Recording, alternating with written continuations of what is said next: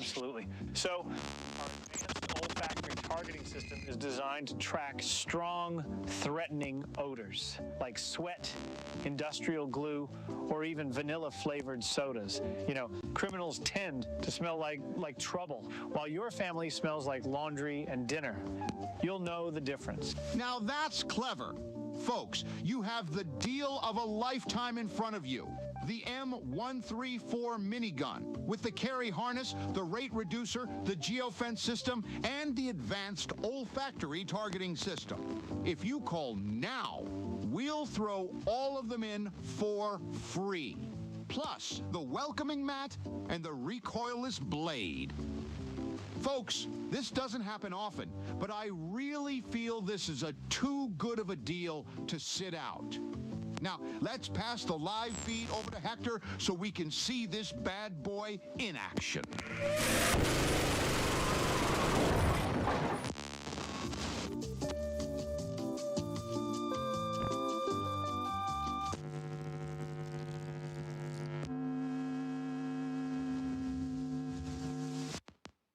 That strange thought you just had, where did it come from? And was it even yours? Our new Series 2000 effectively suppresses third-party influence and eccentricity, outperforming our competitors within the standard deviation of conformity. With the Series 2000, your mind stays in control. Via, we as one.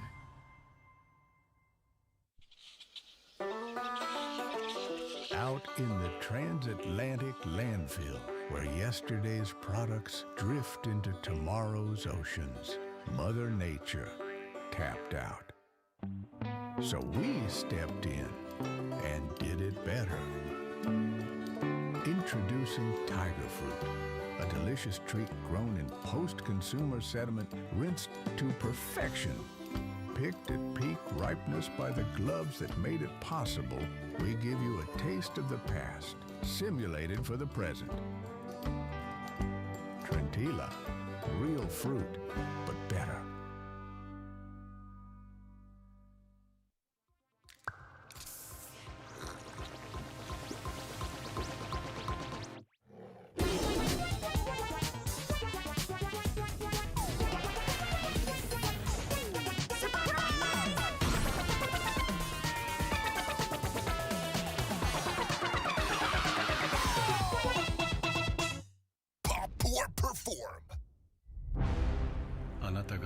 We know you feel alone, but trust us, you're really not alone. Let Ngimo bring the world a little closer, one element at a time. Breeze through and sign our completely straightforward user agreement about data sharing and join our global community of friends. Ngimo, beyond boundaries, within reach. The life giver, the sun, always on, the source of everything that is good. But can it be trusted? Holtau's Sun Insurance will have you covered if the unimaginable happens and the light goes out. Holto, brighter than ever. The stars, distant, watching. When will they arrive? Will your loved ones be disintegrated first or last? Will your family dog become their leader? With Holto's Alien Invasion Insurance, you don't have to worry. Holto, we got your back. Have you lived your life in filth and sin, fraud, jaywalking, or depravity? Don't leave your eternal fate to chance. Secure your heavenly place with our divine coverage. Holto's Pearly Gates Insurance. Your absolution is our mission. Holto, your key to eternity. One truck, one jump, and 1 million gallons of Ospews. Our driver, Truck McJohnson, is revving up his engine for the ultimate display of daredevilry. And away he goes!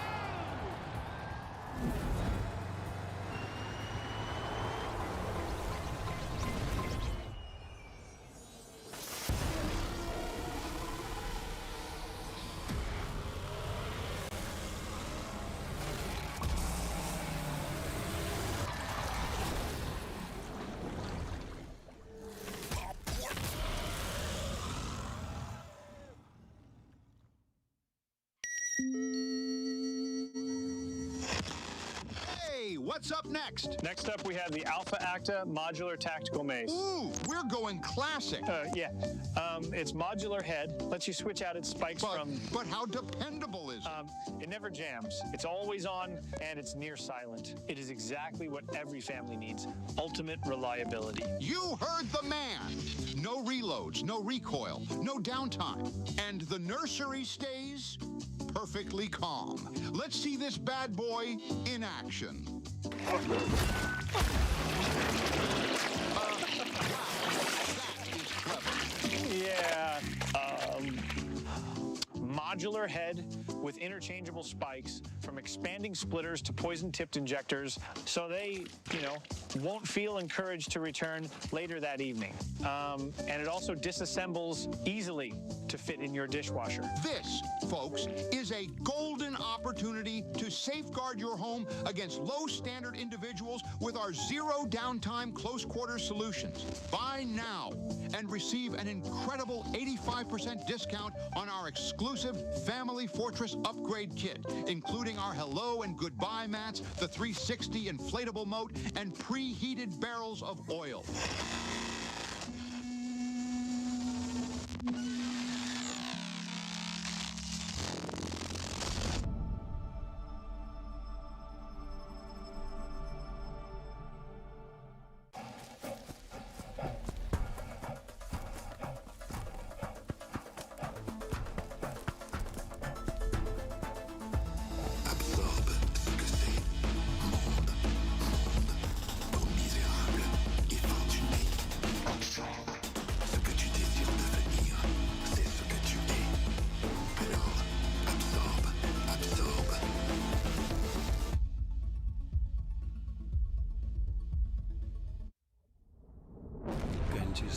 The real world can be unfriendly, misleading, confusing.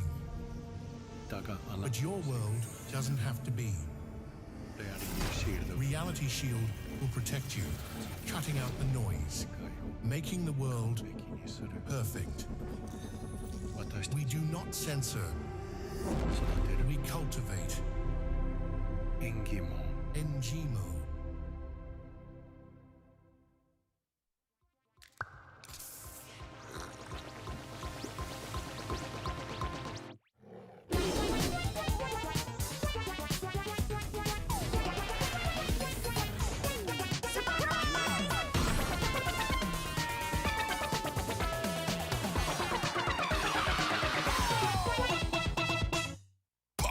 Perform.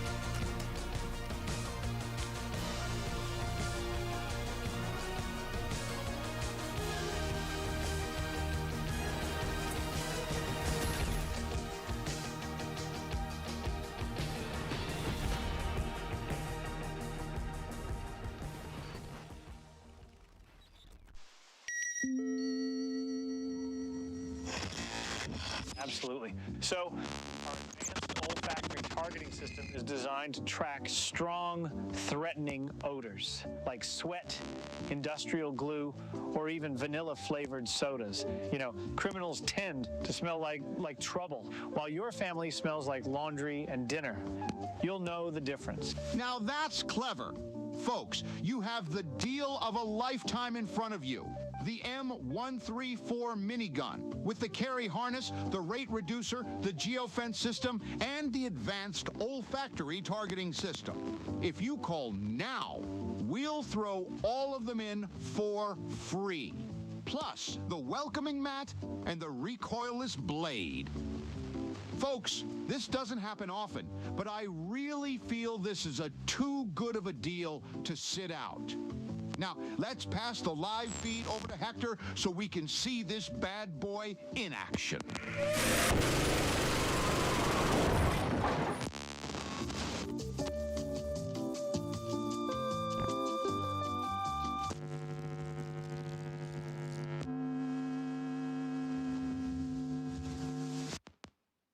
strange thought you just had, where did it come from? And was it even yours? Our new Series 2000 effectively suppresses third-party influence and eccentricity, outperforming our competitors within the standard deviation of conformity. With the Series 2000, your mind stays in control. Via, we as one.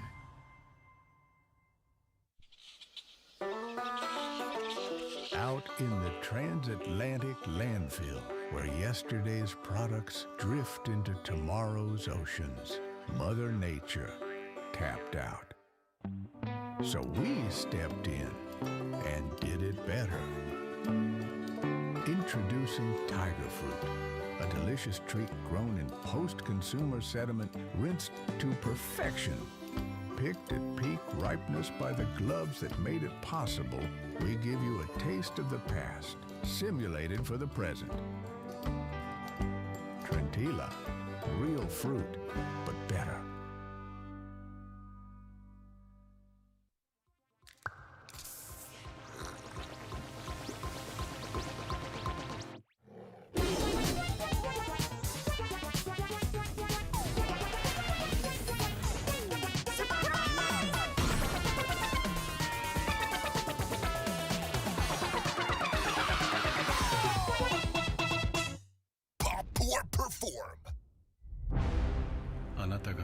We know you feel alone, but trust us, you're really not alone. Let Engimo bring the world a little closer, one element at a time. Breeze through and sign our completely straightforward user agreement about data sharing and join our global community of friends. Engimo, beyond boundaries, within reach. The life giver, the sun, always on, the source of everything that is good. But can it be trusted? Holtau's Sun Insurance will have you covered if the unimaginable happens and the light goes out. Holto, brighter than ever. The stars, distant, watching. When will they arrive? Will your loved ones be disintegrated first or last? Will your family dog become their leader? With Holto's Alien Invasion Insurance, you don't have to worry. Holto, we got your back. Have you lived your life in filth and sin, fraud, jaywalking, or depravity? Don't leave your eternal fate to chance. Secure your heavenly place with our divine coverage. Holto's Pearly Gates Insurance. Your absolution is our mission. Holto, your key to eternity. One truck, one jump, and 1 million gallons of Ospews. Our driver, Truck McJohnson, is revving up his engine for the ultimate display of daredevilry. And away he goes!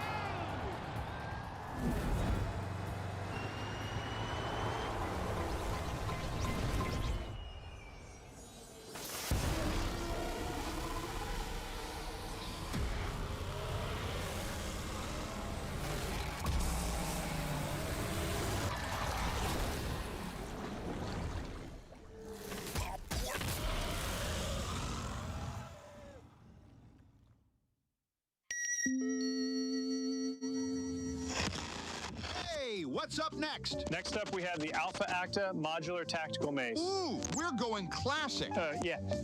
It's modular head, lets you switch out its spikes But how dependable is it? It never jams. It's always on, and it's near silent. It is exactly what every family needs. Ultimate reliability. You heard the man. No reloads, no recoil, no downtime. And the nursery stays perfectly calm. Let's see this bad boy in action. Wow, that is clever. Yeah, modular head with interchangeable spikes, from expanding splitters to poison-tipped injectors, so they, won't feel encouraged to return later that evening.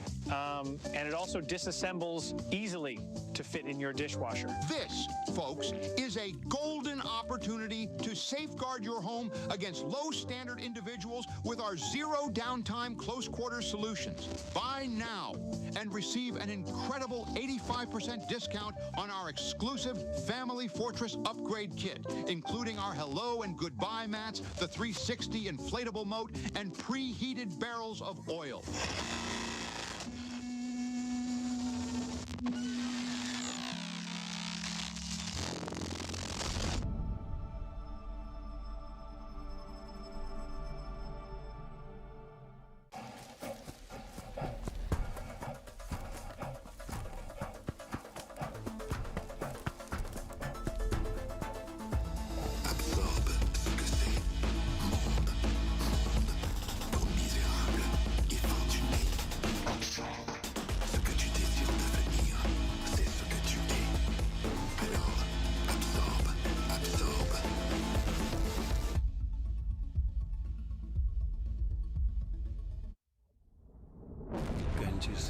The real world can be unfriendly, misleading, confusing. But your world doesn't have to be. Reality Shield will protect you, cutting out the noise, making the world perfect. We do not censor. We cultivate. Engimo.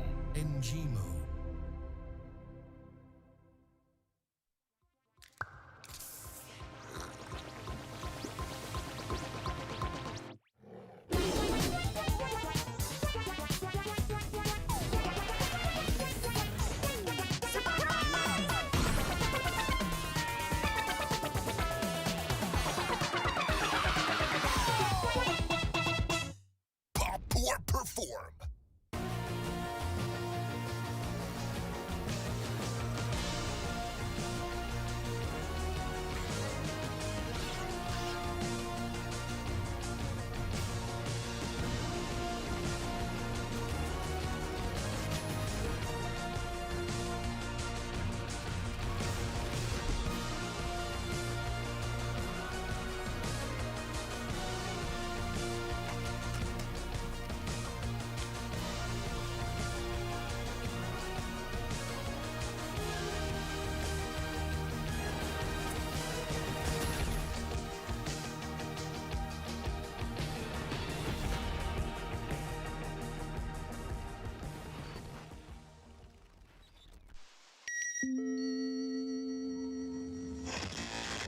Absolutely. So our advanced olfactory targeting system is designed to track strong, threatening odors like sweat, industrial glue, or even vanilla-flavored sodas. Criminals tend to smell like trouble, while your family smells like laundry and dinner.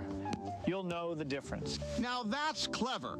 Folks, you have the deal of a lifetime in front of you. Ladies and gentlemen, 4 long months we have been going here in the online series qualifiers for APAC for TGM26, and finally we get to our last Playday. Cycle 4, welcome one and all. My name is Proto. Joining me, the man, the myth, the legend, Hyperactive, finally back on the mic for what is only going to be described as something that is going to go down in history for this region. Hyper, we've made it, we're here, and we're ready.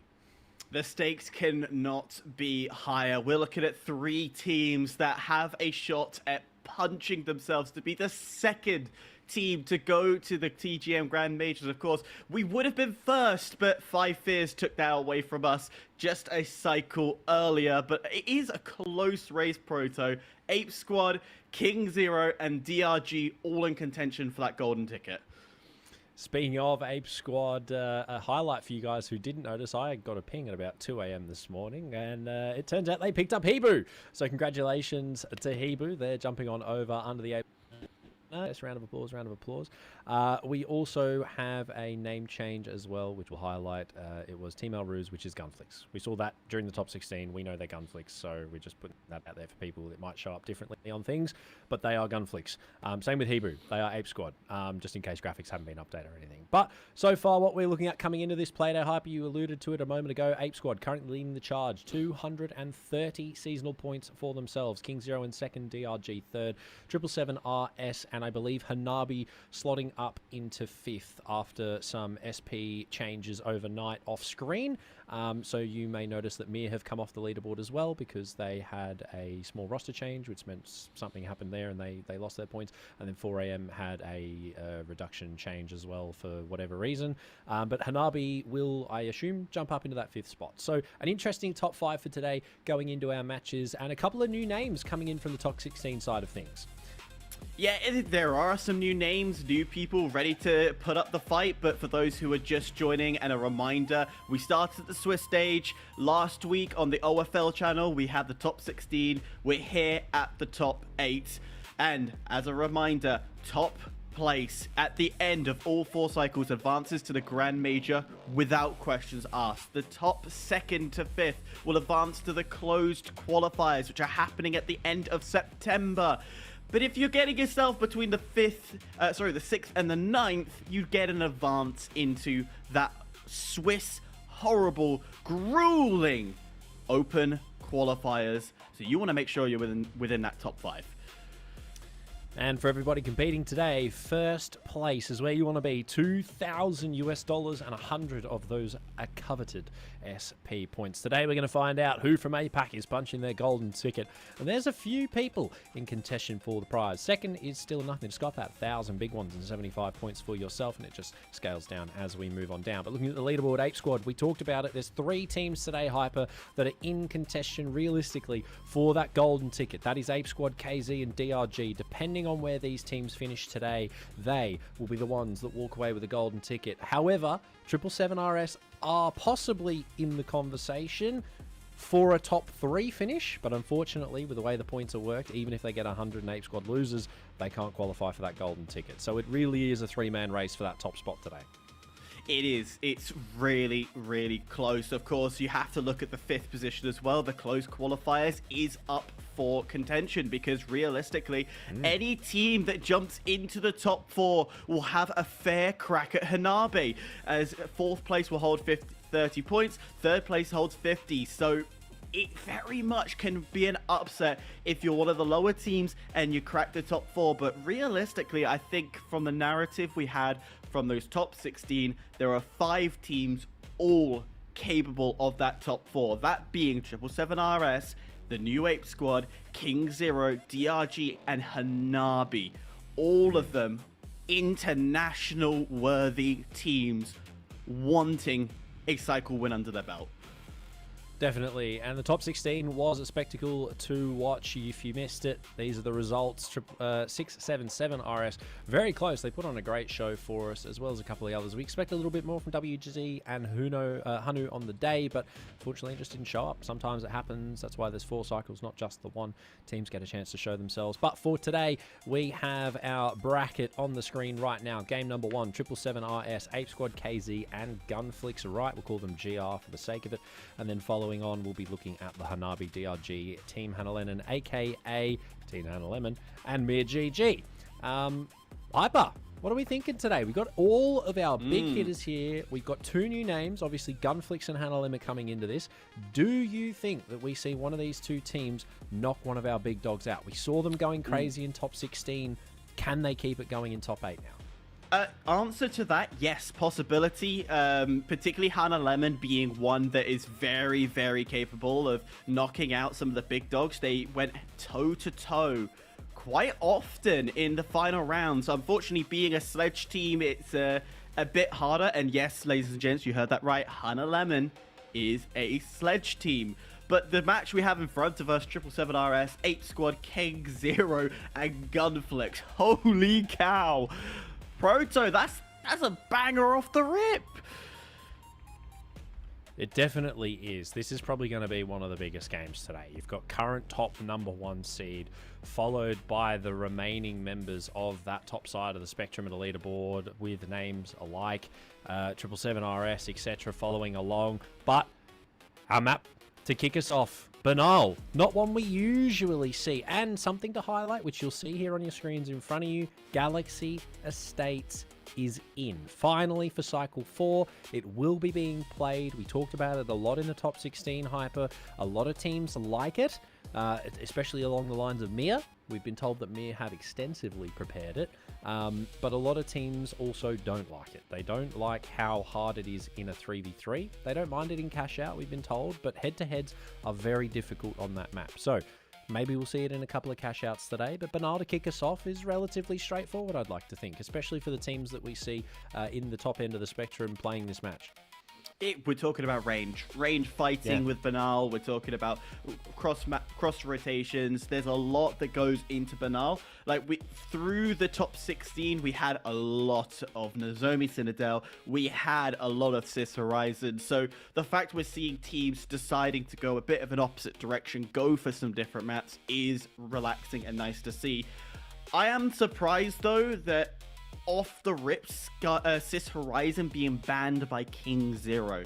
That's a map that previous cycles they've been really strong at, but you take the top 16, it took King Zero a while to get into the qualification stages. So I'm not surprised, because we had so much Sis, that they're deciding against going for Sis and probably wanting to push more towards Nozomi Citadel or Fortune Stadium as their picks. But we've got Banal at the start. It's going to be good. I am very forward to how this one is going to play out, especially because this is the game. But we're going to waste no time at all. We're going to dive right on into it. Match #1 for our Cycle 4 Playday of the top 8 online series for TGM26, the APAC region. Once more, they're going to show us why they're here and how they qualified, because they are the best of the best. We're going to dive on into it. Hyper Banal to kick us off for our final cycle show before we go into the last chance. This is going to be a movie. APAC best pack, as everyone says. I don't know if I have the honorary title to be APAC at the moment, but I tell you what, we've got an honorary match in front of us. It will be 777RS versus King Zero on our screens. And time again, these two teams have faced off against each other. More recently, 777RS, off the rip of these tournaments, have been phenomenal. They have. They've always qualified first across all the cycles. I believe maybe bar one, if my off the brain isn't too out of the ordinary. But saying that, Mogusom goes down pretty early here. Sirius will be able to rotate away and get that revive, as Eshe is being chased down pretty hard there by KZ. A very, very aggressive team. They have been for every single cycle. China loves to do it, and here we are seeing them do exactly that. Eshe now down though. Sirius has to rotate before being punished, and ultimately 777RS struggling a little bit. Mogusom does find one with a Shack 50 in hand, and Sirius could maybe try and spray one down here, but he's going to maybe opt to try and deny the revive. Not quite there. 777RS will lose out to KZ. Gunflick's rights also dropped to the floor as well. They have been wiped on the other side of the map. But one thing to note, did you see that there was a Shack and a Lewis gun? Did you see that, Proto? Yep. That's because we have nerfed the KS. Another one. So we will be seeing, and hopefully seeing, more of different weapons. But hey, the KS still has some presence. It still has some power, as Gunflix is able to pick one of 000 on that Ape Squad side as the pressure mounts onto them. Ape Squad locking in some big ones. Unfortunately, not all there, as Latte chooses to maybe go AFK for just a small moment. Has to rotate out to try and keep himself up. 000 is there to support, but ultimately doesn't find himself anything. Gunflick's right are giving them a good run for their money right now, but they do still hold on to be here. Now they're 3 strong. Explosive barrel out, some great damage. Has to rotate away. The Lewis gun not too great in those 1v1 scenarios. The mesh shield is keeping him in this fight, as here comes the H Infuser to help as well. 000 Zero's finally rotated. Dome goes out. They're trying to isolate this heavy. He's taken out in the process. Busel does find one with the RPG to lock it out. Gunflicks are missing all but one. One shot, two, make it three. They're looking to lock it out. Nape Squad, they're going to take their first team fight under their new banner with B in their grasp. As long as there's no third parties, which the X-ray isn't showing anybody close by, that's cash out confirmed for Ape Squad on the other side. It's battle like hell. King Zero are being pressed by 777 RS, and it's been a poke upon a poke upon a poke from what the kill feed is showing, and the fact there's been multiple steal attempts. But it all is laying on Sirius to just create some denials, because Yuchi, once again, being the thorn in the rear end, being the light that we know him to be, a fantastic monster at angles. He's in a great spot too, but Ape Squad have come over. They want more. They're very hungry and being found as well. Yuchi's punished. Hang on. This could be a double cash out for them. They need something from 777 RS to try and deny it here, but no, they've already got it. Ape Squad have managed to steal it before 777 got involved. Mogwason finds two, but it's too late. 000's got away. The team wipe doesn't go through, and Ape Squad, they're hungry under their new name. This is a pickup of the century. 2 volts on Cycle 4 Playday 1 to kick things off in your first match. They want to qualify first here to go into the finals. They could theoretically sacrifice Vault 2 and still be in a very strong position. Having those first cash outs, multiple wipes, steal bonuses, all that money at 24,500. That could be a second place advance. That is the amount of money they have right now. But, of course, they would love to have this done as Esche in the feed. Oh, what did we just say? The 777 RS absolutely obliterating Gunflicks while we were pointing out how much money they've got. Yeah, both teams with their respective vaults will go for a plug now. 777 KZ finally finding themselves some spots on the board. All teams, I will highlight, bar one, running that double heavy light combo today, and it doesn't seem to affect them too much because the heavy still has great utility. Yes, the KS nerf did hurt. Ultimately, a lot of teams have had to swap what they've been using in terms of weaponry, but in terms of utility, heavy is still very strong. You've still got all the shielding, you've got all the protective abilities and denial as well. This is going to be a big fight though. Ape Squad being punished out in the open here with a good side flank from Yuchi, doing some good damage. Huli Rice will find one. Busel to trade with the KS though, still choosing to favor it over a gun like the Lewis. Does find one. 000 hurt. Tries the gateway out, but can't quite make it. Ape Squad will finally falter in their first play day, but here's the third party. Gunflicks right, want to come and add some insult to injury. They need something on the board. They're going to walk away with it. But with KZ wipe, they're going to get a free steal here as well. Yeah, that was brutal. Running the 20-second rule, Gunflicks realizing that we could third party from KS, and in doing so, nailing it on the head. Jumping themselves up into that third place position, assuming this cash out is fully completed. While that's gone on, 777 RS has had an easy fight. They've had nobody press them onto this second cash out. And with it nearly completed, that's going to be Vault 2 in their favor. 777 RS, well, that early start we talk about could come through. It's also staring at the possibility that they may not get this early start. This might be the first time we don't see 777 qualify in the first round here. Huli Rice is being pressured, will have to force himself away as Gunflicks right. Start to rain down fire, but Ape Squad are coming over as well. They don't necessarily need anything right now. They just want to play for wipes if they can. Yuchi spotted and punished though by Umbone. That's big. Will find one. Huli Rice now being chased as well with a gun on low HP too, and this could be a wipe for KZ, which would put them in pretty dire situations considering they're only on $9,000 here, Hyper, after 4 volts of play. That's pretty rough. 2 of them going in favor of Ape Squad from the start. So all they need to do now is basically pick who they want to bring through or lock in a single volt, and they should pretty much guarantee their first qualification into that final spot here. Just depends how they want to play it for the final 2 volts. Agan taking out Ruse, but I think there's a third team here. Yes, there is.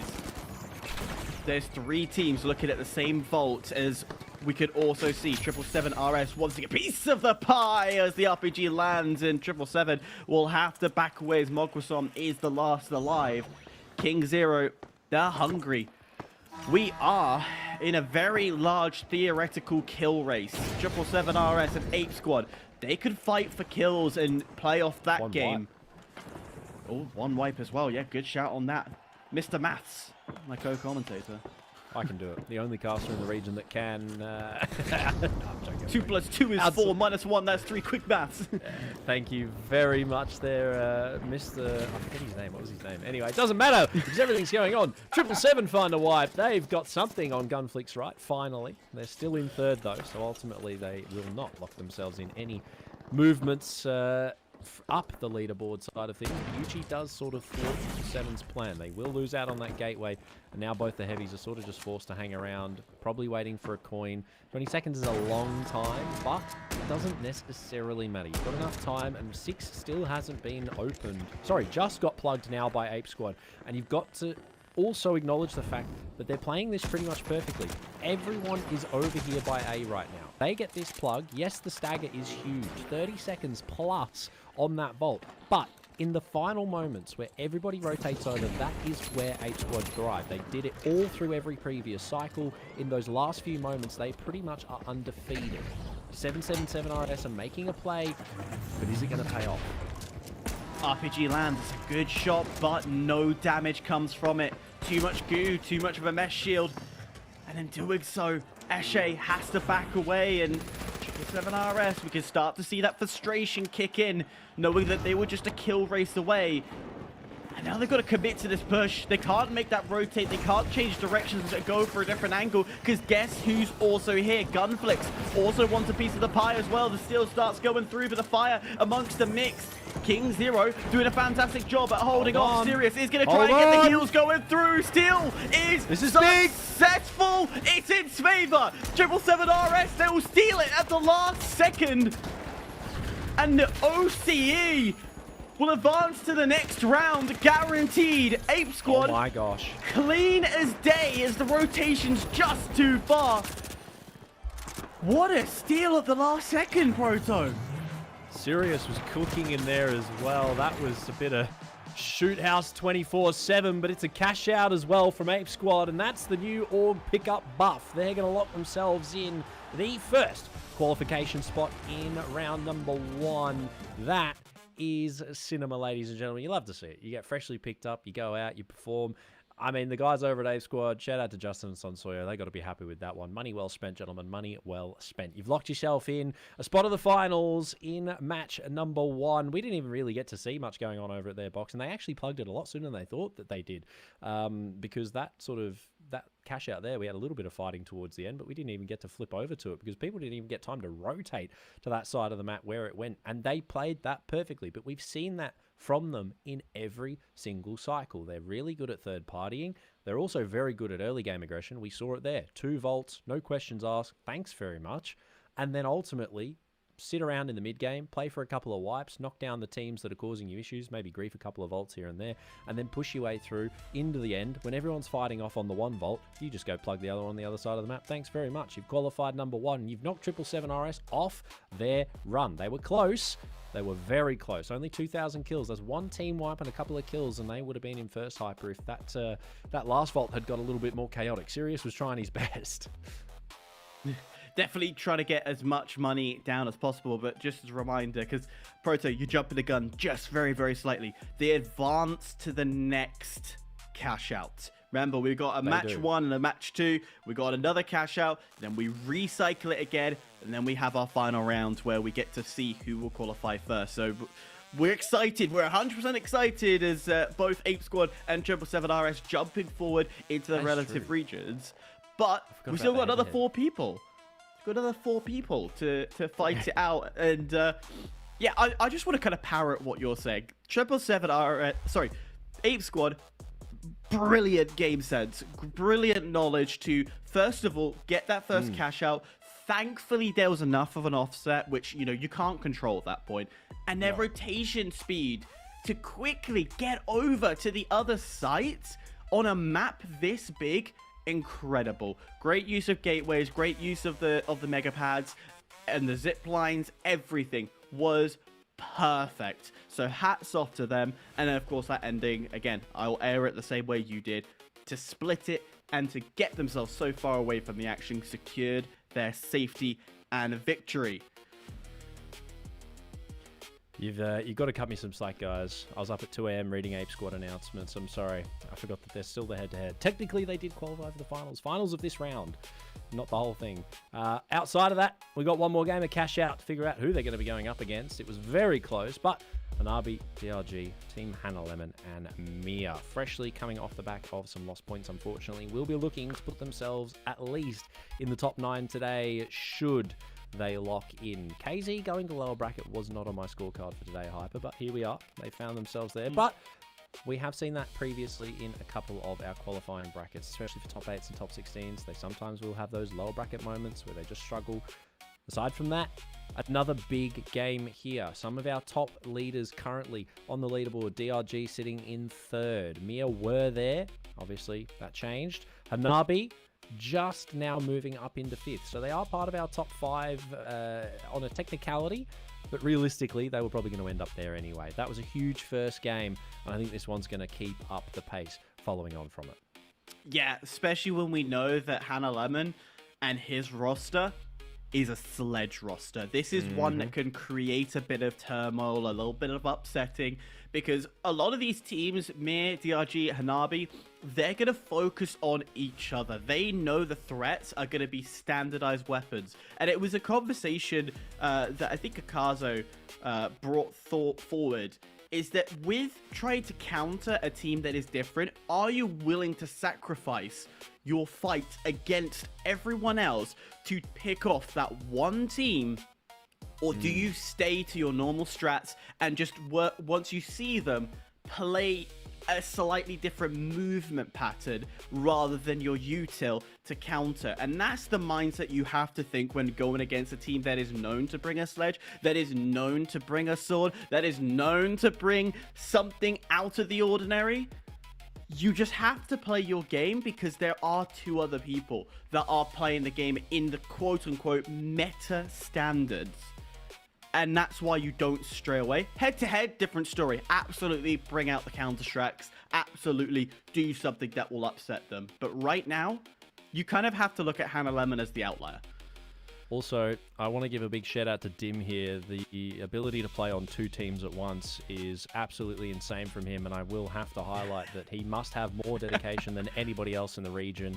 I don't know if that's allowed in the rulebook. Fixie, you might want to check that one. But aside from that, this is going to be another big matchup. Arguably, I would say the most potential for an upset is in this game right here, and that is Hannah Lemon to go forward and put themselves in the contention for this next game of cash out. However, we'll find out. I don't know. They had a really, really good top 16. They actually qualified in the mid-side as opposed towards the end, Hyper, which is really commendable, mind you, considering that we had very late qualifications from some of our top hitters. Do you think that maybe they've just got that burnout? They've locked in those top 3 spots. Do you think that they've sort of just thrown the towel in because they know they're going to qualify here and they're going to leave those bottom spots for teams like Hannah Lemon, like Gunflix to try and take them? I don't think any team is throwing in a towel or taking it slow. There is, as competitors, you are very hungry to win no matter the stakes. It comes down to pride. So I don't think that was a case of slow down, put up the towel, it being all, oh yeah, it's fine. There's going to be a mentality that's going to make them feel much more relaxed. 100%. I could agree on that bit, but definitely not a slow down. It's going to suck the fact that you saw 777 RS take the #1 seed and Hanabi doing a monumental blow up, which actually, we need to talk about Hanabi and that get my words out. Okay, an absolute blow up. First of all, this team is speaking broken English because Midstar is a Thai player. Ano, Mame, and YTR are Japanese. So they're first of all speaking in broken English to communicate. Second of all, they absolutely wiped the floor against DRG, Now Ape Squad and King Zero to get a second seed qualification. That is huge. And I'm not even dramatizing when I say wipe the floor. They did.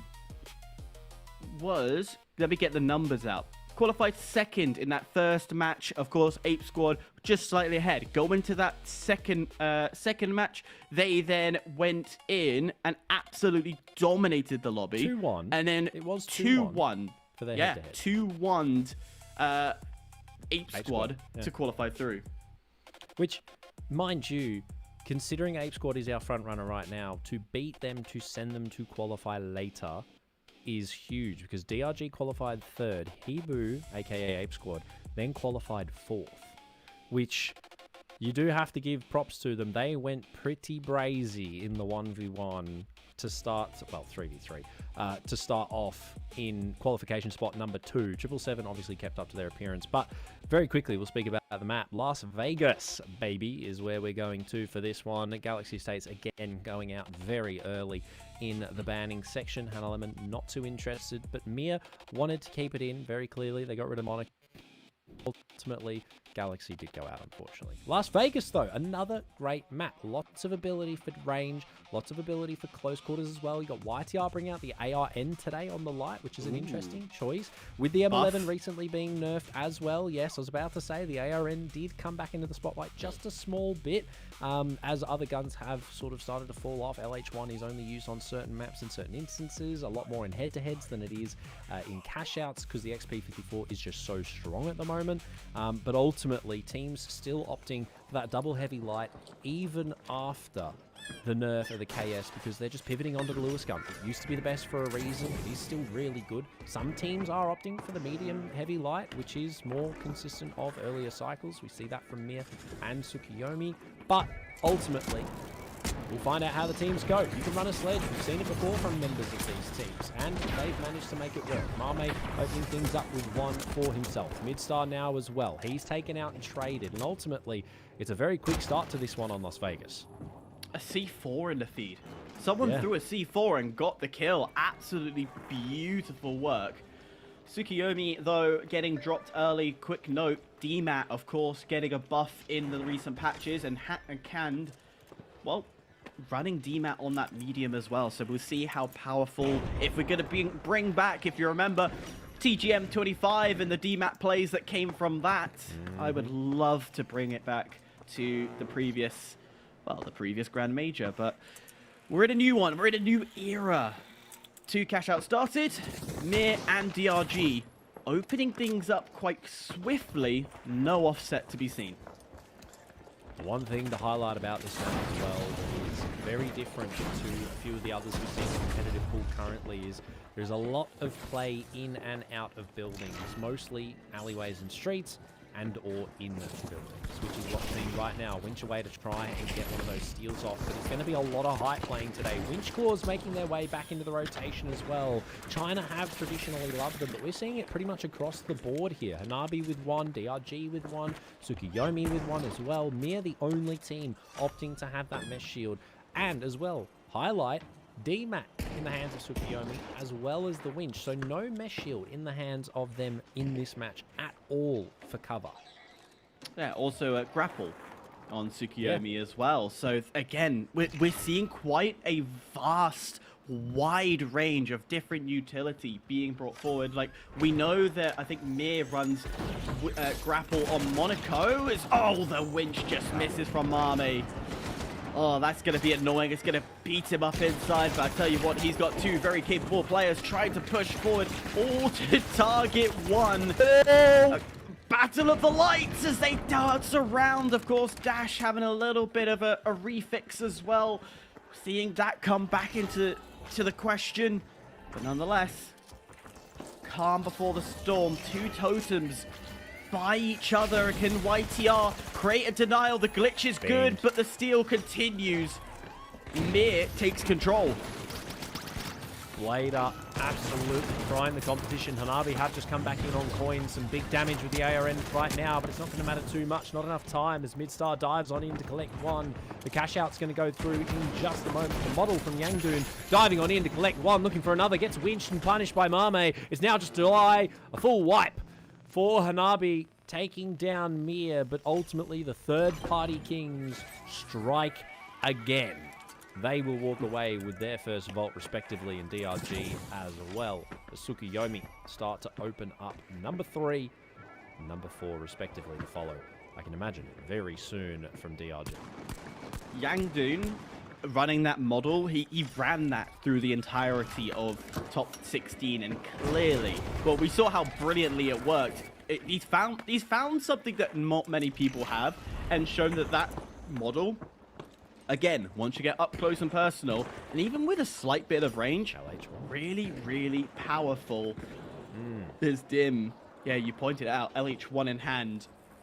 It's going to get a lot of information. They just need to poke themselves out. Is this going to be 3 teams all in one area?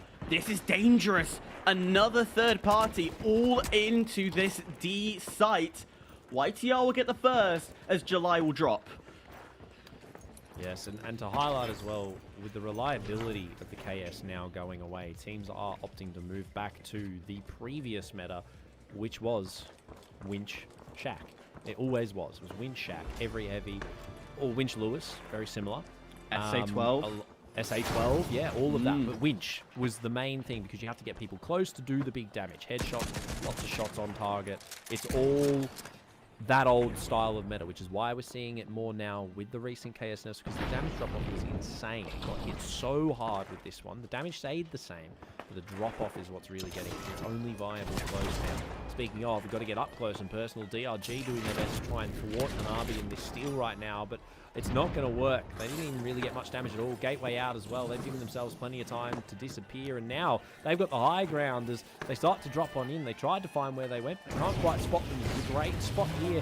However, for the crossfire, it is possibly going to deny it for now, but DRG are just playing with it a little bit too much. They've wasted a lot of time. They don't know what to do. Winch comes out. The push follows through as well, but now the height is in favor of Hanabi. DRG cannot touch it. They are doing their best, but it's difficult if you don't have height in these underground buildings. Yangdoon off screen going crazy with the model. Mind you, highlight for that real quick. Here they come. Everything's going wrong. Massive goose stall. This is big. Hanabi are holding on. It's just little taps upon little damage. That's all that we need to see Hanabi do. They continue to, again, just a little bit of punch damage, and then they pull back, they pull away. They make sure they can't get themselves caught out in the open, which Midstar has found himself in. Doesn't matter. That's a great stall. It's a great distraction play. As the cash out will go through, and Proto, we're back into a similar situation like we had in our first map. We're in kill race territory. We're looking at, quick maths here, about 6 kills being the difference between Hanabi and DRG. But at this rate, Hanabi, well, they didn't need to kill. They just absolutely humiliated DRG by showing their body and backing away. There we go. The first sledge I've seen in the kill feed there. Taco finding one. Khan does go down as Tsukuyomi are trying their best to keep themselves in the contention. Another sledge kill there to go forward towards DRG. So Tsukuyomi starting to collect up the numbers as a dive away from Mame here with the box. Will he get out? Yes, he's safe, and he's going to get this plug as well, which is going to be big. Some extra cash as it just goes in time. Blader wiping him off the face of the earth, but hang on. Five's coming over here as well. This could be a double. It could be a double. It is. It is double jeopardy in favor of Tsukuyomi, and they're going to go for the steal as well. Easy money to jump them from 0 to hero. They're on top right now. It doesn't matter if they don't get the steal. They won't drop any further than 4th. But right now, they could create the upset of the century. Mir and Tsukuyomi going through while our top 2 teams unable to get through, still going through. DRG gonna say thank you very much. No! Stalled! No, they did get it. I am mistaken. They just got it. Just by the skin of the chinny chin chin. But hold on, Goo Grenade to cover. Tsukuyomi want to have another dived on in. This is where the sledge will start to shine in these moments of chaos if they can get it back on the board. Khan the last alive, Hannah Lemon goes down, and DRG are doing their best to defend this final box. Double jeopardy in play. This is going to be difficult. Anybody can be brought through off this amount of cash alone in this vault. So realistically, you've got to play smart if you're in second place. You've got to pick who you want to have come through. Hanabi are trying their best. DRG don't want to let that happen though. They're getting involved. SA rings out. YTR finds one. It's traded left and right by everybody though. Dim finds one. It's another for Blader with that ARN going absolutely insane right now as 30 seconds is all that remains. DRG are low. They don't have many left, and look at the teams with the members. Mia and Tsukiyomi, they are the only ones that have the ability to make this happen right now. Purple goes for the steal. It's not quite there, unfortunately. It's still in the hands of DRG, but they get it. Tsukiyomi have got it there in first now. This is big for the team with the sledge. They just need to hold on for 10 more seconds. It's a definite cry for getting themselves through. A Witch rings it out. Just needs one more second. No one's on it. Tsukiyomi have got it. They have been able to knock two big dogs down. My God. Proto, we are at risk to seeing one of our top 3 teams, our top 3, to go home early. King Zero, DRG, and Hanabi. This could be crazy.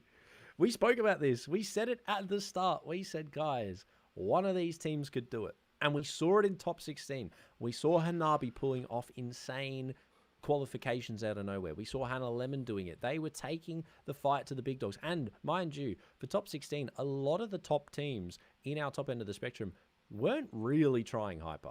We saw a lot of very lackluster gameplay on the day, and we spoke about whether or not it was strat saving, whether it was something along the lines of they just know they needed to qualify, and that was really it. And we saw that. They all qualified towards the end of the spectrum. Obviously not 777, they're always on point. But outside of that, we never saw anything else from them in those days other than they qualified. That's it. DRG and Hanabi both get sent to the bottom end of the spectrum with Mia, the team that just had all their SP wiped off the face of the earth, and Tsukiyomi, their first time here, first and second respectively. Tsukiyomi second time. I think second they time, do have sorry, yes. 5 points on the board. They went do. out really early. I think it was, if I get my numbers right. No, sorry, I'll stand corrected. I've read the wrong board. No, this is their first time. It is, to make it. Yeah. I'm not wrong. No, for some reason they're adding 5 points already for everybody. So that's why I got confused. Maybe. Nonetheless, Tsukiyomi, first time here, coming out on top. Brilliant double jep to shake things up. They played within the chaos. And a lot of that time, a lot of that fight, they didn't get involved. They respected that a lot of this fight is going to be chaos. Let's wait to the end. Yes, it's a risk, but a lot of the teams actually did the work for them. Tsukiyomi, I'm not complaining. They stepped back. They stayed out the way. They allowed everybody else to get the kills, to do the hard work, and then at the last second, go for the steal with great goo, great mesh shield, and having bodies around the stealer to act as a cushion, to act as a body block. I'm still in shock by what I'm seeing. There was a lot of strategy involved in that one, and I think that is something that people forget about. This game does have that element of strategy. It's not just plug and protect. There is a lot of other things that go into the behind-the-scenes work when you're playing when you're playing this game, whether you are rotating in certain ways, whether you're playing for those double jeopardies. I mean, realistically, for Tsukiyomi, statistically speaking, that is the only way they win that match. And all they have to do is go for that double. They cannot do anything else. And if they're in that position, why would they not do it? They are a team that, inside of Vegas, where that vault was already plugged, is in a building. Tick number 1 for a sledge team. Tick number 2, they love the chaos. Tick number 2 for a Sledge team. And you just keep making that list bigger, and they go, okay, let's do it. And they did, and it paid off. You saw the kill feed. They were just getting kills left, right, and center. They had a soft reset in the middle to put that heavy straight back on the board, and they dove into it. Some big moments from them, and ultimately, I think we should realistically be expecting a lot more in this Playday from them. But Hyper, we can only speculate at the moment. We've had our first 2 matches of the day. We're going to head to our first break, a very quick one. And once we're back, we're going to dive on in to see if these storylines keep developing themselves in the way that we think they will.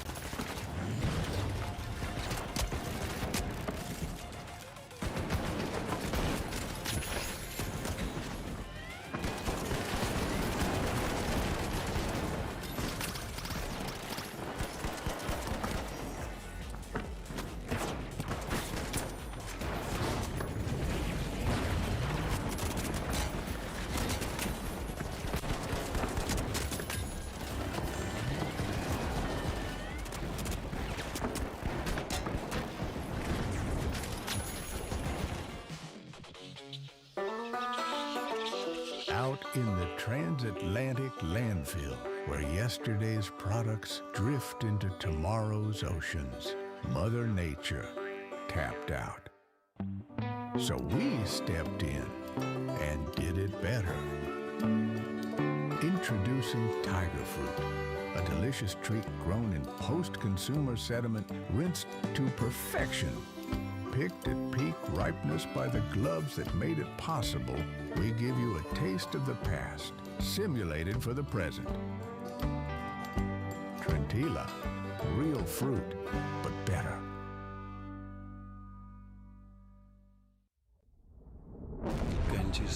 The real world can be unfriendly, misleading, confusing. But your world doesn't have to be. Reality Shield will protect you, cutting out the noise, making the world perfect. We do not censor. We cultivate. Engimo.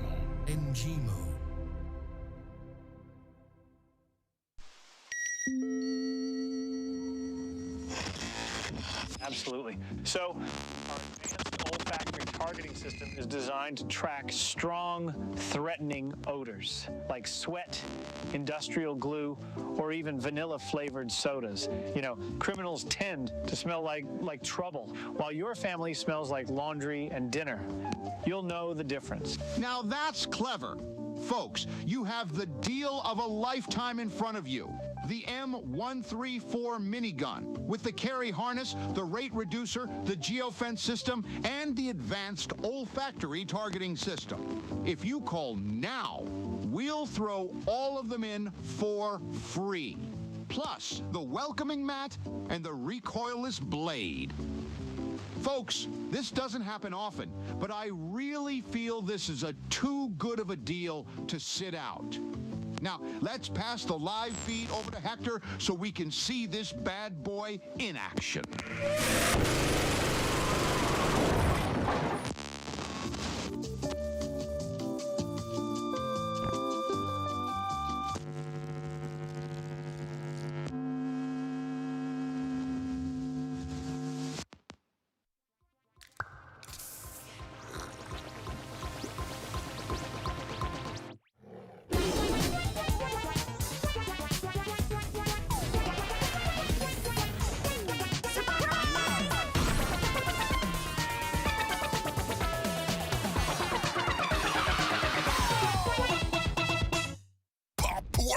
form. We know you feel alone, but trust us, you're really not alone. Let Ngimo bring the world a little closer, one element at a time.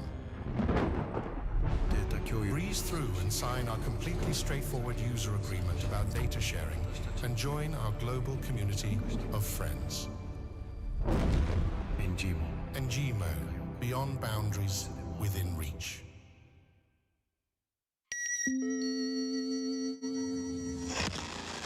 Hey, what's up next? Next up, we have the Alpha Acta Modular Tactical Mace. Ooh, we're going classic. Yeah, it's modular head, lets you switch out its spikes But how dependable is it? It never jams. It's always on, and it's near silent. It is exactly what every family needs. Ultimate reliability. You heard the man. No reloads, no recoil, no downtime. And the nursery stays perfectly calm. Let's see this bad boy in action. Wow, that is clever. Yeah. Modular head with interchangeable spikes, from expanding splitters to poison-tipped injectors, so they, won't feel encouraged to return later that evening. And it also disassembles easily to fit in your dishwasher. This, folks, is a golden opportunity to safeguard your home against low-standard individuals with our zero downtime close-quarters solutions. Buy now and receive an incredible 85% discount on our exclusive Family Fortress Upgrade Kit, including our hello and goodbye mats, the 360 inflatable moat, and preheated barrels of oil.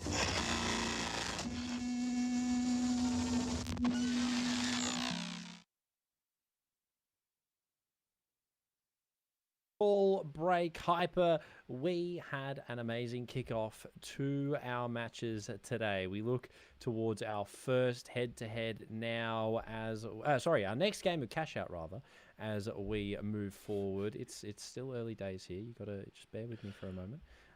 As we look towards our next game of cash out, this is going to be big. Tsukiyomi, Hibu, aka Ape Squad, 777 RS, and Mia GG. This is a big one.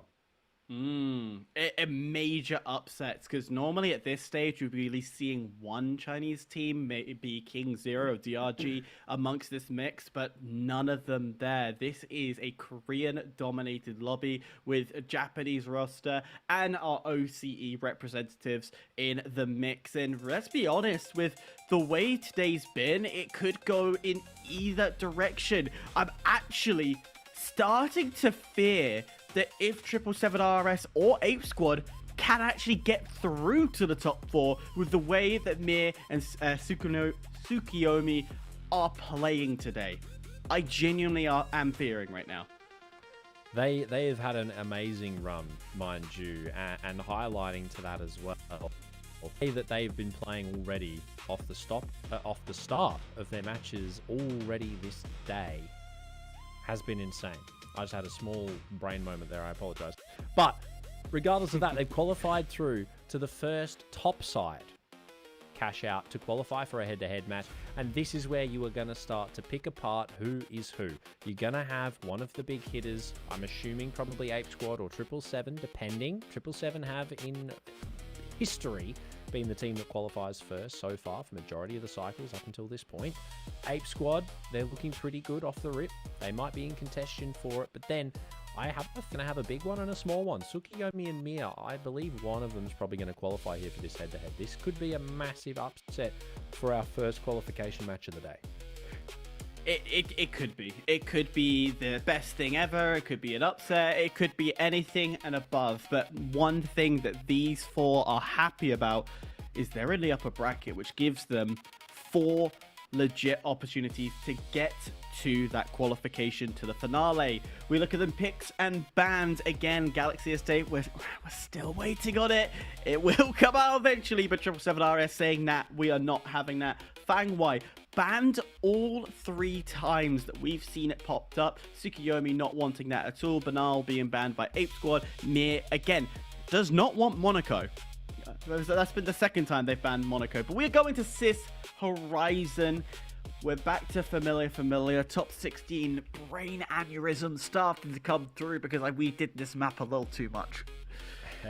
Top 16, it was definitely a very favoured map, ultimately. However, there's no real reason why we don't see it. It is one of the best competitive maps, and there's a reason for it. It includes everything in terms of long, close, you know, inside, outside, etc., etc. Everybody loves it, and there's a reason for it. It is an amazing map, and we're going to see it here again. We've got some of the biggest names and some of the newest names for Cycle 4, diving in to our first cash out in the upper bracket to qualify for our first head-to-head hyper. This is going to be cinema. Big versus small, David and Goliath, the best of the region, teeing it up in this cash out match. I would love to see David beat the Goliaths and go all the way. I would love an upset going into the final cycle. You could just picture the storyline, the top header. Top 3 doesn't qualify. But, of course, one of them will actually get a qualification into the Grand Major. That is the biggest talking point right now.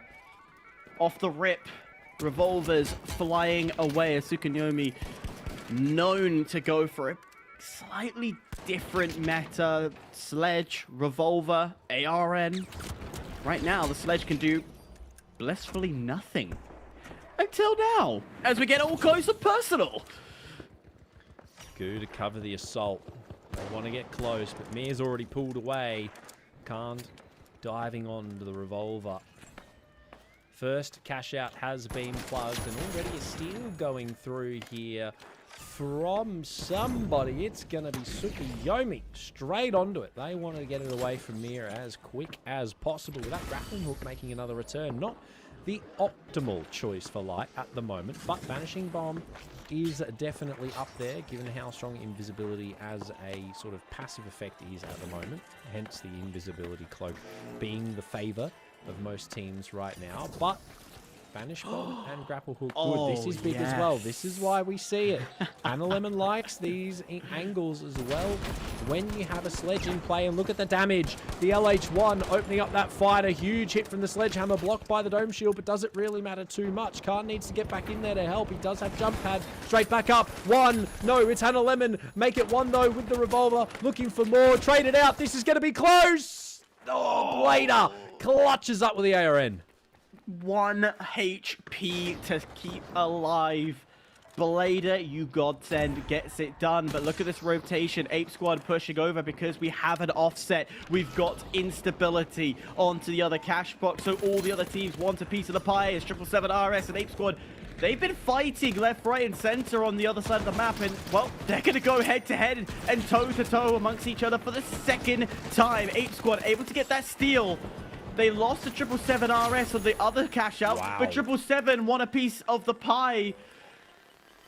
Ape Squad wipes out Mir, and 777 back it away. They thought about going for the aggression, but realized, nah, let's defend what we have. Let's not over-aggress here. They found themselves a good spot, but look at this. We've had another rotate from everybody involved. Mir GG are still on the waiting screen, and everyone else has pushed on over to 777 RS here. They want to try their best to try and get this away. Out comes the winch to pull it off into the distance, and they will manage to lock it in. Sirius might be a little bit too late, though. No, the healing's not there. 777 will deny for now. Ultimately, this isn't good if you are Tsukuyomi. You have to get close with the fights, but losing the Sledge, you take away a lot of your opening engagement power, because you cannot take the fight straight head-to-head anymore. You have to play distance. Hannah Lemon, the last alive, as Khan goes down now. Sirius finding a second, looking for a full team wipe solo, but there's not enough time left. A's going to go through. That's going to be the next cash out of this matchup. An Ape Squad. They found themselves up the top end of the spectrum. It was a little bit rough at the start, though. Good rotation, great mindset to realize that, okay, against 777, we know this is a hard team to go head-to-head with. It isn't the first time that these two have gone head-to-head against each other. And yeah, 9 times out of 10, Ape Squad's been the one winning, but opening picks, opening fights have turned the table. We know that 777 first engagements are amazing, much like that first engagement, July, getting Han 11, reducing the light out of the equation, but you need to be careful because now you're stealing. A sledge could come swinging in. Just have to find the timing. That's right! Oh, it's unfortunate that the kill doesn't come off. Steel gone through, and Mir have control. Locked in for now. Ultimately not confirmed, though, as 777 go for another plug as well, and Busel falls. It's not looking good for Ape Squad in this second match of the day. Struggling a little bit more than they were previously on that first one, but sometimes it takes a little while for them to start get going. Can finds one. Sledge getting involved here too, with Can finding a second. The Big Iron, hungry, collecting as many as it possibly can. Blade of the last alive, and we've seen him do it before. Don't think he's going to get away with it right now, though. Steel needs to come through. Indeed it will. Tsukiyomi, a little bit late to the party, but getting that heavy back on the board. C4's still live. They could pop it. Does he choose to? No, doesn't get it off in time. Maybe doesn't realize that it's still there, possibly thinking that it's been removed. They won't be able to get that to dial, but here they come. It's going to have to be something here. Taco has to get out of it. Blader finds one early, and this is an interesting opening to a fight that doesn't need to last super long here, as long as Tsukiyomi can hold on to it.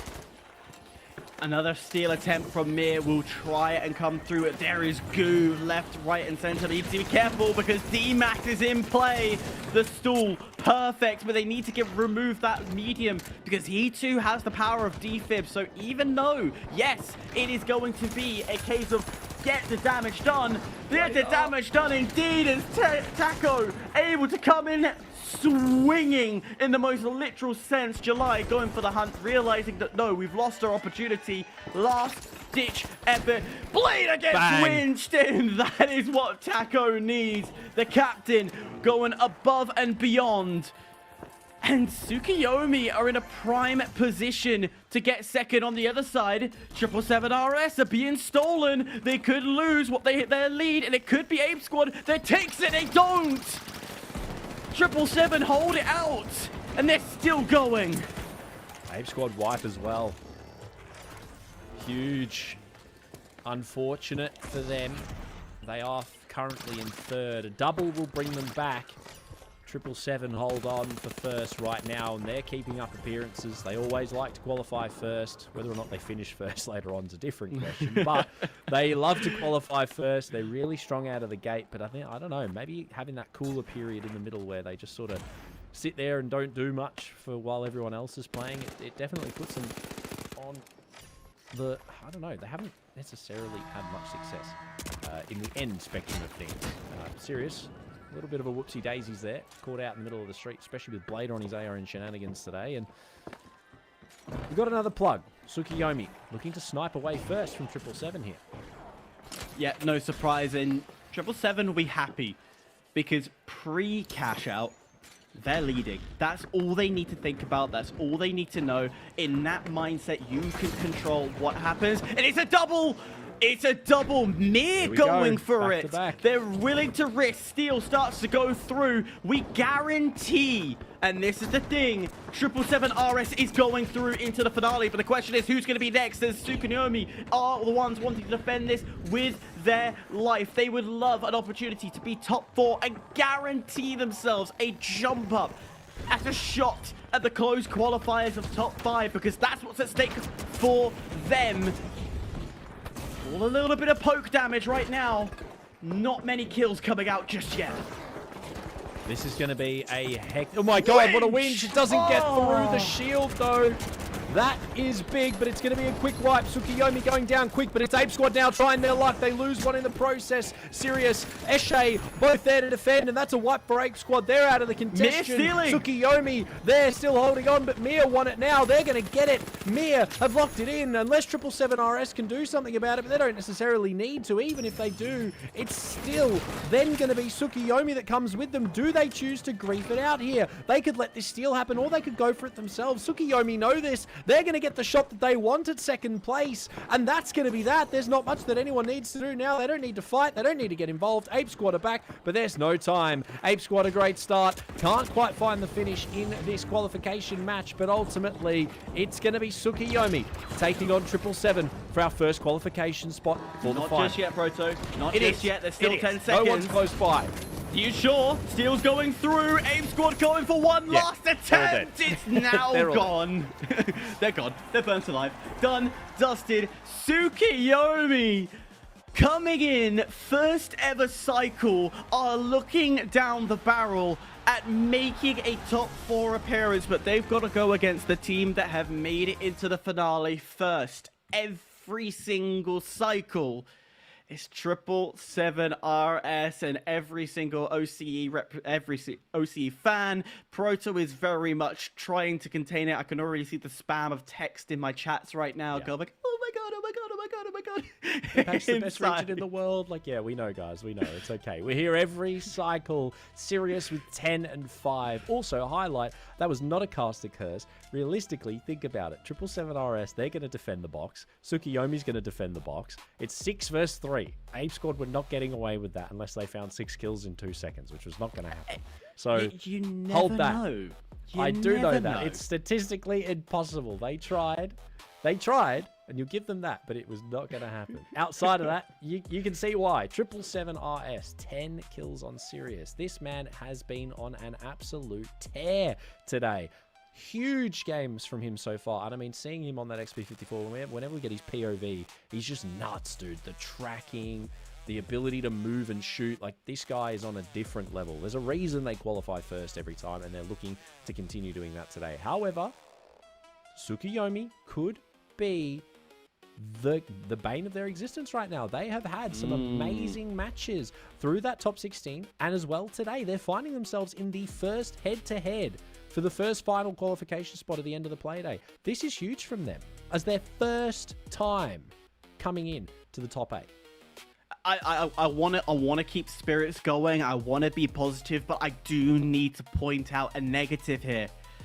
Sis Horizon isn't a great sledge map on a head-to-head. It's great for verticality, and that is fantastic. So if Tsukiyomi can get control of the cash out, then defense, yes, Tsukiyomi will have a fair chance. But when it comes to attacking, they needed a horizontal map like Banal. They needed Nozomi Citadel. They needed something where there was a lot of pocket buildings. Even Monaco would be better for Tsukiyomi right now. Or, realistically, and it sounds crazy, Galaxy Estate, if you get over to the residential, get over to the villa, again, you can play what I call the peekaboo strats. With Sis Horizon, it's a lot harder to play it. You've got to be a bit more creative to find a corridor, to essentially create your own little personal space that you can peekaboo out of.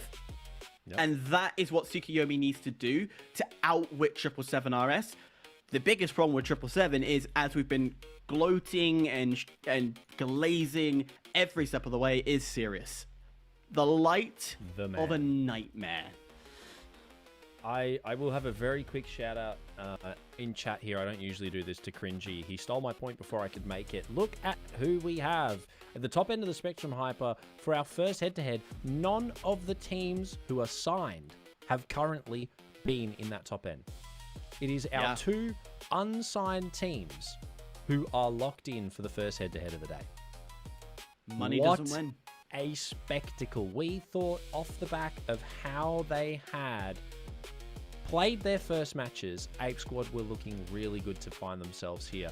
And ultimately, they didn't. And that's not to say that they won't the rest of the day. We have very high faith in them, considering they are our current first seed leaderboard people. But 777, they weren't going to let that streak die without a fight, and they did so. They fought, they're here, and now it's going to be one of these 2 teams qualifying, whether it's Tsukiyomi or 777 RS. I mean, the damage difference sort of talks a lot. I mean, 6,000 on Sirius compared. I was going to point that out. That's pretty much double most of the people on Tsukiyomi. So, you know, if that guy's dropping double your whole team's damage in every match on average that he's playing, you should probably start to stress a little bit. Yeah, bye, I'm running. But then again, that's me. I'm a coward when it comes to these games. Of course, staying on... Hey. Watch it. Anyway, we stay on Cis Horizon. We stay on the same map that we played previously, so the teams know exactly what to expect. Proto, it's time to decide who's going to the finale. 777 RS, or is it Tsukuyomi? Is it David, or is it Goliath? We're going to find out. 777 statistically have always been the team to make it. They're hungry. They want to keep up appearances. Tsukuyomi playing that as well in the head-to-head is going to be a little bit difficult, especially if 777 can isolate the sledge and take them out quickly after the fact, because it'll be big. Khan goes down, so opening the door for 777 here to get aggressive, which we know they like to do. Going to go for maybe somewhat of a revive if they can find it, but that mine's going to make things difficult. Here comes the sledge. Winch lands, but it's not enough. Eshe's there to support. It's now just Hannah Lemon. The mine's on the bodies as well, just for that extra impact. Will spot one, get some shots, but ultimately one of the quickest wipes we've seen in a while. Not a great lot of damage dealt at all. And 777 RS, they are off to the races. Yeah, they want their feet up, having... I don't know what you Aussies like to drink on a side. It's a nice beer, isn't it? Maybe not in this competitive sense to have a pint just yet, but they definitely want relaxation. Tsukuyomi, again, just a horrible spawn of the vault. Nothing really they can do, particularly as it's out in the open. So unfortunate indeed, but that Cashbox not moving, buddy. That is not going anywhere. We're seeing the lockbolt movement tactic, but disadvantage of not running winch. Yeah, it's difficult. And a stat that we should realistically highlight here, 777 RS, one of the highest win rates of head-to-heads in the region. That's not just locally. That is in our whole region. Every cycle play day, these guys have one of the highest wins of head-to-head games in pretty much every cycle to date. They find another kill here and looking for more. Sirius, some huge damage. That XP54 does get lock bolted, but the glitch is there to get him out of jail quickly. A freebie looking for another. The winch doesn't connect. The right click doesn't find him. The lock bolt does, but it doesn't matter. Eshe is there to help him out. And ultimately, another quick team wipe for 777. It's the speed of rotation that we see from 777. I'm not talking from site to site rotation. I'm talking to replace each other's position or to back each other up. We know that a light is going to be that mobile player that's going to play by themselves. That one guy that you scream at in a ranked match going, stay with the team. No. Sirius is doing his job perfectly. But what's even more amazing to see is that the Eshe Magwa-san are so good at rotating themselves, they can get to Sirius if he's in danger. Look at this though. I mean, this is chalk and cheese right now, but for the light game here, Hannah Lemon out-reading the out-reader. Goes out of the way to find one. They will take down Taco, spotting Hannah. The RPG wiping him off the face of the earth. Mesh shield here. Khan, last alive. 1, 2, thanks very much. Eshe didn't even have to press W, A, or S and D. Just collected with the left clicks. Thank you very much. Sirius is going to coin on in. Oh no, maybe they'll get a revive. He's going to steal the revive. They're fighting for it now. Guys, you're wasting valuable time. Go get Vault 2 underway. You've still got to qualify. It's not over yet. They want that support score, man. Like, I want it badly.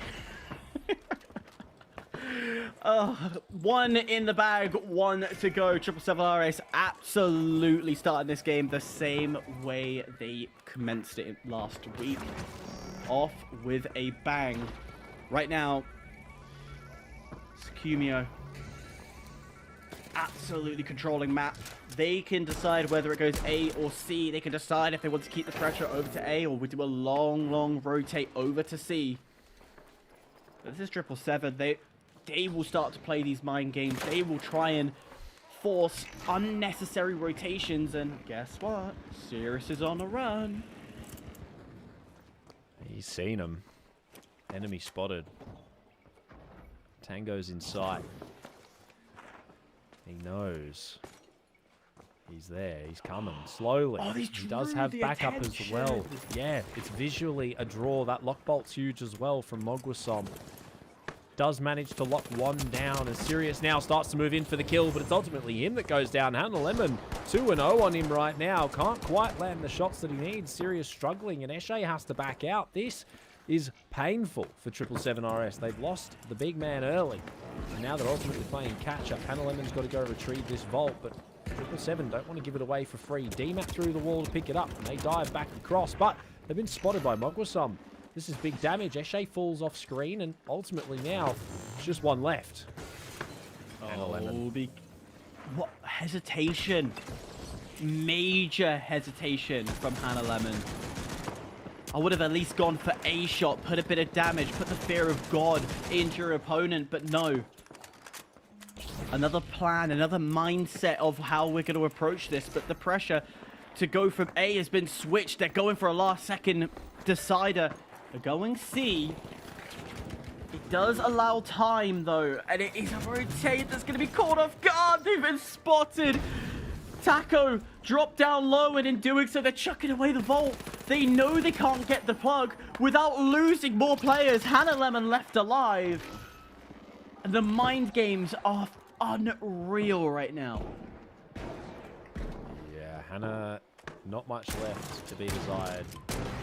No plug yet even, as we now start to see 777 setting themselves up for success. They want to play a little bit of high. Coin comes in from Camden. Ultimately, the chair, again, striking, pulls that vault out into the street. The plug goes forward, and now 777 get to play defense. They've set themselves up perfectly. They can drop floors if they need to. Hannah's last alive. Gateway is available for a late rotate onto height, and that's going to be the play that they go for. Tsukiyomi want to appear above the enemy and surprise them into the middle of nowhere, and here it comes. They finally commit to it. You've got one on the stairs, but not spotted at all. Do they know? No, he's on the outside. That makes sense. Okay, I thought he was inside on the stairs there, but he's just outside on the gangway. But ultimately now, Tsukiyomi are left with a decision. They need to push, but 777 are playing it perfectly. They're just hiding. They don't need to get involved if they don't have to. Proto, even worse. I don't know if you got a good glimpse of how that cash box is laid out. To winch it out, you have to get at the very bottom of it to get some height. You can't just panic winch. You have to be precise because it's stuck between the stairs and the bollards. It's really hard to move it, so you have to commit to outdoors, which is why we're seeing Tsukiyomi hunt. They're looking for anybody, and he found one! Bring him to your height! Oh. Mugwasum trying to desperately get out the way. Unfortunately, there are players there to help. The shotguns will start raining. The KS will do some damage, but nobody's going down just yet. And it feels like 777 playing time here. They just want to eke this out for a bit longer. Sirius there to collect, and Eshe with one as well. It's just the sledge, the captain at hand. They know where he is, and it doesn't matter. Sirius collects, and ultimately that is going to be all she wrote. OCE, the kings of head-to-head in this region across all cycles. They've lost one head-to-head, and today that was not going to change. 777RS find themselves, again, the first spot in the final match of the day. Same old, same old, same old. 777 OS, APAC, best pack, OCE, best team, whatever saying you want to say. Aussie, Aussie, Aussie. Oi, oi, oi. There it is. Absolutely brilliant work from the Australians, and they have put themselves into the finale. They are still without a cycle win, though, and I feel like if it's going to happen, it's going to be this cycle, because throughout top 16, they were on top of everybody in the most dominant fashion, and they've come out kicking and screaming in the best way possible. This really is a sign that 777RS are looking to take this cycle.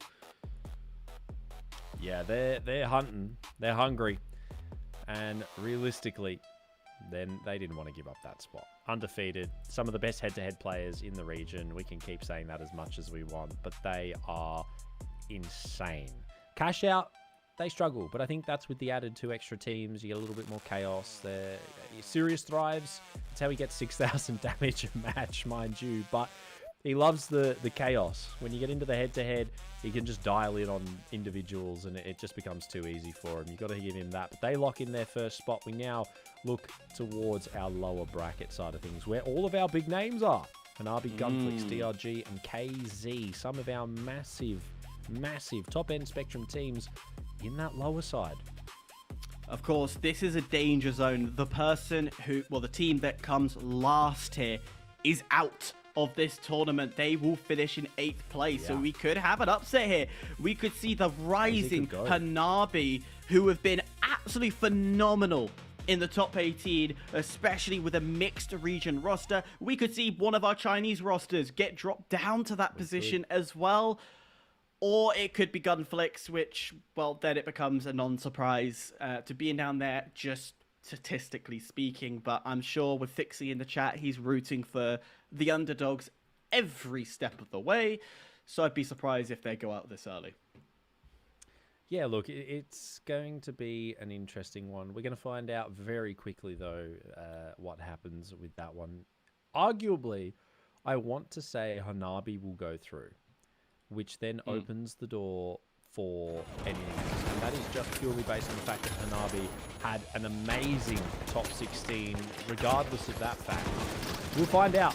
Hyper, there is a lot to be desired, and ultimately, we'll have to find out when we come back from the break. We're going to head to another short one now, ladies and gentlemen, so enjoy the highlights. We'll be back in another 5 minutes with some more APAC Cycle 4 TGM26 qualifiers. We'll be back.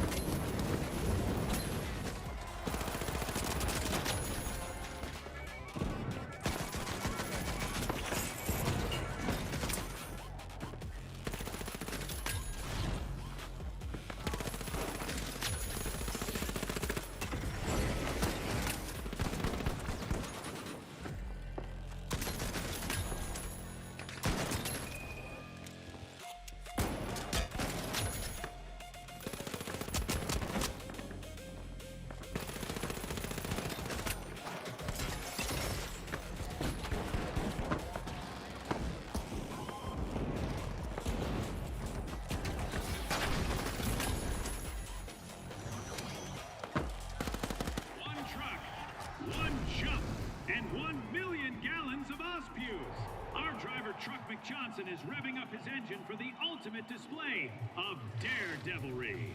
And away he goes!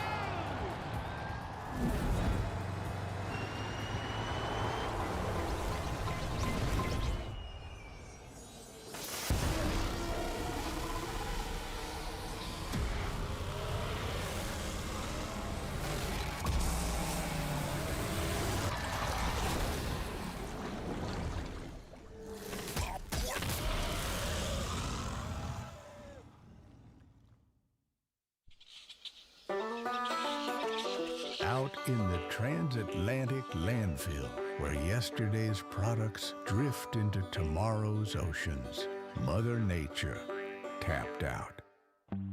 So we stepped in and did it better. Introducing Tiger Fruit, a delicious treat grown in post-consumer sediment rinsed to perfection. Picked at peak ripeness by the gloves that made it possible, we give you a taste of the past, simulated for the present. Trentilla, real fruit, but better.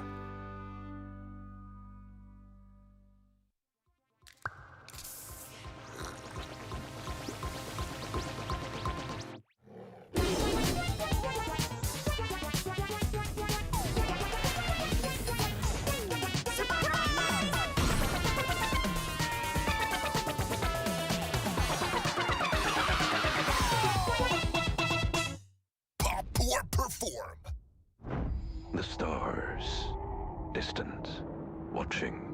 When will they arrive? Will your loved ones be disintegrated first or last?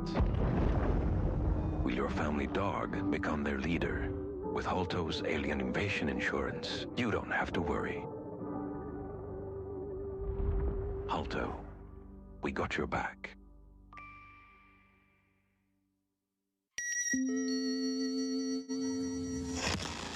Hey, what's up next? Next up, we have the Alpha Acta Modular Tactical Mace. Ooh, we're going classic. It's modular head, lets you switch out its spikes But how dependable is it? It never jams. It's always on, and it's near silent. It is exactly what every family needs. Ultimate reliability. You heard the man. No reloads, no recoil, no downtime. And the nursery stays perfectly calm. Let's see this bad boy in action. Wow, that is clever. Yeah.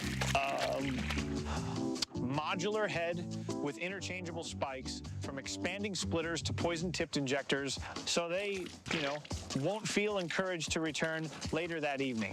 And it also disassembles easily to fit in your dishwasher. This, folks, is a golden opportunity to safeguard your home against low-standard individuals with our zero downtime close-quarters solutions. Buy now and receive an incredible 85% discount on our exclusive Family Fortress Upgrade Kit, including our hello and goodbye mats, the 360 inflatable moat, and preheated barrels of oil.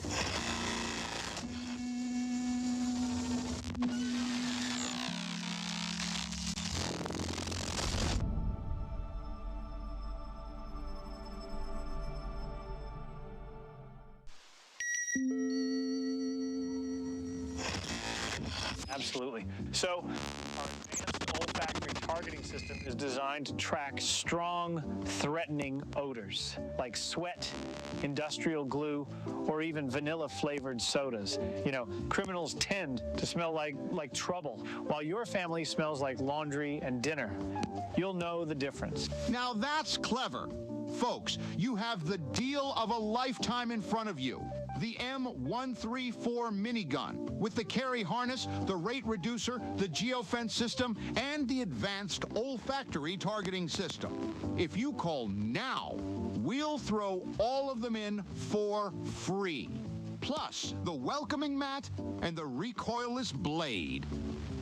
Folks, this doesn't happen often, but I really feel this is too good of a deal to sit out. Now, let's pass the live feed over to Hector so we can see this bad boy in action. Ladies and gentlemen, we saw that bad boy in action, but we also saw another one in action. Sirius going crazy, locks in 777RS for their first and, well, I should say fourth, actually, finals appearance in the top 8. We have seen an absolutely insane start to the match. That's our first set of games done, with ultimately 777 coming out on top and locking in themselves that first coveted spot. But we now shift our gaze over towards our first losers bracket match and our first disqualification of the day. DRG, KZ, Hanabi, and Gunflix Right. This is insane territory, Hyper. We could see some of China's best go out in round 1. Yeah, a disqualification. Damn, that's a harsh term to use on these guys. It very much does feel that way, but yeah, these guys need to step up and make sure they do not go out. And we briefly highlighted the possibilities that could go on here. We could see some of our top dogs get knocked out. We could see the likes of Gunflix also going out, but it's too unpredictable. It's too unpredictable knowing that 3 very strong teams are in this lower bracket. It was close to Galaxy as well, unfortunately. But we have locked in Fortune. We were close. I'm hoping we see it at least once today, ladies and gentlemen. Trust me, we're all here. But look, Fortune Stadium is nothing to scoff at. It is an amazing map. One, again, competitively, very viable. That's why we see it played a lot more than the other options. I'm honestly surprised we saw Las Vegas, to be honest, today. I really was surprised when that one popped up early. Banal, I sort of maybe expected. Monaco, definitely not. It's gone first or second in every ban that we've had so far today. Sizz, obviously. Nozomi, obviously. But Fortune, I was not expecting. Was not expecting at all. But I love it. It's a great map. One of the best, I'd argue. It was one of the most difficult originally to play in competitive without the jump pads that were added in later on. But here we are. We're going to dive on into it. Gunflick's right. They're looking hard and ready. DRG, Hanabi, and everybody else involved. KZ, this could be a big one if we see one of our top 3 teams. Mind you, there's 2 of them here. Go home now. That would be crazy territory. It would be humongous. I do not want to think about the disaster that would be if you go home this early. Of course, King Zero, DRG, very much wants a qualification here. DRG onto that first battle, will able to pick off one on Gunflicks. Possibly got the easier of the 2 teams, but White Ferrari will drop. Ruse left alive with a charge and slam on board. Is going to get used in the final blissful second. Isn't going to come from it, but we immediately switch as King Zero are getting absolutely peppered by the Japanese Thai roster. Yuchi left alive. He's dipped out the way. The likelihood he could get a heal here is going to be low. Yeah, opts to try and hide, and he's caught out in the open. Is there going to be a free pick? He does get one, but it is going to be taken out. Mame will get the job done. YTR was there for support as well. All members of the 777 RS Club, mind you. Mame and co. Mame actually followed me on Twitter the other day. Shout out Mame. But here we are. B plugged. He follows you? He does. He does follow me. Hold that one, buddy. But DRG, separately off screen, will also get their plug as well, respectively. But some good information here for YTR. He's going to be able to call out Gunflicks returning back to the fray, and Hanabi will be able to set themselves up for it to go into this next fight. A lot of time. Of course, rotations here are really quick. If you're not doing any map manipulation or any spawn manipulation, it will go against you. And Ferrari, he thought he had the high ground. He thought he was Obi-Wan Kenobi, but he isn't anymore. Hanabi did what Anakin couldn't, got the height, but in doing so, they're being punished off the rip, and they're gonna get absolutely slaughtered. Midstar left alive. Hang on. Can he do a dream clutch of the century as they try to dance? Ferrari gets it done, but the third party from afar, King Zero, want a piece of the pie and says thank you very much. We're just gonna get the wipe done and dusted, and this cash out is ours. Yeah, big third party there. They left DRG to be, and ultimately China, they probably don't want to fight each other.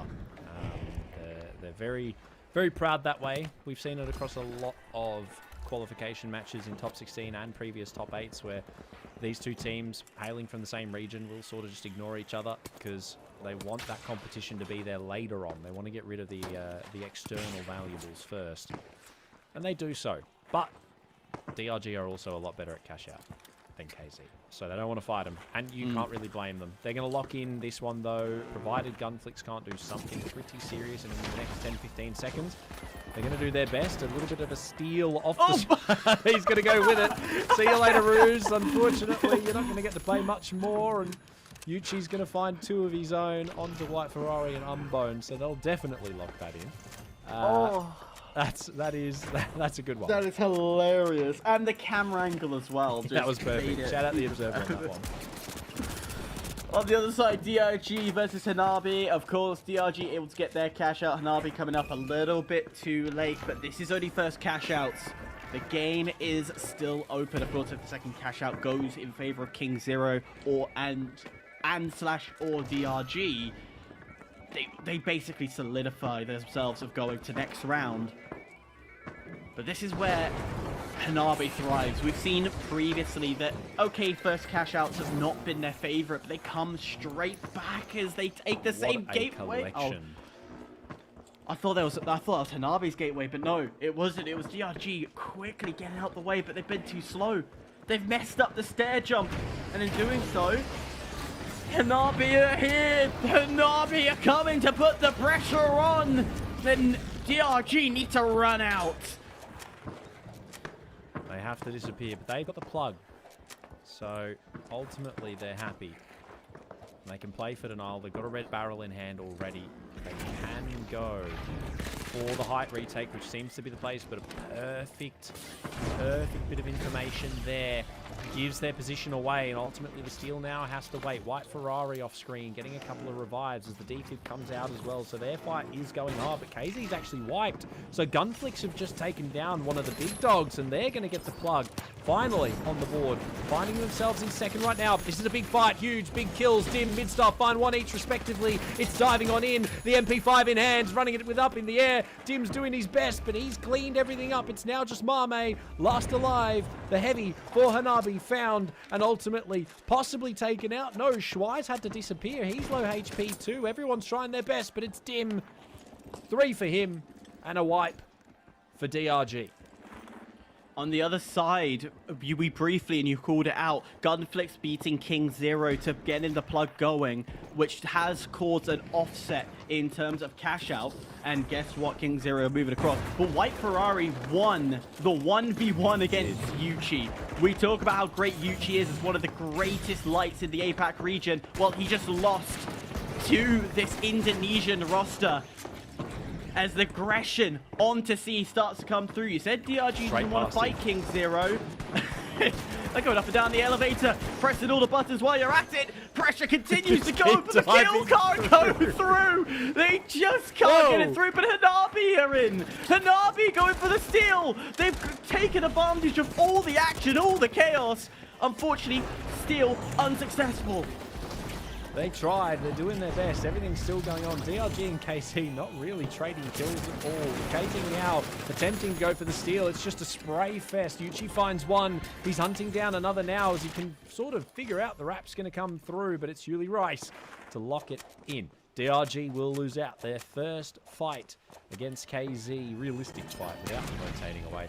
Ultimately, they've locked it in. Hang on a minute, Hanabi. They're getting involved. That's a huge snipe from Midstar. This is big. Roo's the last alive. Unbone coins in, but it's too late. The steal's going to be here. Hanabi. They're going to put themselves up on the scoreboard here into second place from fourth.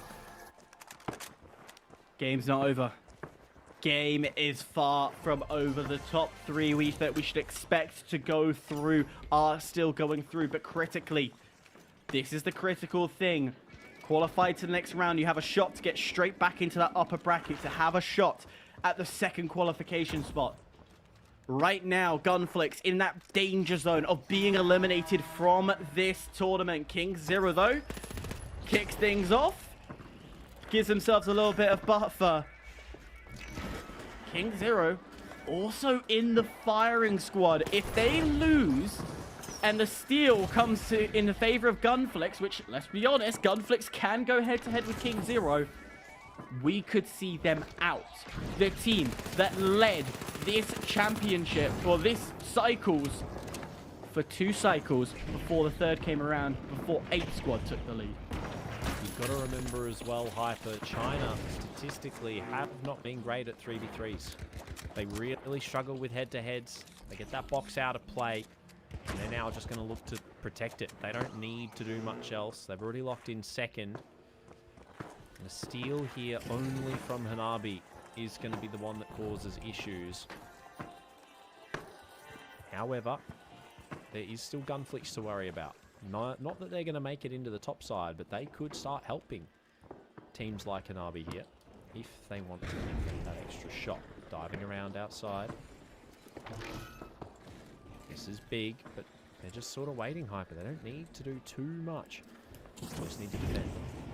There is a kill race as well. Think about worst case scenario. If Gunflix does get control, it's a kill race for that last position that comes through. So, Hanabi and King Zero are so desperately looking at these numbers, looking about how they could go about it. Steel starts to go through. It's going to be Hanabi trying to get control. They want to give themselves that buffer room to give themselves some safety measures, but guess what? It's King Zero so desperately doing everything in their power to stay alive. And guess what's happening? Guess about the worst case situation. DRG are looking. DRG can see. They know what's going on. Gunflix! Stolen! Hanabi! Hanabi's dropped! Hanabi's dropped down! They're in last place! They could be in danger! King Zero going for the steal! Oh my God! On their side! Hanabi out! Hanabi is out! What just happened? KZ tried their darndest to get back into the end there, and it was literally just barrel stuff as best as you can into the corner. Do anything, but everything was exploding. People were everywhere. There was body parts flying. Hanabi are gone. One of the teams we speculated from the start that just got promoted to 5th place off the back of points reductions have just been sent home, and they will be collecting no more today. Opens up the board. The last closed qualifier position is up for grabs, ladies and gents. That is now open. We have just opened a massive door. On top of that, King Zero now has to wait until the very end, the last opportunity to qualify, risking everything on the board. We now lie with one question. Does DRG or Gunflix get another 3 opportunities or another 2 opportunities at getting into that finale? Proto, we are so ready for upsets left, right, and center. The fact that Gunflix managed to get away with that, I don't even know how they managed. I mean, I'm watching it back now on the stream on my other monitor. It was just pandemonium. You had DRG off in Narnia doing nothing because there's only one of them left. KZ, Hanabi, and Gunflix are all just going at it. And the chat's now going crazy, mind you. However, that is just crazy plays. I mean, how do you even stop that? You can't do anything in a cash-out game mode. I mean, you're doing your best, right? But you can't stop that. You cannot do that. You can't stop a third party in that instance, and they literally just squeak through. Hanabi wipe, and then what do? You can't do anything. It's difficult, but we now turn our gaze to the 2 qualifiers, DRG and Gunflix, right? I honestly did not expect to be saying that. Here we are.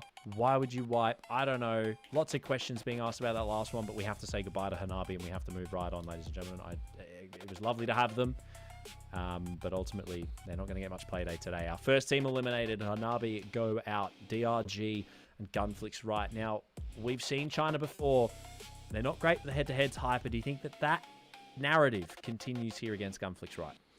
It is a dangerous thought process, and taking account we saw that Gunflix was doing a great job against King Zero. They won a lot of their fights. They were, again, the critical 1v1 White Ferrari versus Yuchi, which normally, in a normal setting, we would say, well, that's Yuchi's win through and through. Yeah. White Ferrari's gone one-on-one, and I mean scoreline one-on-one in a literal one-on-one. I genuinely, White Ferrari keeps surprising me as a light player at how good he is. Is he at that top level yet that I would say is absolutely amazing? Is he, is he in the region of Sirius into Yuchi? Is he in the question of Uni going over to the Americas and players like that? Not just yet, but he's creeping at that door, and well, we've glazed the lights for how mobile and great they are. You can clearly see the difference. Damn! 7.3. Okay, we get a fact check on this. Aisle 5, fact check. 7.3. Average kill death assists. Oh, I think it's the assists that are boosting him up. That's huge. A 7+ KD. Is insanity. However, Gunflix, we can't really give too much to their KDAs because they've only played a couple of bits here and there. They haven't had as much play time. So to highlight that's a 7.3 across multiple cycles. That's big. Dim was going crazy with the Revolver cycle 1. That's all I remember in terms of like his highlights was just Revolver God. And he wasn't missing. But look, Gunflix, they just had a really good match. Ultimately, they had the way, I'd argue, sort of laid down for them by Hanabi, and then they just forfeited their life at the end in that fight. They just needed to not wipe, and they did. It opened the door for them, unfortunately, and they paid for it in the end. But regardless, We love Hanabi. We're going to miss them, but that's the end of their Cycle 4. We look to continue to see who is going to be crowned the champion. We've got a few more games ahead of us, but this one's the one that we have to look at right now. We are moving on to our next head-to-head game. Gunflix Right taking on DRG, China's biggest, and I'd argue one of the best. Ooh, I don't think King Zero will like you saying that. I said one of, not the.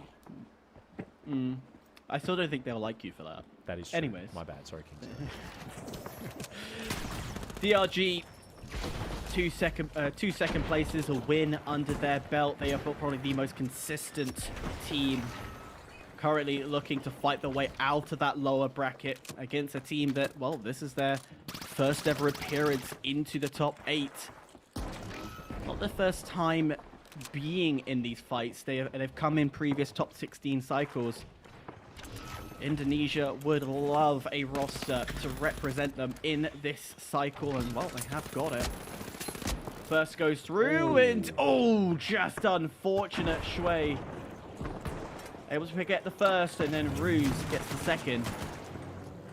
Dome Shield is going to keep him alive, but for how long? Because 4 has it done and dusted. Unbone left alive.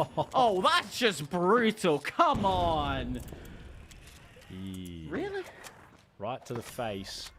A burning steel barrel would probably put me down, if I'm being completely honest. There's not many people that would enjoy getting one of those in the nose. So, ultimately, Vault now finally opening, because it hasn't been touched until this point, which will mean Gunflix Right are going to get a chance to possibly cut them off here, or at least get there very soon. And indeed, here they are, ready to start playing. Gudo will block the approach, which is good.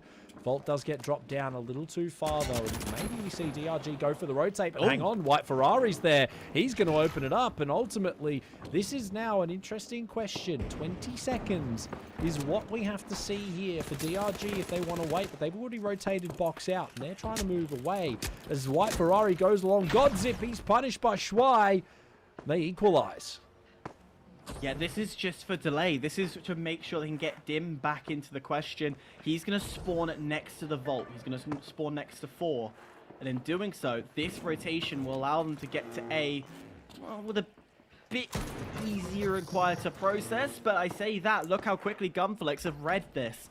They didn't go and chase the tail. Instead, they just crossed over to the center of the map. And in doing so, now they have 4 on the ropes, down to half HP. I'm sorry. No, they thought they had him on the ropes. Instead, 4's got them covered. 4's got the damage down, and he's looking to get more from it. DRG come alive from the grave of, well, they practically buried themselves.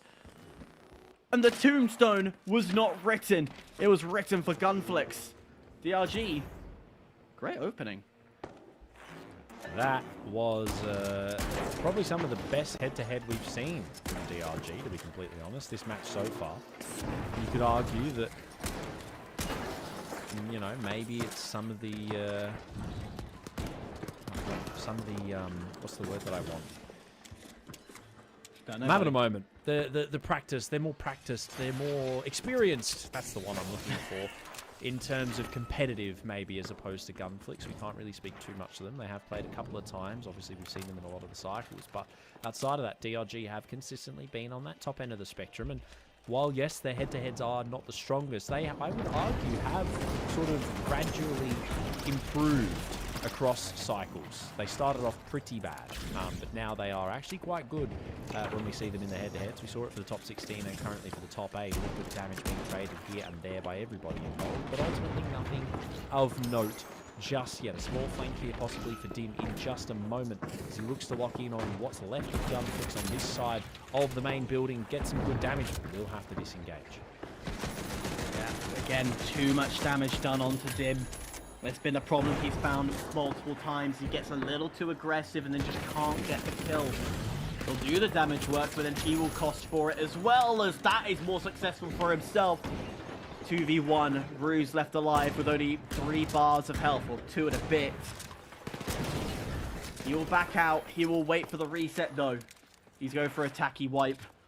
And in doing so, DRG this cash out looks to be done and dusted as they look to getting one step closer to qualify back up to the upper bracket.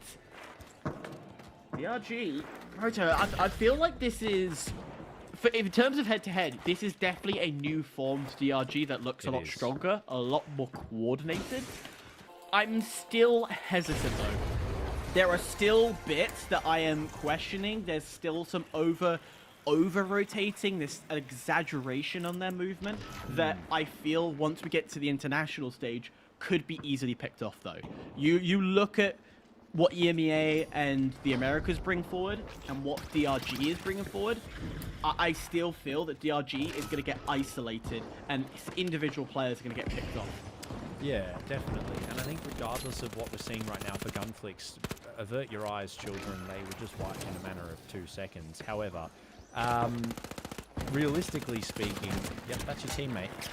He's still back over there. You got White Ferrari putting the spin on him right now. Will take the gateway, and ultimately, he's not going to get punished quite yet. But there we go. Late wipe for Gunflix. What I was saying, they are playing this really, really well.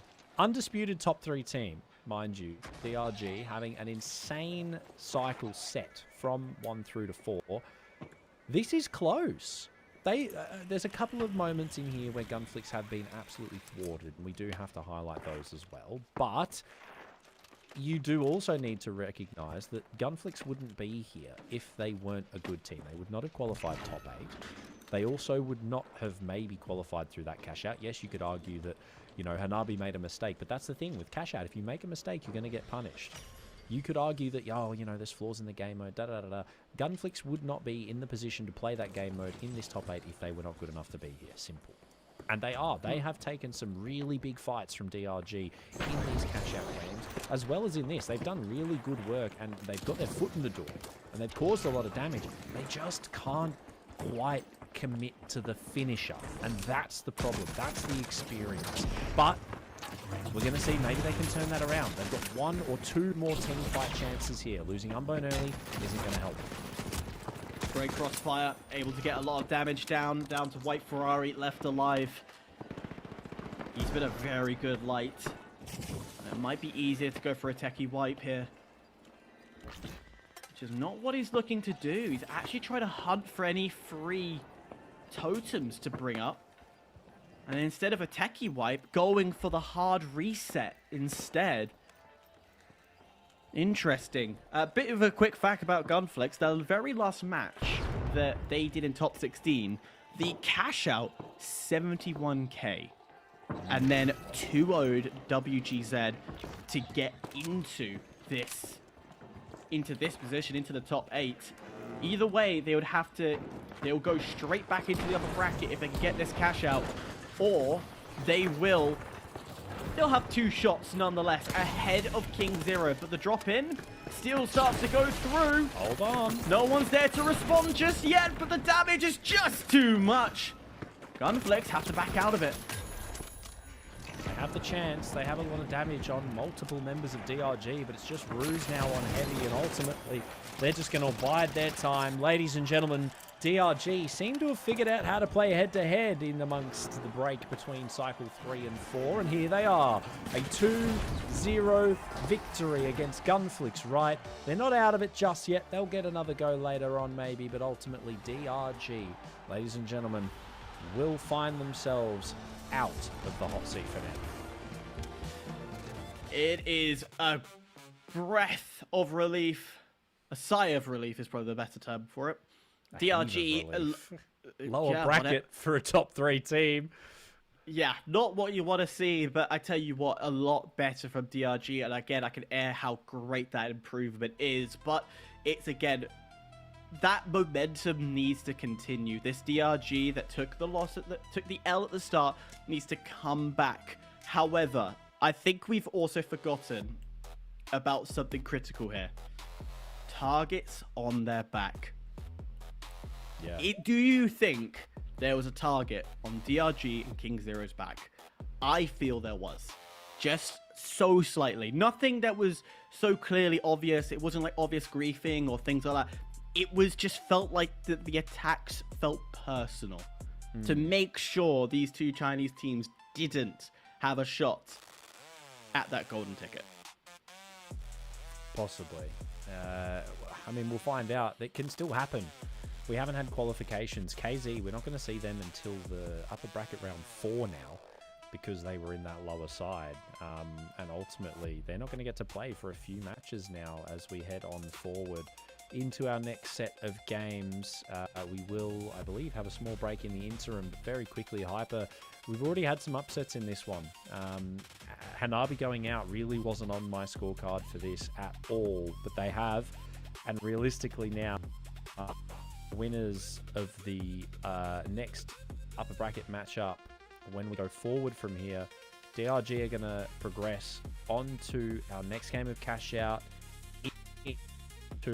with KZ staying out of it for this one. Who do you think is going to qualify? We're looking at a really big matchup. You've got Tsukuyomi, who've already had such an amazing start to the day. Ape Squad, Mir GG, and then obviously DRG progressing forward. What do we think? Oh, it's hard to say because, yes, Ape Squad, DRG, the two teams that are in contention for that golden ticket, they 100% are going to put all out. But again, we have to factor in, they're going to target each other, they're going to try and force each other not to qualify through to the next round. But as we continue to go down the brackets, it gets harder and harder because, say, let's play hypotheticals here. Ape Squad gets through onto this next cash out, bang. Now DRG's in a position where there are 3 other teams that can disrupt them. Vice versa, if DRG goes through, Ape Squad in that same position, 3 other teams that can disrupt them. If they fail, then there's one less opportunity for them, and they would have to face again one of the 3 teams will 100% not make it through to the next round. So there's a lot on the table here, and I don't think I can emphasize enough. This is important that one of the 2 teams go through, otherwise 8 teams will not qualify top 4. Yeah, you really have to lock in. And this is cycle 4, mind you. There is last chance qualifiers, and that's great, I guess, at the end of the day, but ultimately, it's not enough. This is where you make the difference, and if you're in that top side of the spectrum, you really need to lock in and actually figure out what's going on and get rid of all the mistakes. You want to qualify here, you need to be at the top end of the spectrum today. This is it. For our teams, you can tell from the games that we've had at the start, this is where the legends are made. This is how... I'll steal one from A Squad. You become classic in the APAC region. It's going to be a big one, but we're going to head to a break. Ladies and gentlemen, we'll be right back with more finals goodness after this short one. We'll see you in a sec.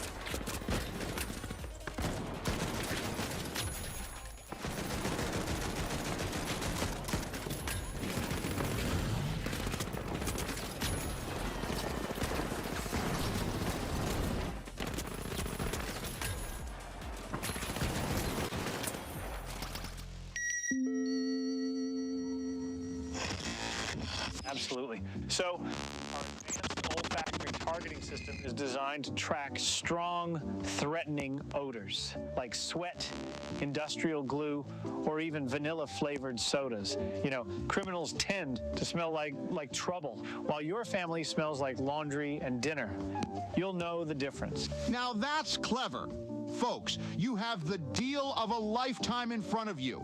The M134 minigun with the carry harness, the rate reducer, the geofence system, and the advanced olfactory targeting system. If you call now, we'll throw all of them in for free.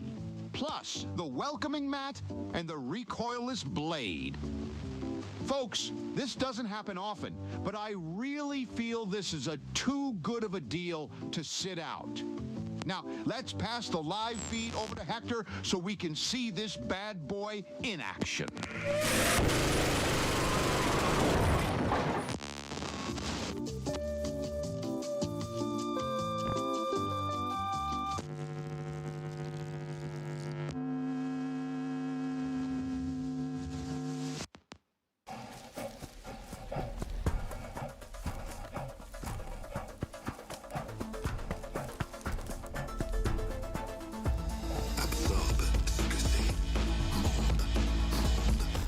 Misérable et fortuné.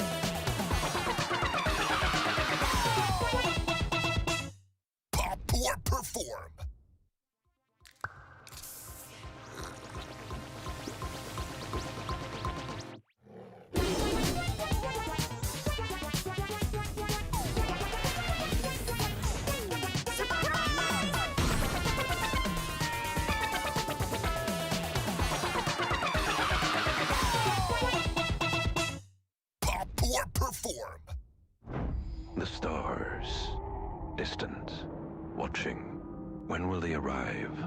Will your loved ones be disintegrated first or last? Will your family dog become their leader? With Holto's alien invasion insurance, you don't have to worry.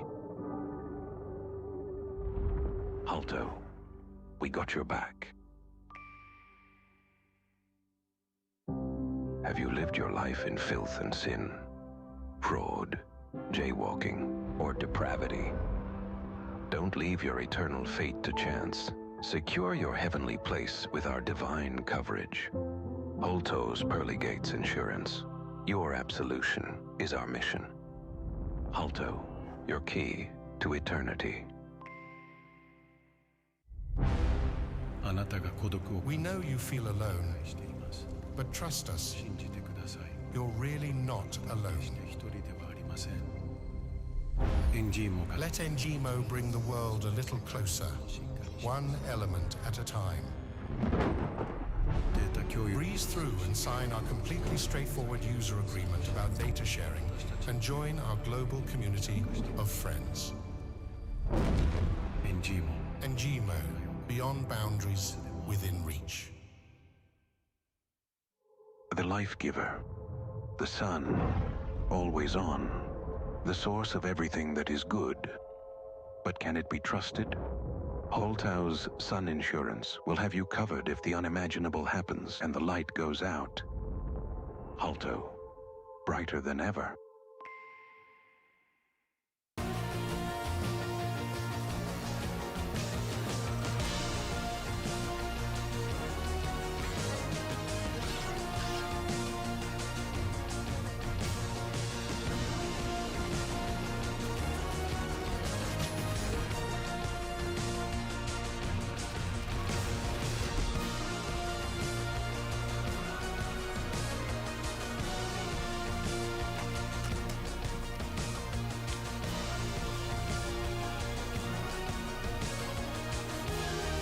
Holy moly, we're back, ladies and gentlemen. We didn't go anywhere. We're right here. Hyper's just woken up. Whoa, we're back on screen. Get into it. We're here. We are back. Once again, we've had an amazing start to the day. Some weird ones, mind you. But Hyper, you're making a very good point to me about who needs to qualify going forward from this, considering how many games we've got left in the day.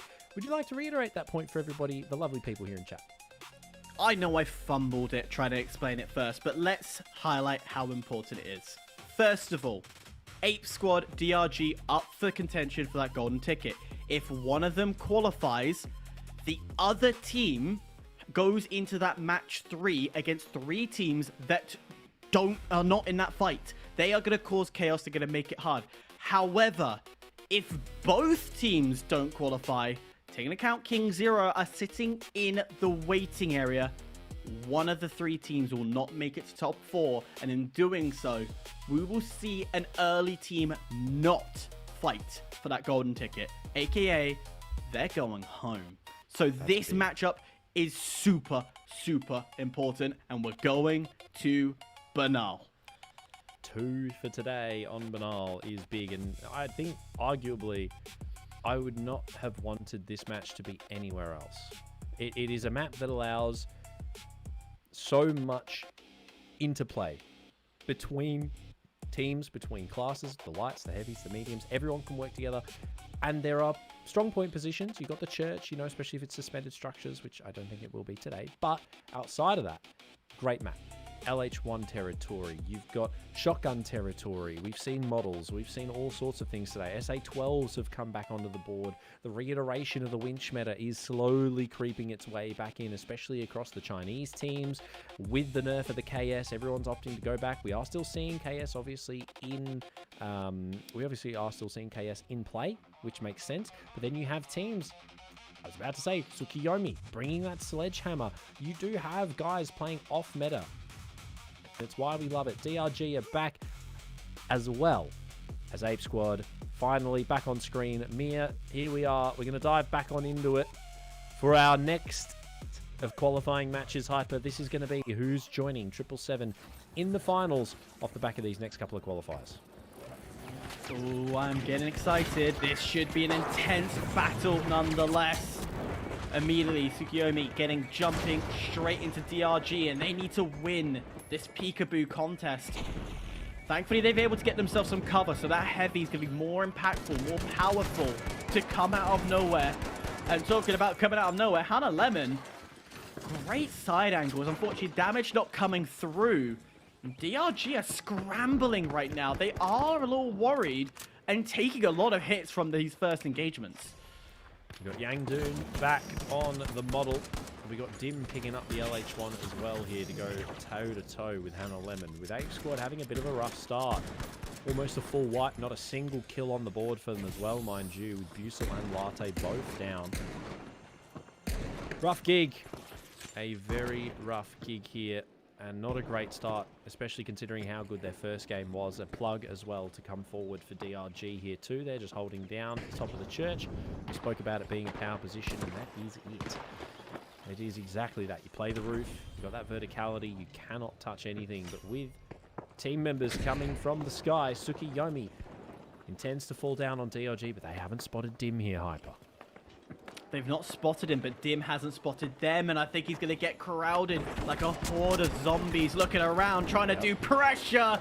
Hannah Lemon will win it out, and that's a great light taken away. Get rid of the heavy as well. 1 to go. DRG were not expecting them. It truly was like the zombies from The Walking Dead coming in and just causing the chaos that they can. Open cash box. Steel will go through. And don't get caught out! Don't get caught out for worse! As Mir are coming over as well to third party, because the offset is huge. Yeah, it is. They've got the ability to, but you've got to remember, Ape Squad off-screen could go for a steal outside of this fight that's currently happening. They meander their way on over to A here, so the door is open for a lot of possibilities right now. Tsukiyomi choose to disengage, and they might honestly go for the pivot depending on how things go, but they've been spotted. Ape Squad get a great RPG off. Hannah Lemon goes down early, and it's trades back and forth. Goo to cover the rotate. Khan has to get out, uses the DMAT, but he's punished by Busel, and it's now just Taco Captain left alive. But here comes Ape Squad. They have the ability to steal here, and they may do just that, but no, DRG are getting involved from behind. They take out 000 quickly, and ultimately it's now a three-way battle, almost four, as everyone starts to collapse onto what's left of the timer over on B. Hannah Lemon trying to take height, but does it really matter at this point? They still have control of it as everyone's fighting off in the midst, everything going on. They're going to get that cash out, and ultimately Mir are looking pretty safe for theirs as well. It's the dream scenario for upset and storytelling. Mir and Tsukiyomi are both on top. DRG, Ape Squad, remember, the two teams that are in contention of the golden ticket to qualify to the Grand Major at the end of November, here and today. They're at risk. They're at risk of losing out. They would have to fight into the third or the fourth edition of this battle. But this is early doors. It is very early. Ape Squad aren't out of it just yet. You've got to remember, this is where we are. It's early days for this one. It is also suspended structures, mind you, for Banal. So that is an interesting thing of note. Harder. It is a lot harder. There's a lot harder, and we will see teams struggle for this. But Ape Squad, they're hungry. They want something. Latte finds the first, and ultimately looking to be traded. Possibly, no. DRG have been forced off. Look at both the HPs. 4 and Schweib, both really low. And Ape Squad now, with a steal, put themselves at the top side of the leaderboard. They're a bit of a slow-burning team, but when they really get behind it, they start to have some insane gameplay. And here we are. They've locked in, and they've finally got their first vault on the board, with Mir off-screen getting theirs as well. Their second for this matchup so far. It's kind of a deja vu scenario for Ape Squad, but if you think about the first two matches they had, they started this game really, really slow. And then as the match progresses, they find their rhythm and they get better. Similar scenario. The first fights that came through from Ape Squad wasn't looking good. It was raps, as you say. It was not good. Now they found a bit of momentum. They found themselves set up. They can go. They're looking a bit stronger, coordinated, organized. I would even go as far to say.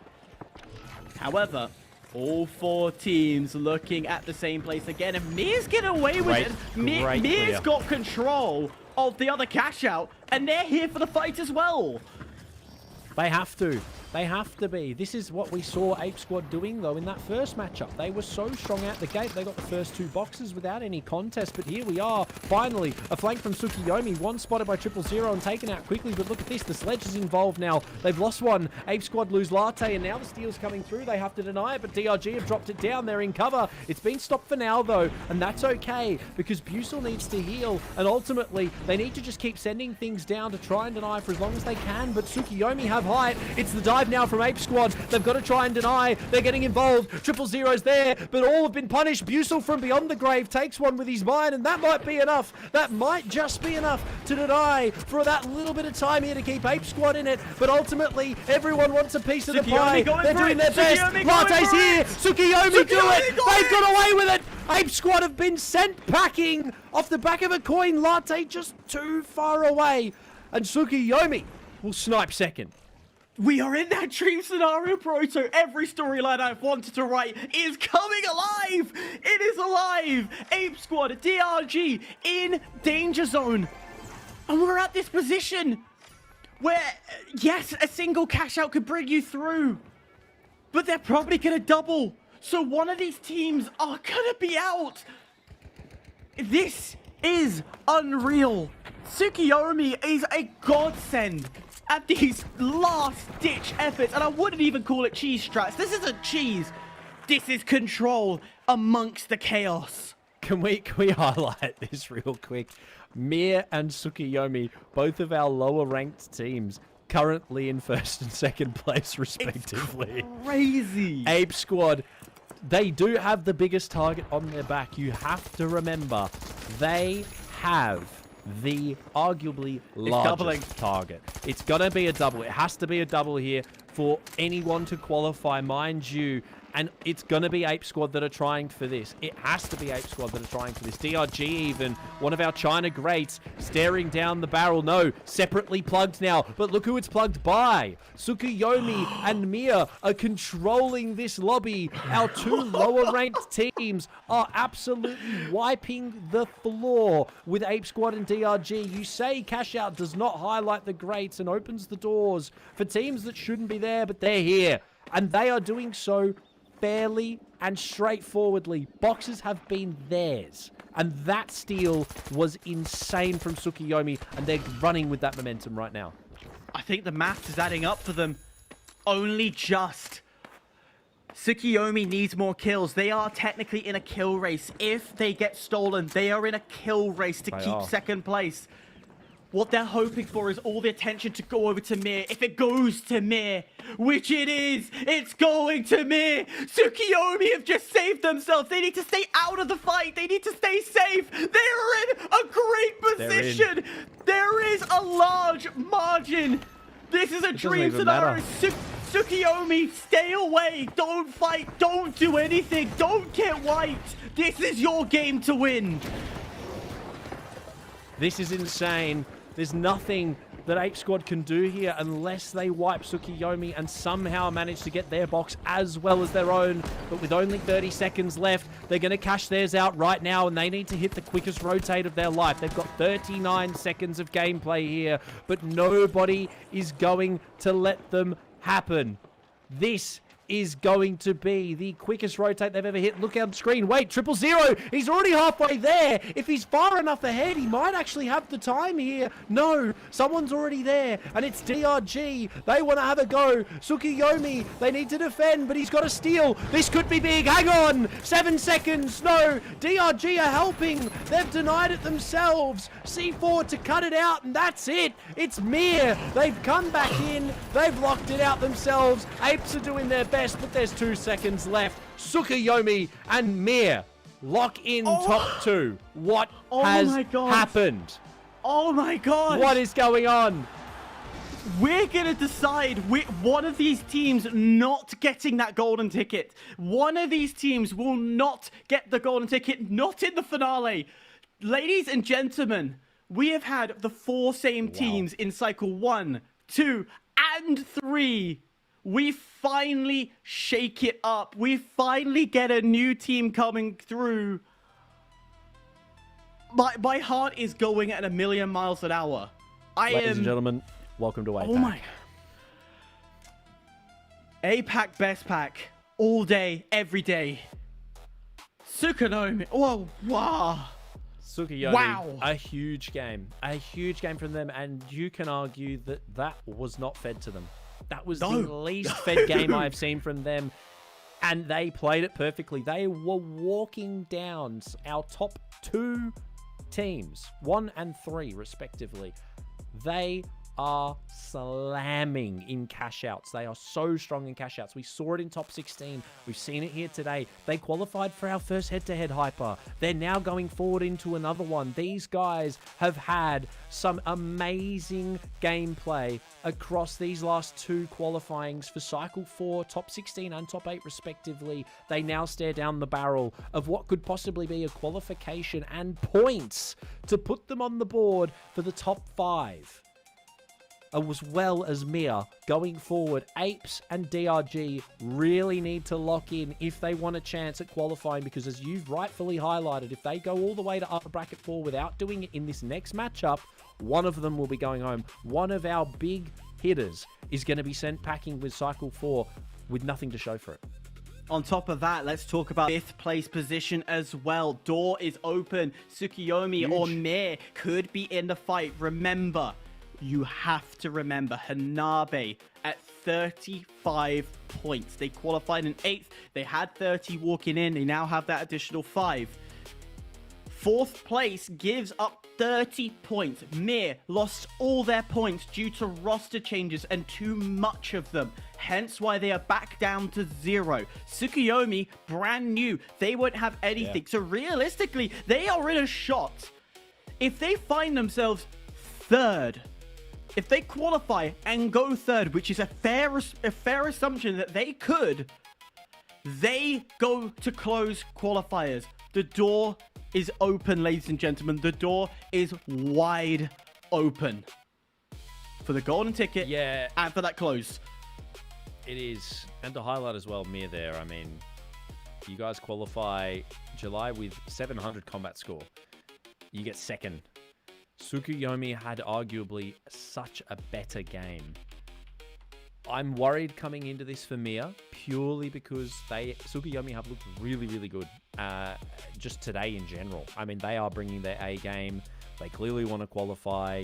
Yes, they didn't get a single box away from 777 RS, and you could argue that 777 absolutely walked them down, but considering they are statistically the best head-to-head team in the region, I don't think we can really take much away. And it was a very close game. You do have to highlight that as well. They had a really, really good attempt. They just didn't capitalize and lock in enough of those wins. Ultimately, even if they had the leg up, we didn't really see them converge any of those wins. But realistically, going forward now, Tsukuyomi have the door wide open for them. Mia, realistically here, are the only ones that have something to lose, because they're the team that has played more, and they're the team that's been present in a lot more cycles, and realistically, they should have had more practice. But we're going to find that out. Can the Sledge team, mind you, let's bring that up again, go up against Mia and beat them out to lock in a spot in the finals and send the big dogs packing on to what I'm seeing shaping up to be one of the craziest cash-out matches that's going to eliminate 3 massive names, should these games go any way other than normal in these next 2 matches. It's going to be interesting indeed. It's going to be a fight in itself. This is the map, though, it sounds crazy, but this is a Sledge map. Cast your minds back for those who watch NA and the Americas and the EU. Particularly the Americas, when Llama spawns. Their roster went through the PHL 0 qualifiers. It was this map they dominated on. First pick opened up for Mir, and in doing so, they've taken a lot of damage. Later, July down low, has to soft heal, but can. So dropped down to the Sledge, and only the Sledge as he tries to swing. The swing unsuccessful. And a little poke, and he's down to the floor. Just needs to play, as I say, that peekaboo strat. You have to. Playing Sledge, you really do have to be very careful. However, I've got a strong feeling that this map is going to favour Mira a little bit more. It's not amazing for that Sledgehammer gameplay, the melee, just because there's so many open advances of space where you don't have the ability to run around uncontested. However, we'll find out. I don't know. Tsukiyomi didn't struggle too much with the Sledge today, outside of, you know, cash outs, as well as their first head-to-head. Yes, they lost it. Quite a spectacular fashion. But it does sort of depend how they choose to play it. If they keep feeding free picks away, the Sledge isn't going to have great impact. But, as you rightfully highlighted, if they can play it in the buildings and draw Mir into them, they'll have great success. Great success. But I don't think Mir are that silly. They know that that's what they want to do. They're trying to do it right now. And Mir are not going to give them that leg up. A great success, is it? Great success. Great success. Jumping on top. Exposing themselves again. This jump strat, I don't know if that was fully read by Blader. Well, that 100% was out of the open. We say they need to play inside the buildings, and that's exactly not what they're doing. Still goes through. Is this to draw some attention away? Is this to give Hannah Lemon a bit of breathing room? It did briefly. Blader knows exactly where this totem is. He's hovering over it. So that medium that has been a powerful defib, getting this team to rotate quickly in terms of their attacks. Finally going to come through, come back to life, back to full health.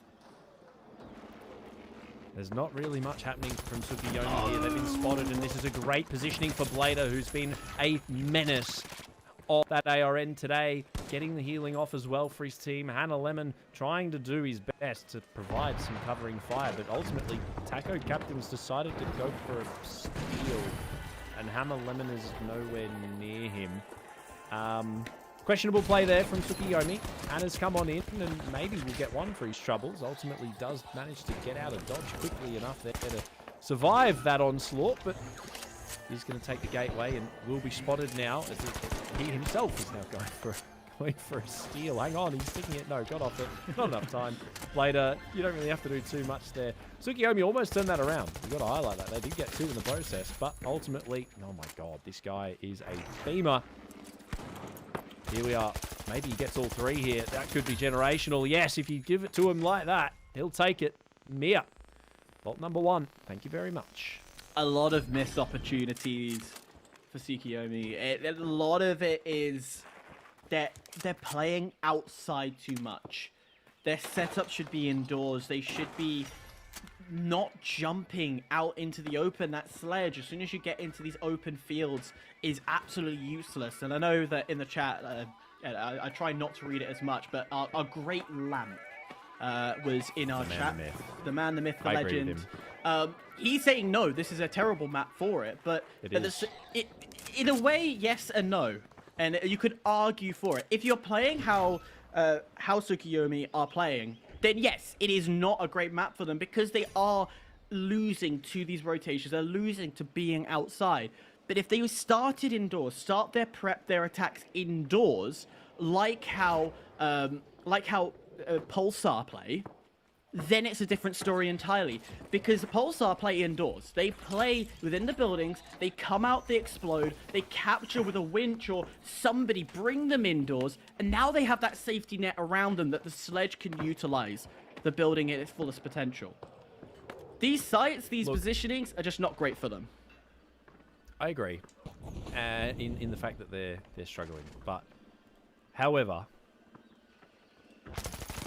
I don't really think we can highlight too much. I mean, look at what Tsukiyomi are trying to do. Previously, they're padding up in the open. Blader is just shooting them in the back. Blader, mind you, actually seems to be the deciding factor right now for these two rosters, because Mira just getting picked. Sorry, not Mira. Mira are picking apart Tsukiyomi. Blader just disappears. Gateways, thanks very much. Invis, I mean, he's just spotted Hannah Lemon in Narnia. Thanks very much. 2 bars. See you later, mate. I'm going to deal with the rest of your team. And they're doing just that. They're trying. They're going for a steal. Denial is there, and Mir have this absolutely locked to right. But hang on. Hannah Lemon finally removing what has been the known quantity for a while here for Tsukiyomi, and they've revived themselves. Blade is back for a moment, but Taco Captain's found one. Blade is back up. Yangdoon with the defib is making things happen here. Such an ability to deny right now, but Tsukiyomi need to make something happen. Hannah's been spotted and hurt, finished off by Yangdoon with that model, going crazy, but it's Taco, and on the melee. This is big. He has to go for a steal. He doesn't have an option. He can't wait for his teammates. Khan comes in. He's got to try and draw them out, but it doesn't matter. Khan's coined in, and Mir 2-0 off the back of Blader. That is how you do it. Tsukiyomi are gonna be kicking themselves. The second time they've been in this position, and they've just been beaten to the grave. Hey, but Sledgehammer's good on banal, guys. Well, clearly it's not on this time round, and I will take the L in my predictions. There is a for and against. I explained my reasoning, and there are there are fors and against for it. But at the end of the day, Tsukiyomi are hoping for a map that is a little bit better suited for them, that has a bit more opportunity. Monaco, good one for them. Yeah. But yeah, especially with grapple, exactly. But is what it is. Mir jumps through. Of course, you're probably wondering, hang on a minute, like they get themselves into the top 5 in terms of leaderboard. Yeah, okay, the team came 6th in cycle 2, but too many changes to the team means they lost all their points. They are now in that shot for the close qualifier position. They now need 3rd for them to go to close qualifiers. Scary indeed. Yes, look, Blader was on heat. He reached the Avatar state. He was doing all sorts of things. I mean, the fact that Yangdoon got that defib off was the difference maker. The model just collecting and then the defib, I mean, it just turned that around. There wasn't really much Tsukiyomi could do, unfortunately, because last alive there, Sledge is just not doing much, unfortunately. No. They were close, but realistically, Blader was just on too much heat. And he's here. He collected. They won 2-0. We didn't even get a 3rd, unfortunately. But outside of that, Hyper, a great head-to-head game nonetheless. Mir GG will continue. And they actually will advance to the finals. They're going to join 777 RS. So our second qualifying team today. Off the back of a great game. You got to highlight that. But I think the game before that was the one you wanted to pay attention to. Ape Squad and DRG yet to qualify. We're going to have a massive upper bracket game coming for you after this very small break. Tsukiyomi, Ape Squad, DRG, and Gunflix right. We've still got big names in the mix here, Hyper. This is opening the door for so many teams to get away with so much griefing. 2 slots remain. 2 slots. And the thing is, here's the crazy thing. If we have the same upset we have in the upper bracket 2, our very final match would have all 3 of the golden ticket teams in the same place, with only one of them going through. Right now, there is 2 teams that can get through, 2 teams that can fight in the finale to get that golden ticket. But there is a world, there is a scenario where none of these 3 teams go into the upper brackets, into the finale, and we decide who gets the golden ticket in this pre-phase. There are worlds for it, but I don't see it happening. We'll have to do some maths, and we will use the break to do that, because traditionally, we don't do that on screen, or wouldn't dare start doing maths on screen. But outside of it, there's only 2 spots left for our final. There is literally only 2, and we have still got 3, 4 of our massive teams on the board here. This is anybody's game at this point in time. But Hyper, we're going to head to a short break. And when we're back, we'll start to figure out and whittle down more teams to see who is going to join Mir and 777 in that final for their shot at a golden ticket. We'll be back in just a moment.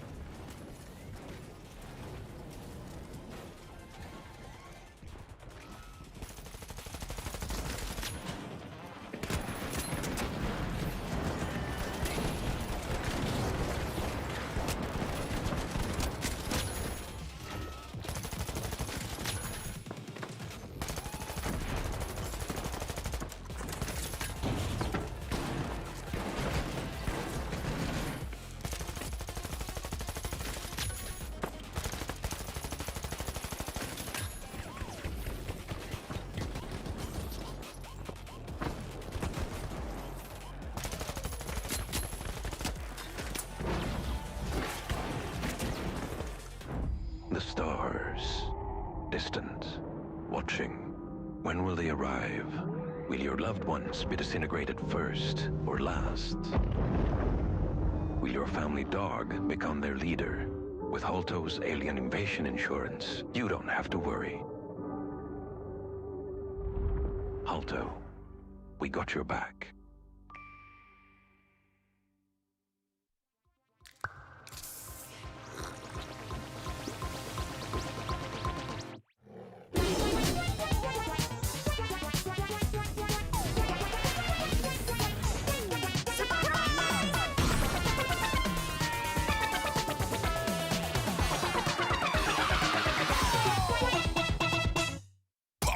Perform. The life giver, the sun, always on, the source of everything that is good. But can it be trusted? Holtau's sun insurance will have you covered if the unimaginable happens and the light goes out. Holto, brighter than ever.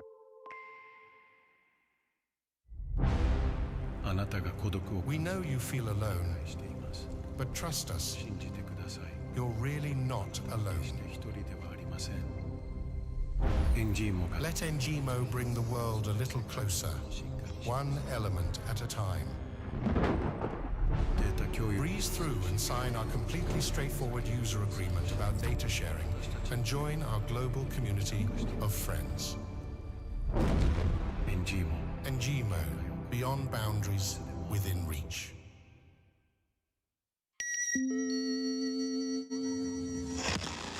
Hey, what's up next? Next up, we have the Alpha Acta Modular Tactical Mace. Ooh, we're going classic. Yeah. It's modular head. Lets you switch out its spikes from... But how dependable is it? It never jams. It's always on, and it's near silent. It is exactly what every family needs. Ultimate reliability. You heard the man.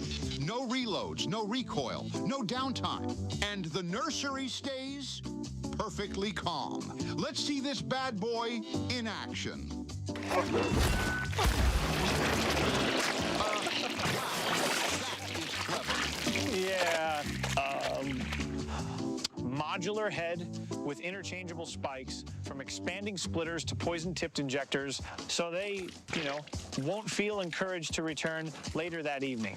And it also disassembles easily to fit in your dishwasher. This, folks, is a golden opportunity to safeguard your home against low-standard individuals with our zero downtime close-quarters solutions. Buy now and receive an incredible 85% discount on our exclusive Family Fortress Upgrade Kit, including our hello and goodbye mats, the 360 inflatable moat, and preheated barrels of oil.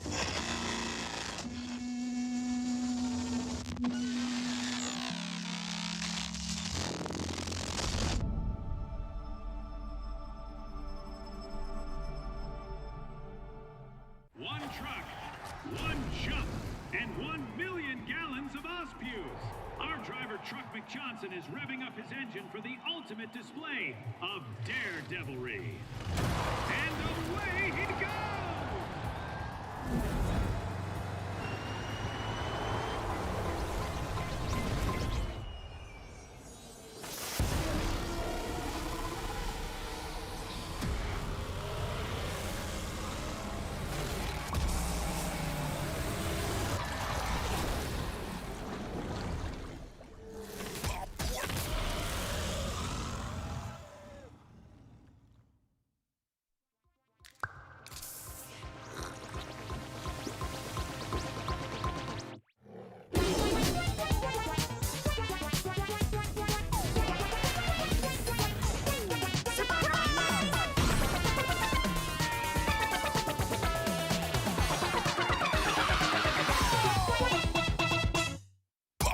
Perform.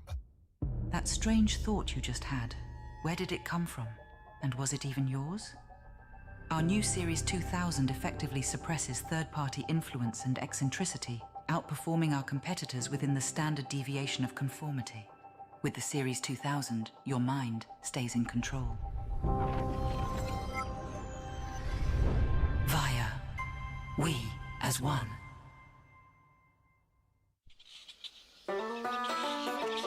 Out in the train. Oh, we're back. We are so back, ladies and gentlemen. APAC Top 8. TGM26 online series for Cycle 4. Hyper, we've had so many great cycles up until this point. This is the last one we're going to get, unfortunately, for this TGM.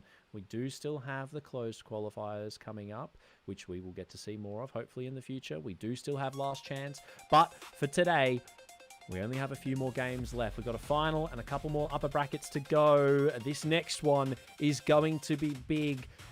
The Goliaths are not having a good day today. They are getting slammed by our up-and-comers. It's these cash outs. They're losing out on the cash outs. We know what they're like in the head-to-heads. We know they're strong. But it is the third parties that are coming through. We know how great Gunflix are at third partying. Well, do we need to say anything else about our previous head-to-head contenders? Tsukiyomi, thank you. What can you say?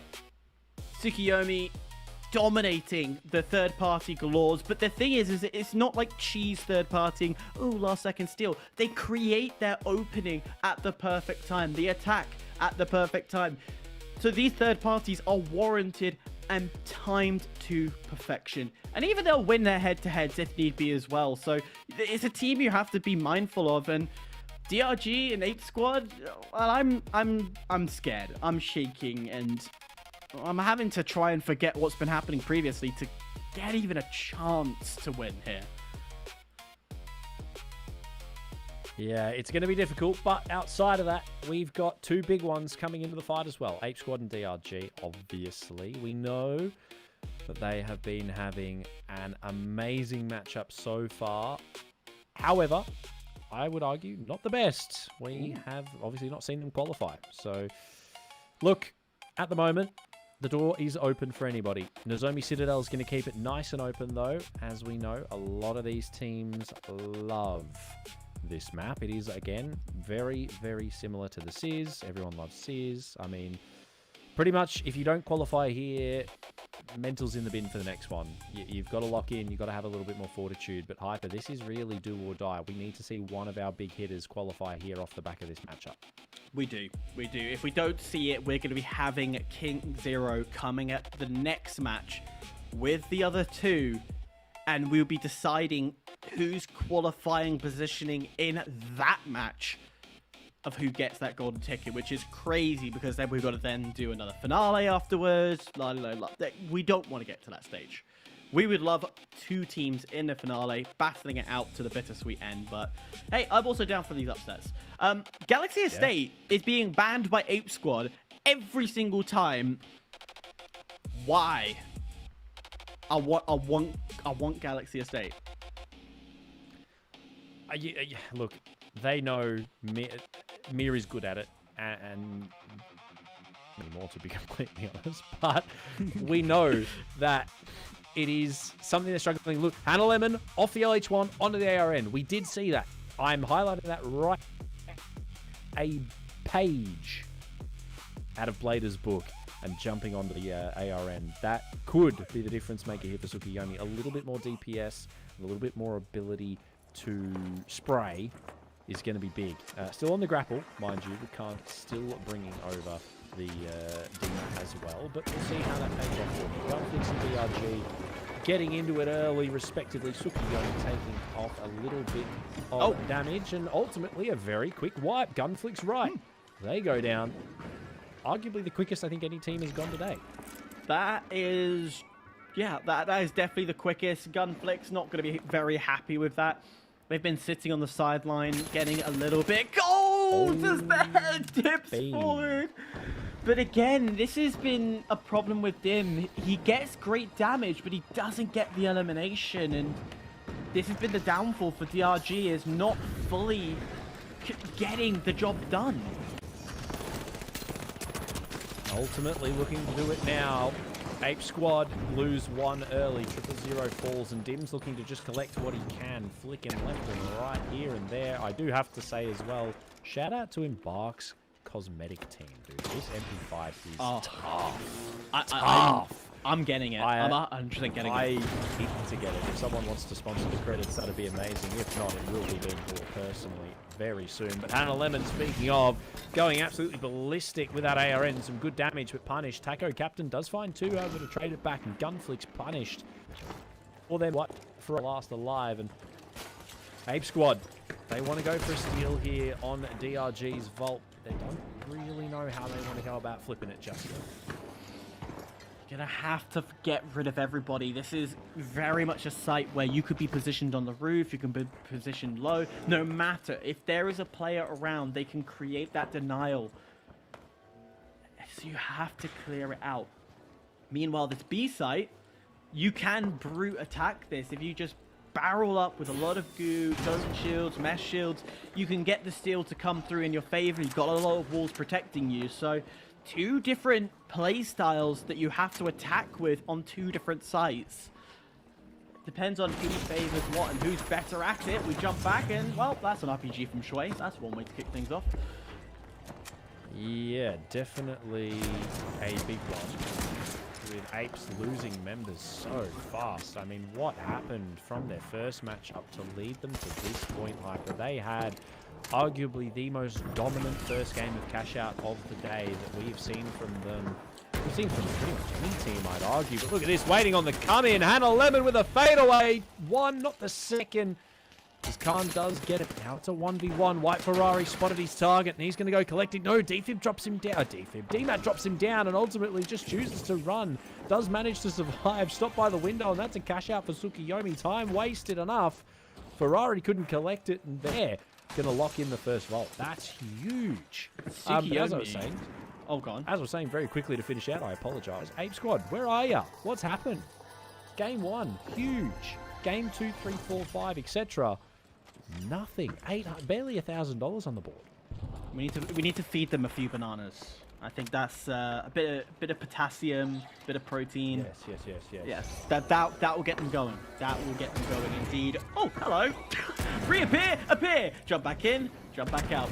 Peekaboo is definitely going to be working at some point, but he just needs to get 1 hit to land. All he's looking for is a swing comes through, backs away. There's a hit. There's a land.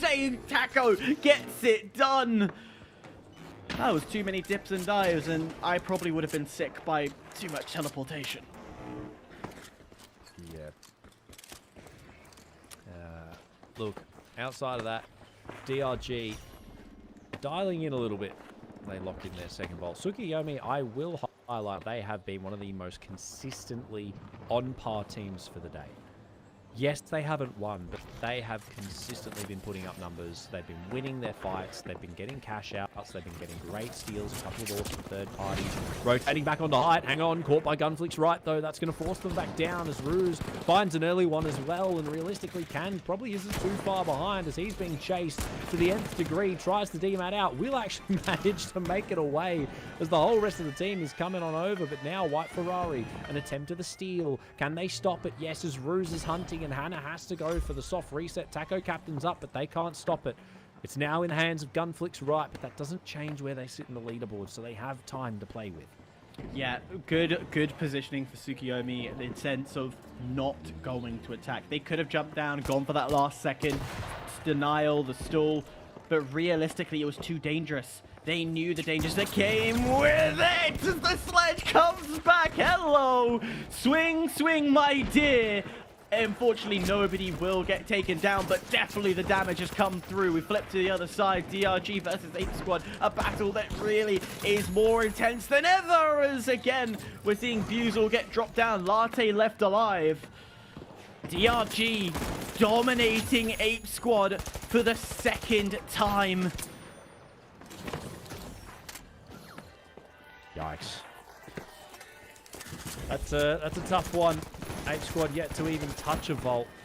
Hannah Lemon jumping, dodging, and diving. Khan trying to get it, but the charge and slam from Ruse from the top rope.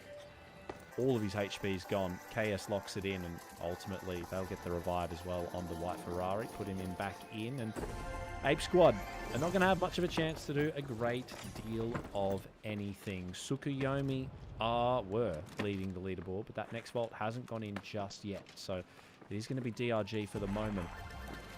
But we could see another Tsukuyomi head-to-head, and they're in a kill race right now against Gunflix. Depending on how these next vaults go, we could see Gunflix surge into second. It just depends on how the next few fights pan out.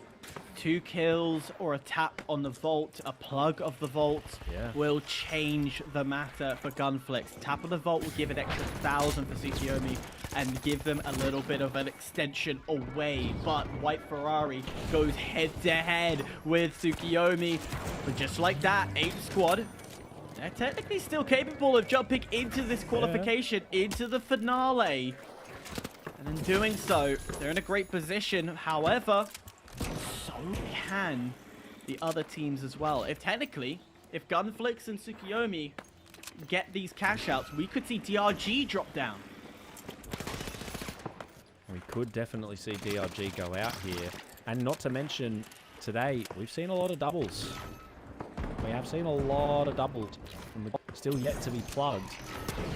We could see 6 rotate over here if someone wants to go and grab it and open the door, or even go for a plug elsewhere. There's only 1 minute and 35 seconds left in play. Anything right now, but Apes look very focused on what they're doing over towards their box, and they're just trying to lock something in now. But if 6 goes in, off screen, anyone who's plugging it is going to overtake them for second that's lower than them right now, especially even if it's DRG. They'll lock themselves in obviously first, but if 6 comes over here and goes for a double, this could be trouble.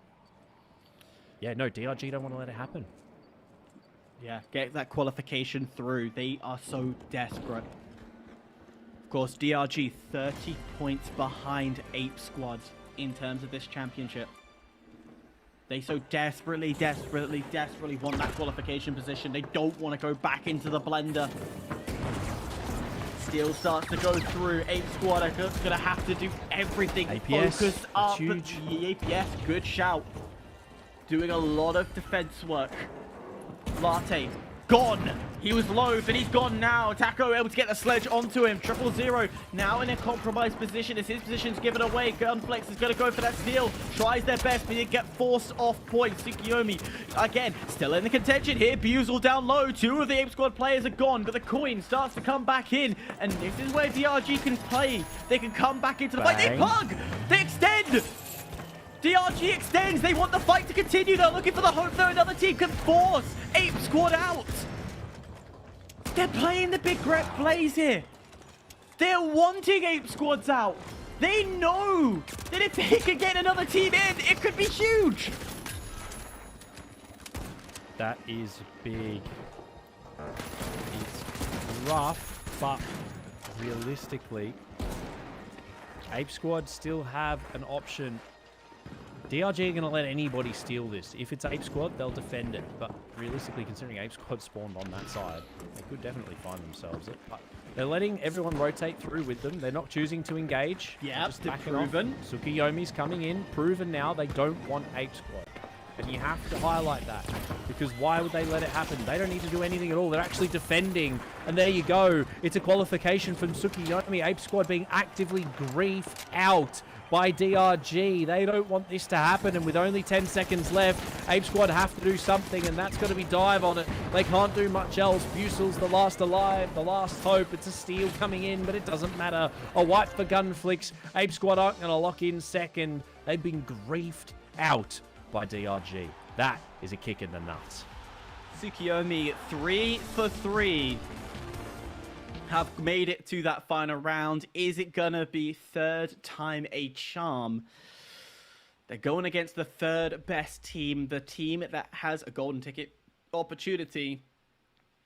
Here on Nozomi isn't a bad shout though for that sledge. It's not the worst. It's not the best, but it's not the worst to play off.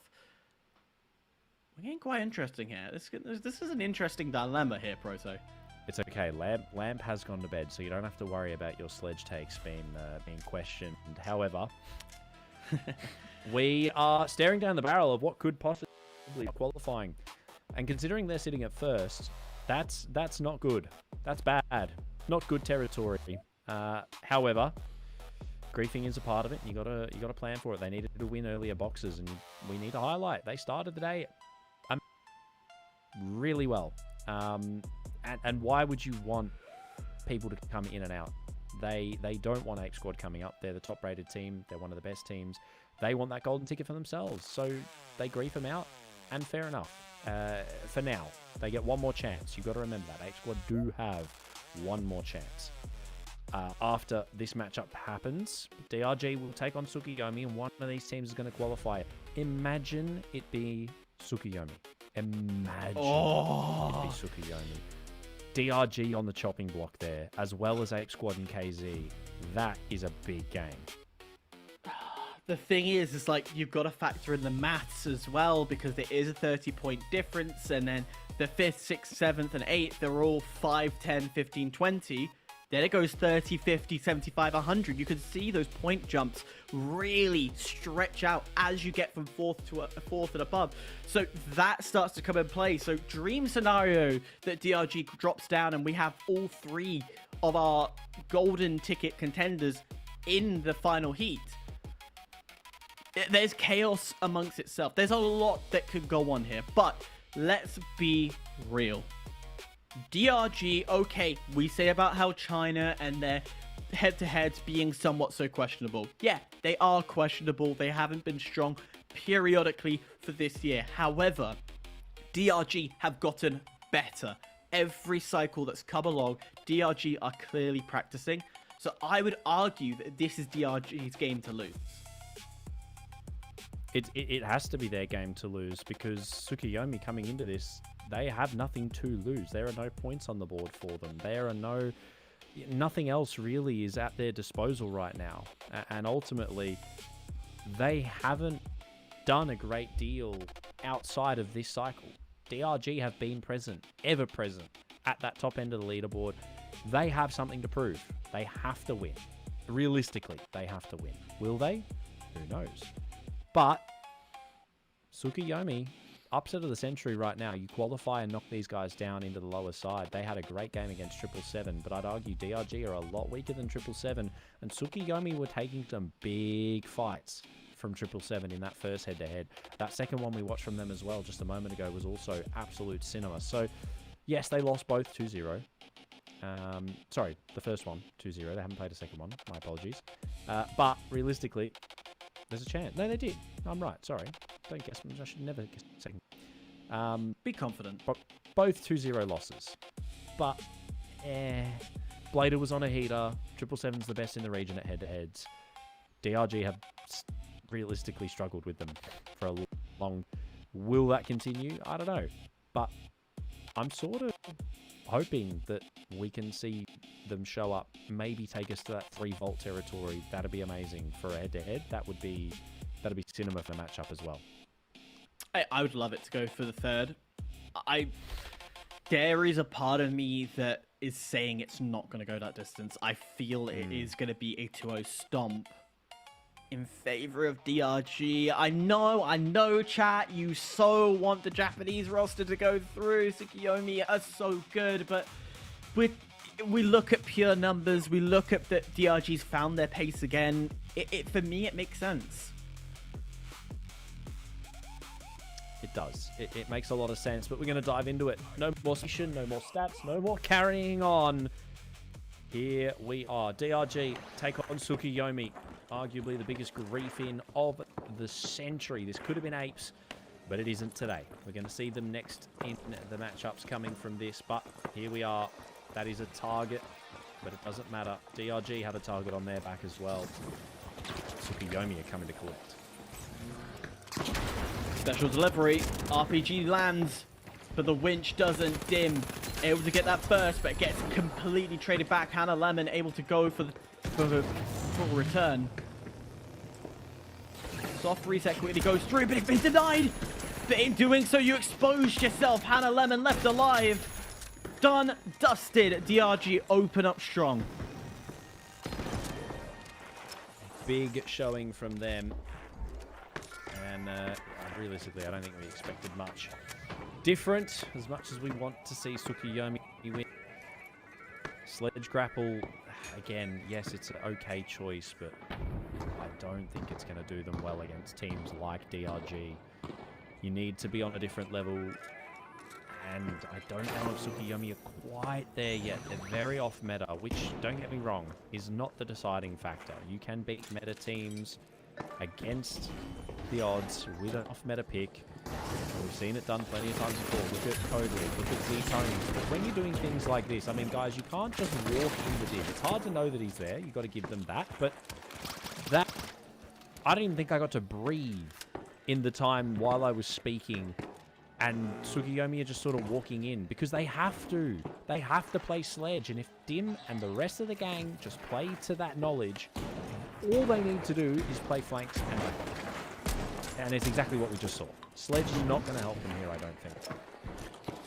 Yeah, horrible crossing. This is get exposed out in the open. And then it's just information galore. You can then rotate, plan around it. Yeah, it's horrible to see the glitch at the perfect time to create further stalls. That is horrible to see. I don't think. No, I was gonna say I couldn't see the third player. Highlight very quickly. Hannah Lemon finally off grapple, by the way. We do need to point that out. Not that it's made much of a difference so far in how this match has panned out, but not on grapple. Invis has come out to play, finally leaning more into the meta, but they have still bought Sledge, which I can't get my head around it. DMAT's been good so far, but hang on, this could be it. They do have to deal with the Pyro Mine first. The floor opens up and they lose that second of clarity that they had. Moving that vault down, they're going to try still. They have the ability to. They have a winch in play. That RPG is huge. Damage being dealt to 4, but he's had to use his dome shield early to get out of dodge. And realistically, they now have to go for a reset. Dim's just chilling up here. They know they can dive it late. APS not deployed just yet. And here it comes. The steal now walking down. Okay, don't worry. There's no need for a storyline. DRG have dealt with the problem, ladies and gentlemen. We're on to box 2. Let's rotate over. DRG coming out swinging and strong. That's usually the line I'd use for Tsukuyomi. But not swinging enough. It does... Hey, yo. It does come to a question of, does that Sledge need to be put away? Do we go for something different? Yeah, yes. It needs to be swapped out. I mean, Hannah, come on. Hannah has the autonomy to realize that grapple is not helping. You keep dying to all these invis lights, and yes, you do have to give it to him. He has been taking out a few of those invis lights, respectively, himself, but also off the LH1 onto the XP. I mean, come on. There's a reason. There is a reason that there has been the swap made, because you need to start locking in. You only have, what, one more games after this to try and qualify, and every other team has been playing on meta today, and look at where they are. They're winning.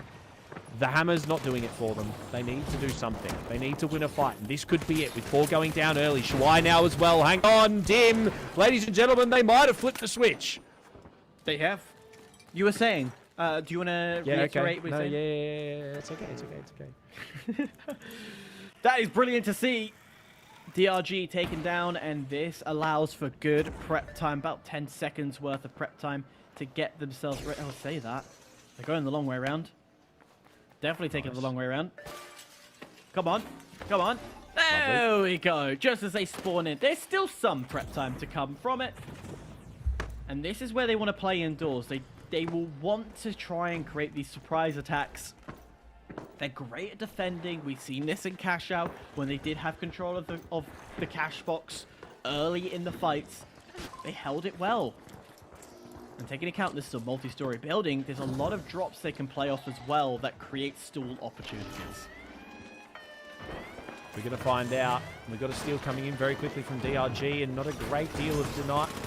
Okay, hang on, guys. Where's the denial? Hey, hang on. They've cooked. They've still found 2, all 3.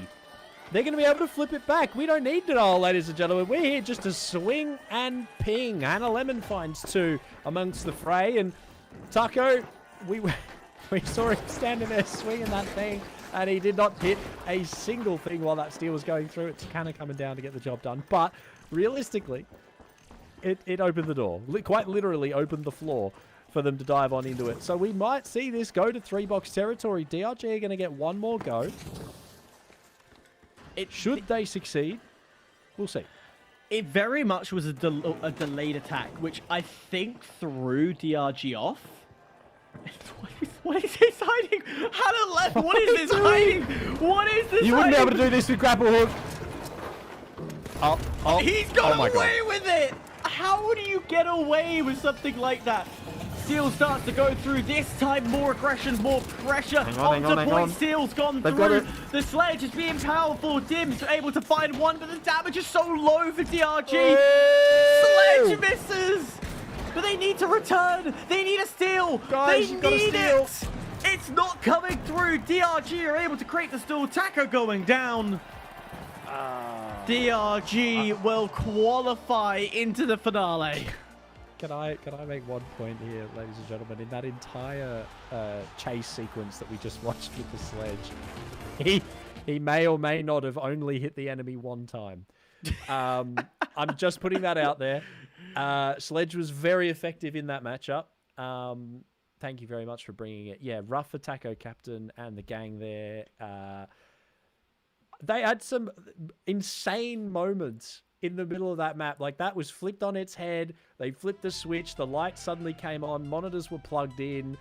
Things were hitting. Everything was connecting. And then, I don't know, like, we just started shuffling cards in the back. And ultimately, it just didn't pan out well at all. And then, yeah, that whole sledge chase sequence that we got at the end there with one hit connecting just sort of highlights, what are we doing? You know, the sledge, I think, lets them down there a little bit. And that is unfortunate. They're 0 for 3 in their head-to-heads today. 6-0 on vaults overall. They had a couple of good flips here and there, and some great positioning, mind you. Hannah switching over on to the Invis XP54. So much impact and so much ability to play that 3v3 infinitesimally better, mind you. But it just wasn't enough to get the job done, and having to deal with bringing that sledge as well. I mean, they just needed a little bit more range, and I think that's maybe them. I don't know if we see it. I don't think we will actually get them to swap off sledge because it's like their thing. But realistically, that's rough. That is really, really rough. We pivot our gaze over to our Goliath versus Goliath versus Goliath versus Goliath match. We have everybody here in the top end of the spectrum for this one, and it's going to be big. So a lot of people are going to go home very upset off the back of this one. Tsukiyomi, again, 3 times been into finale, has to recycle, go again for one more time. Can they make it through for the 4th time and make it on qualification? That's a question mark in itself. Gunflix, let's be real, Gunflix has been really competitive and a thorn in the rear end. I'd probably say the biggest dark horse of them all, because they keep prodding at the right places that cause upsets. Unfortunately, they just can't get through to that next round. No. And an Ape Squad, what is going on? And the same with King Zero, but finally they're both back into the equation. King Zero getting their one and only chance at a qualification. We'll find out momentarily. We're going to head to a short break, and we will be back with arguably the most important game of all 4 cycles. Eliminations start here before we head into the finals to decide who our top 4 are going to be. This is where it ends for some teams. Make sure you're here. Get all your friends in, because this is where it matters. Nothing else does. We'll be back in just a moment.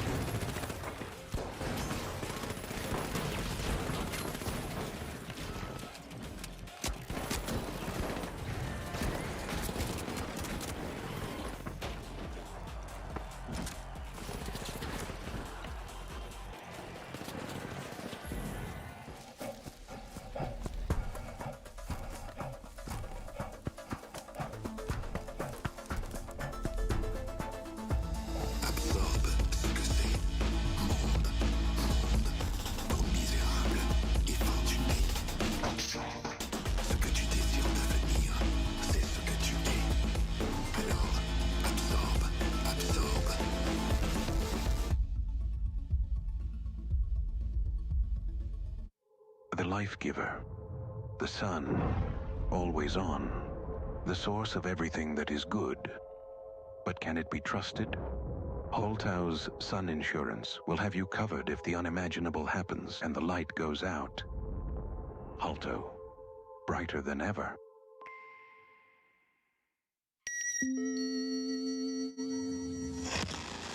Hey, what's up next? Next up, we have the Alpha Acta Modular Tactical Mace. Ooh, we're going classic. Yeah. It's modular head. Lets you switch out its spikes from... But how dependable is it? It never jams. It's always on, and it's near silent. It is exactly what every family needs. Ultimate reliability. You heard the man. No reloads, no recoil, no downtime. And the nursery stays perfectly calm. Let's see this bad boy in action. Wow, that is clever. Yeah. Modular head with interchangeable spikes, from expanding splitters to poison-tipped injectors, so they, won't feel encouraged to return later that evening. And it also disassembles easily to fit in your dishwasher. This, folks, is a golden opportunity to safeguard your home against low-standard individuals with our zero downtime close-quarters solutions. Buy now and receive an incredible 85% discount on our exclusive Family Fortress Upgrade Kit, including our hello and goodbye mats, the 360 inflatable moat, and preheated barrels of oil.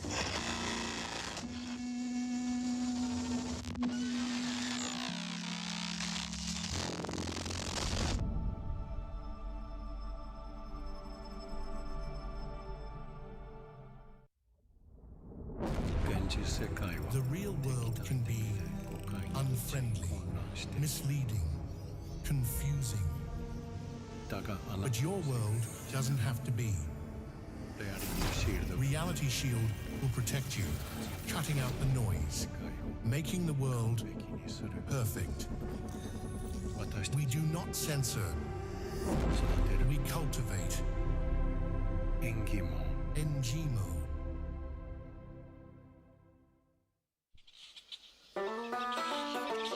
Out in the transatlantic landfill, where yesterday's products drift into tomorrow's oceans, Mother Nature tapped out. So we stepped in and did it better. Introducing Tiger Fruit, a delicious treat grown in post-consumer sediment rinsed to perfection. Picked at peak ripeness by the gloves that made it possible, we give you a taste of the past, simulated for the present. Trentilla, real fruit, but better.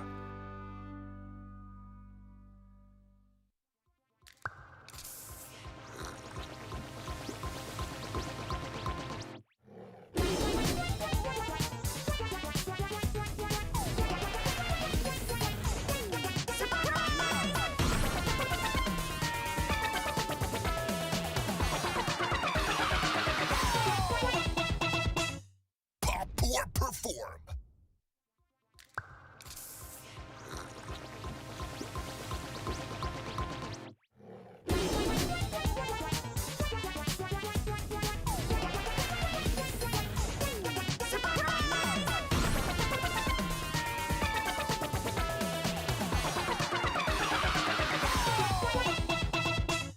Pop or perform.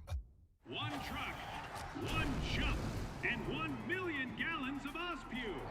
Our driver, Truck McJohnson, is revving up his engine for the ultimate display of daredevilry. And away he goes!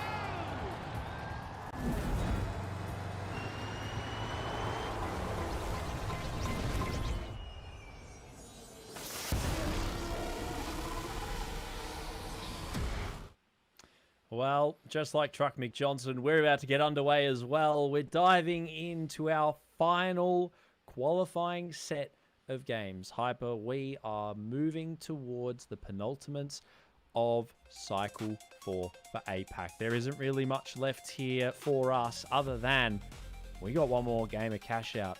And then we got head-to-heads coming until we make it to the finals with only one person of the 4 teams that you see here listed are going to be making it into that finals, and we still have some crazy names. We've got Apes, we've got KZ, and then obviously our 2 newcomers, Tsukuyomi and Gunflix. Mind you, shout out to them for making it this far. They weren't eliminated first. They've been fighting hard all the way through. You've got to give them that. But we're still expecting something from Ape Squad and KZ here.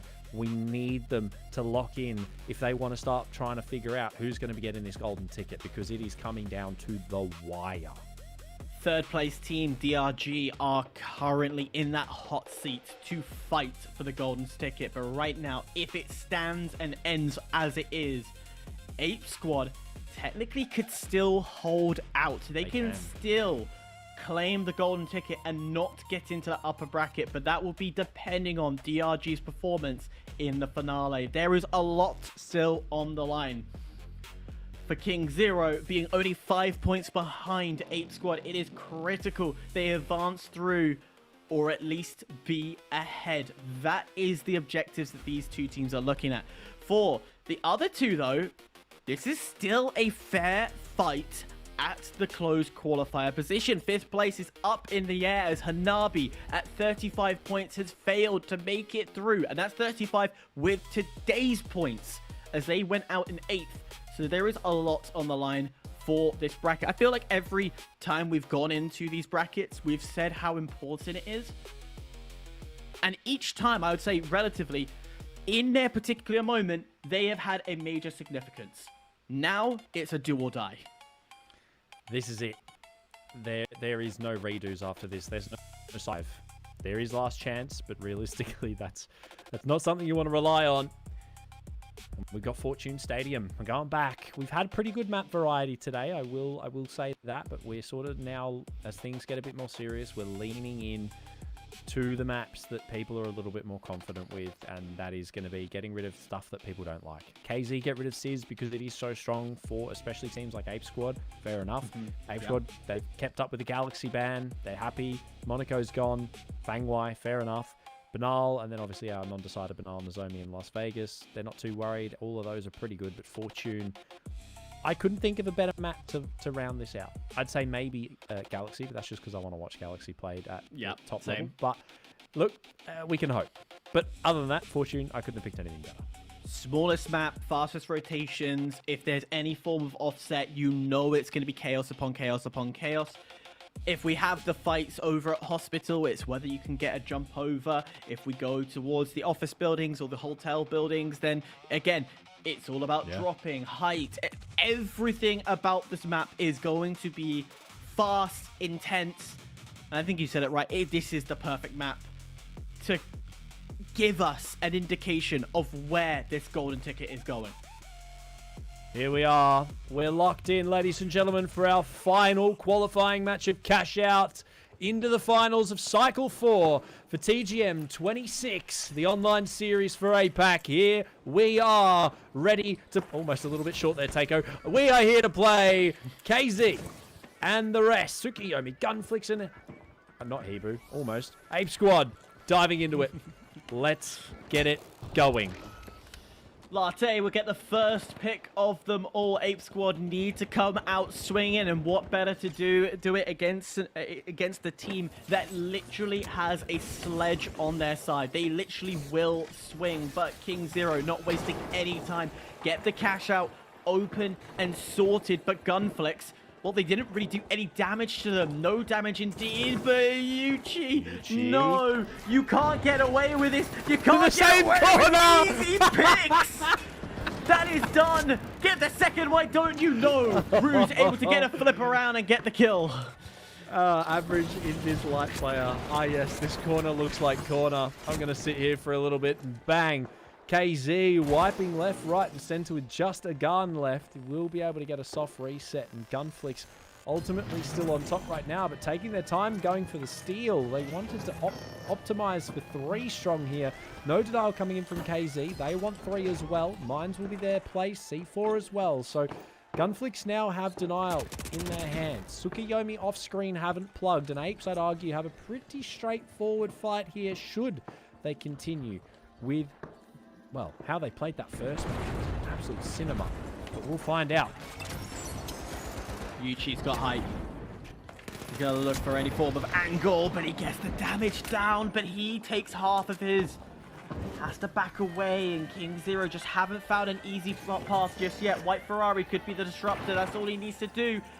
Puts a few bullets in, but realizes it's not meant to be. No, he got the stall. He did. My mistake, he did get the stall. Just needs one more stall, and he'd be great, but no, it's not going to happen. Too late. Rough. Unfortunate. All bad words. You don't want to see. Tsukiyomi also losing out on their fight. Ape Squad on top, so that's something to note as well. As well, Gunflicks are back at it again, going with aggression straight away. Huli Rifle able to pick off one. Has to back away. Gunflicks, they realize that maybe, just maybe here, we might have to concede this point. They're going to have to, realistically. There's not much they can do in the time allotted, and yeah, it's going to go through. It's going to be a lock-in for KZ. Cash out, followed by Ape Squads as well off screen. Very shortly, I can imagine, unless Tsukiyomi have something to say about it in the near future moments. But hang on, this is doable. No denial just yet. Ape Squad, you're not looking at the right spot. Sledgehammer could deny. No, not quite. Tsukiyomi, they lose one. Taco's doing his best, but ultimately taken down. And Hannah Lemon, last alive. Shot in the back. 000 there to collect. Invis is not going to save you, Hannah, unfortunately. That might have been a job for the grapple, but realistically, not enough. Ape Squad walk away, finally looking a little bit better than they have been previously. We do have a sub as well that we did forget to mention. Jezen subbing in for Gunflicks, and they lose Unbone. So a small change there, but I'm sure a lot of you probably figured that out. Doesn't take too many brain cells to pick that one up, but I tell you what's taken a lot of brain cells is the amount that is being used right here. Just for a qualification. Oh, look at 4 and C. That's golden for 8. That is gold. That's 2,000 in the bag. Easy done. Don't have to worry about that. The 2 golden ticket potential teams in a shot to go head-to-head against each other. Remember, Ape Squad only 5 points ahead, and that's quick and done. Gunflicks are taken out of the map all too easily. It just made Ape Squad's day a lot easier as well. Yep. Ape Squad get it done and dusted. They can say thank you very much for that. Yeah, a little bit of free cash. Thanks very much. A white, 500 apiece, 1,000 on top of that. Thank you very much. You take that, and Ape Squad cement themselves in a very strong position. Where was this the rest of today? They haven't won yet, but mind you, they're staring down the barrel of 30,000. If they can lock in this as well as DRG, there's not much Tsukiyomi and Gunflicks can do other than double the next 2 vaults that come out, because individually they're not going to win them. But this is where we'll see them hold vaults away when they are in dire situations. They will get away with them, but that's a good pick for Yuchi. Gunflicks lose one quiet pick.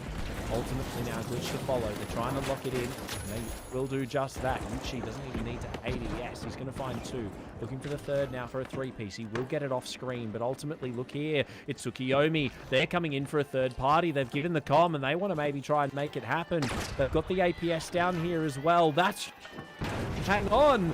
The C4 goes off, though, and they can't quite match it. He tried to demat him down. That is big brain to stay on it, but couldn't quite time it right. And here comes KZ trickling back. Ape Squad have come to have a look. They're doing their best as well, because they don't need to worry too much. They've just sent 1. 000 goes down. He's got coins. That's fine. But now it's Tsukiyomi trying once more, but KZ aren't going to give it to them easily. No, not going to be given up. King Zero just needs 1 more defense to come through, but it's 1 more attempt. Denied. King Zero and Ape Squad in the hot seats with good margins. A double has to come through for one of these 2 teams to jump ahead, or a good wipe. 000 get a double in the feed. 000 getting a triple in the feed. Oh, baby, triple. Wow. We need to remember here as well, Hyper. If Ape and KZ go through, one of them is going home. Guaranteed, one of them is going home. And that hurts. The bottom two teams here as well are leaving, and I think there's a little bit of a class difference. You can tell with Tsukiyomi and Gunflix respectively. There's a difference, very stark difference with how Apes and KZ are playing this. They've been here for all 4 cycles present. Not so much for the other two mentioned, and there is a difference. Great players. You can't take that away from them. They qualified, and they've been doing a great job. Look at Hannah Lemon. Double. Double. We're staring down the barrel of it. We might have a massive upset here. We could see Tsukiyomi and Gunflix be in the hot seat of a contention if this double goes through. That is dangerous territory, and KZ have set it up deliberately for that. Apes don't want to let it happen, though. They're trying to grab that box. Of course, half the money gone if you fail, so 100% if you are. And these other teams, but look what Apes have done. The kimchi was a little too spicy, and they've thrown it away. Oh.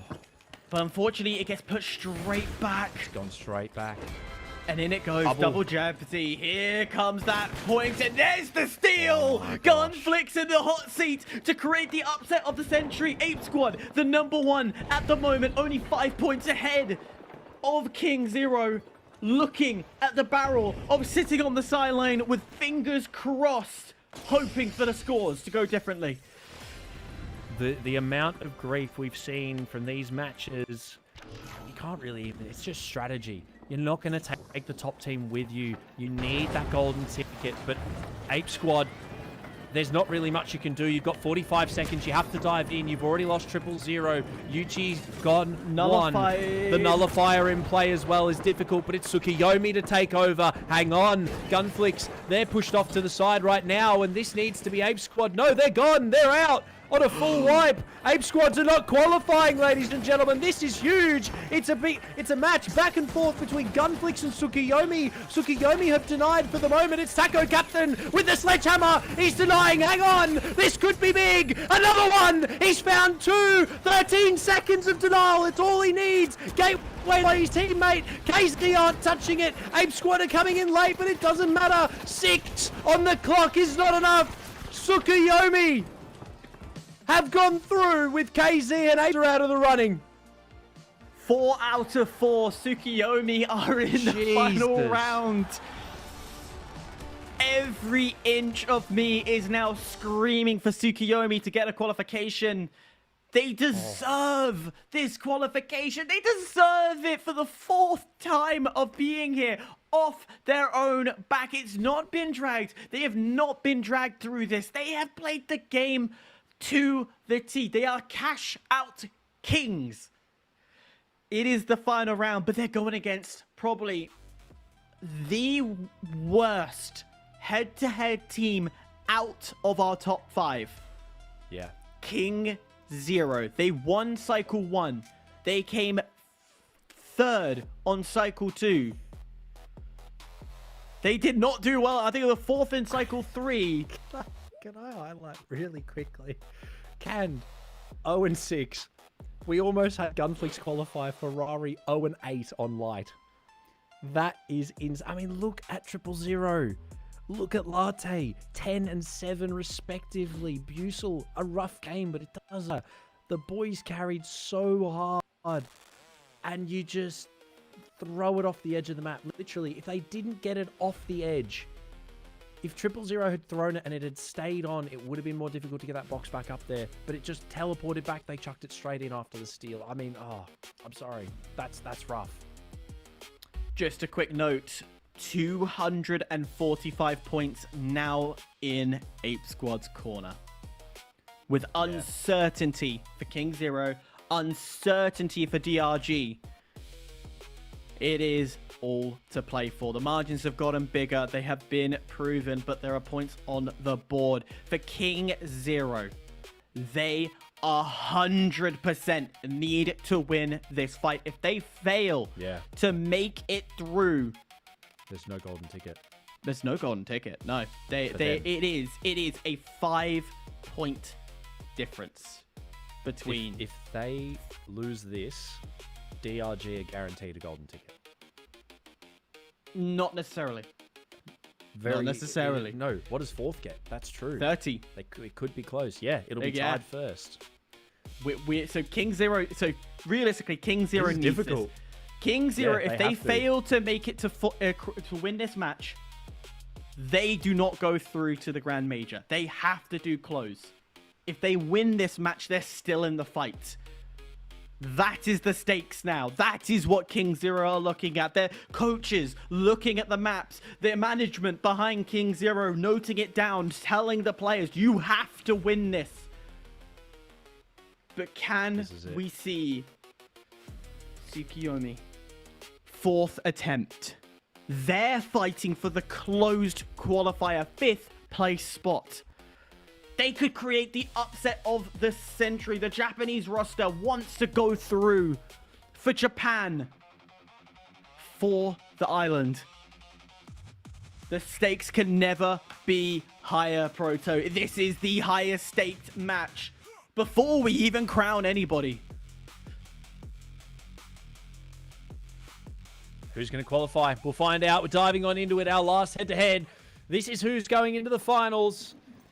Pun intended. The greatest game show on earth, ladies and gentlemen. One more time under the breach. A head-to-head. KZ.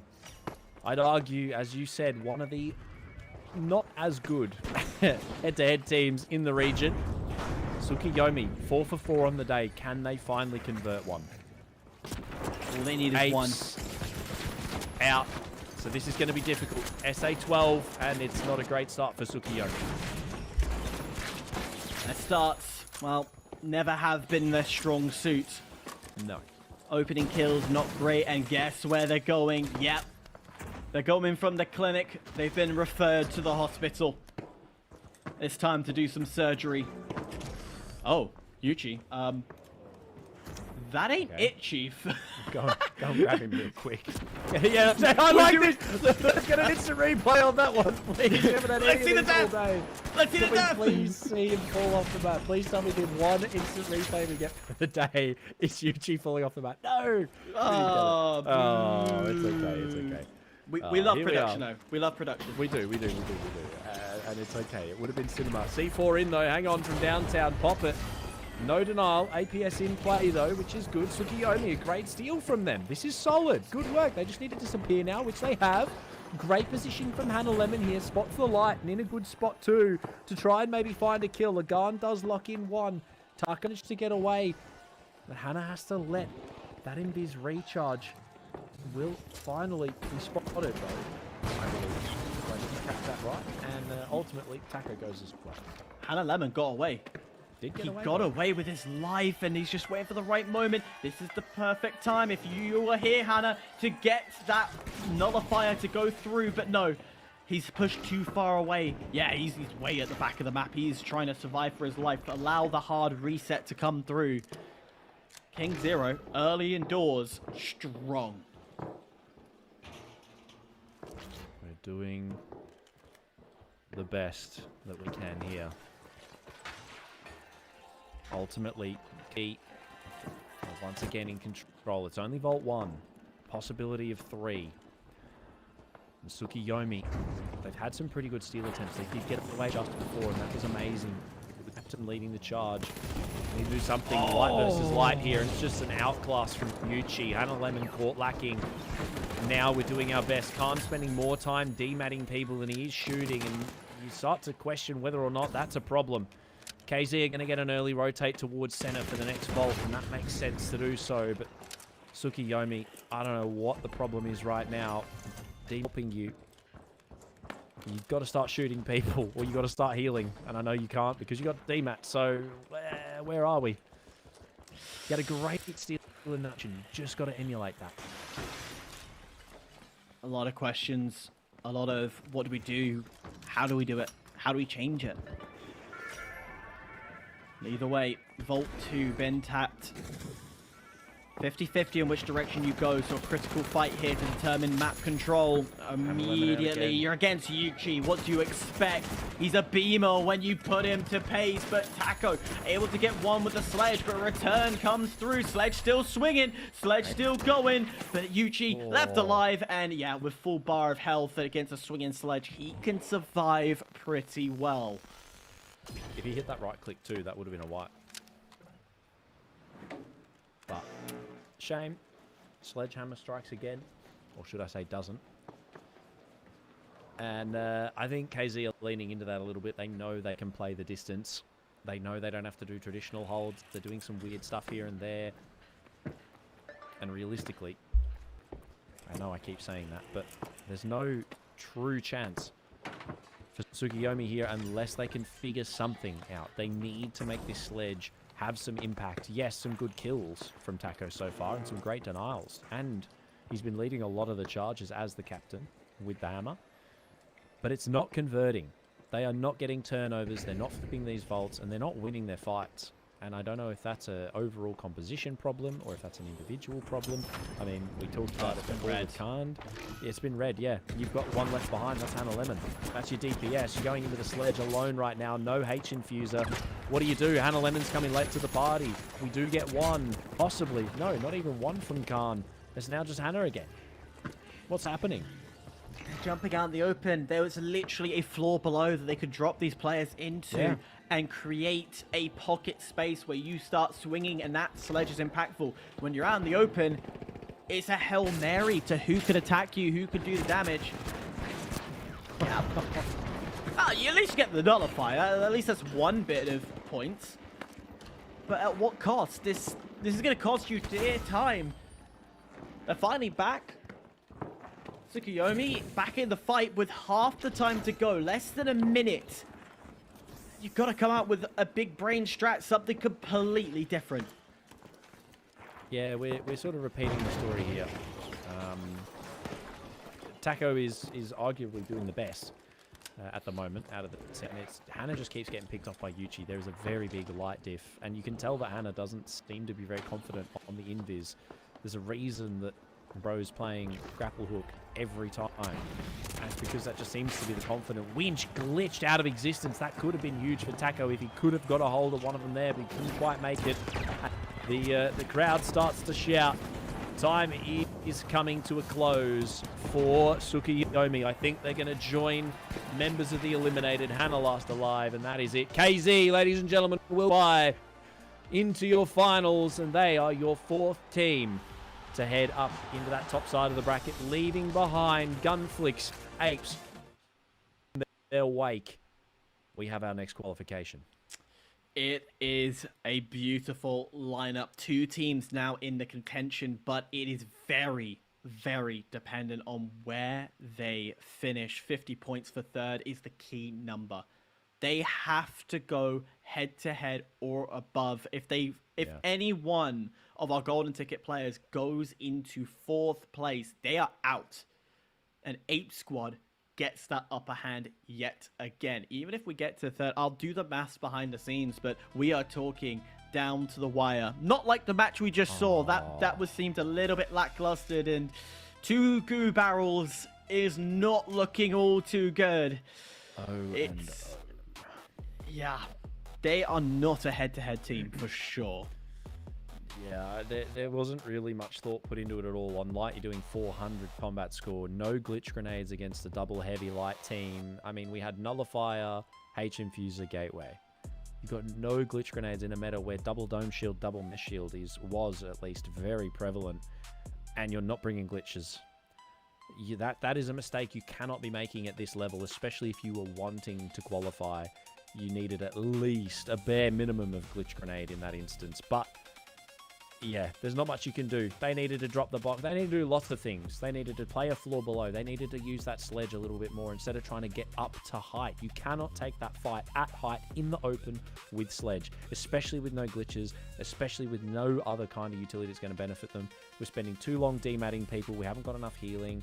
There was a lot of things that went wrong for them there, and I think that's just their play style. It just didn't work out today at top 8 at a higher level than top 16. You're versing a few more teams that aren't as experienced, okay, but in top 8, this is where everybody plays their best. And I don't think that lineup worked for them, which is a shame to say, because I really... But across four attempts, I don't actually think they really improved on much. The first one was the best, and then it sort of was just downhill from there. They just couldn't lock anything down. Couldn't hold a box. They couldn't win a fight. I mean, we didn't even see them win a single vault in a head-to-head. It was all 2-0s. And very quick 2-0s, mind you, the quickest they possibly could have been. we just see them getting walked. But KZ qualify. We have our final top 4 teams, ladies and gentlemen. 777 RS, Mia, GG, DRG, and KZ Hyper. It's not what we wanted, but it's what we got. I wanted this. Well, we did. We wanted Mia. We wanted Mia. But I wanted more. the chaos that came with this, and this is chaos. As I said, when we do hop on a break, I will run the maths. I'll run the numbers because King Zero and DRG still in that fight. 777 RS in the world of their own. They literally, their goal today is just, hey, can we get a cycle win under our belt and, you know, actually prove to everybody we're decent? Yeah. Mir, this is, again, we're talking about them. If they can get into third, they go to close quals, and Hanabi is out of the question. They will have to run through the gauntlet. Yes, they'll get an advance, and they'll be further forward into that open qualifiers. But you want to be on that close. You want that immediate access and that free shot without everybody coming in and causing loads of chaos and you falling out. So 2 storylines, the golden ticket and that final close qualifier case is what is left on the table. It's a lot. There is a lot to speculate against here. A lot of maths we're going to go do. We're not going to do that on stream because, you know, casters can't count. But when we're not on camera, we can. You'd hope so. I do have a degree. But anyway, we will do our best to do some basic addition off screen. And then we'll get back to you with the numbers when we come back. But realistically, it's going to be KZ and DRG going up against each other. However, Mia and the remaining members could knock them down in to that lower side. We could see a 4th and 3rd place finish here. That could open the gates for some interesting placements. However, we'll find out all after our last short break of Cycle 4 APAC TGM26 online qualifiers. Guys, this is surreal, but for the last time, we'll be back in 5.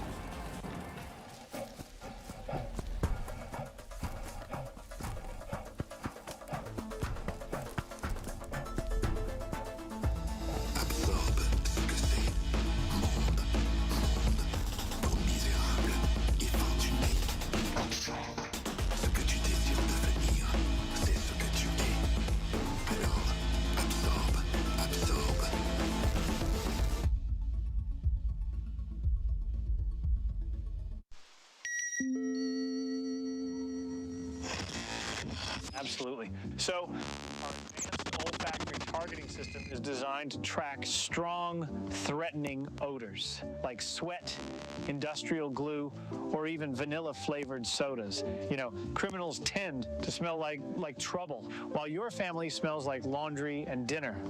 You'll know the difference. Now that's clever. Folks, you have the deal of a lifetime in front of you.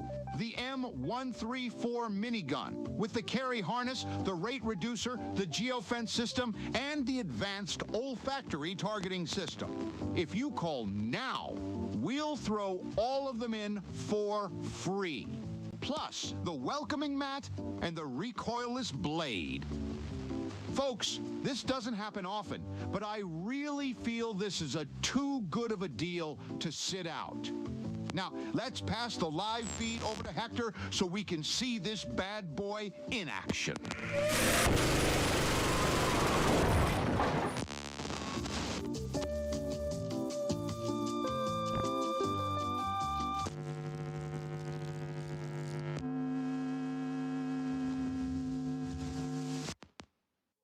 The life giver, the sun, always on, the source of everything that is good. But can it be trusted? Holtau's Sun Insurance will have you covered if the unimaginable happens and the light goes out. Holto, brighter than ever.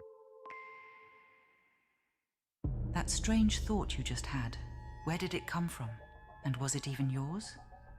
Our new Series 2000 effectively suppresses third-party influence and eccentricity, outperforming our competitors within the standard deviation of conformity.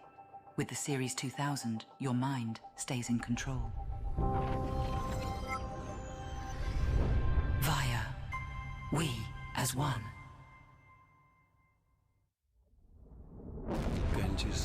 The real world can be unfriendly, misleading, confusing. But your world doesn't have to be. Reality Shield will protect you, cutting out the noise, making the world perfect. We do not censor. We cultivate. Engimo.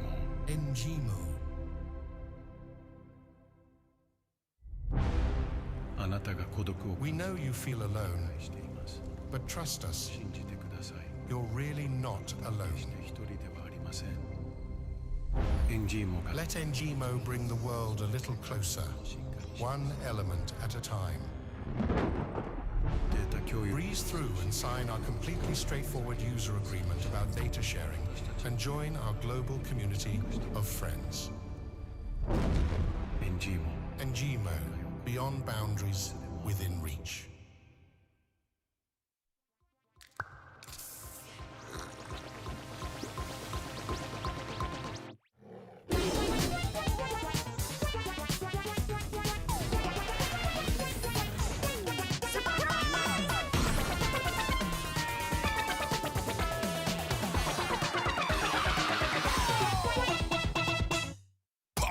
Perform. The stars, distant, watching. When will they arrive? Will your loved ones be disintegrated first or last? Will your family dog become their leader? With Holto's alien invasion insurance, you don't have to worry. Holto, we got your back.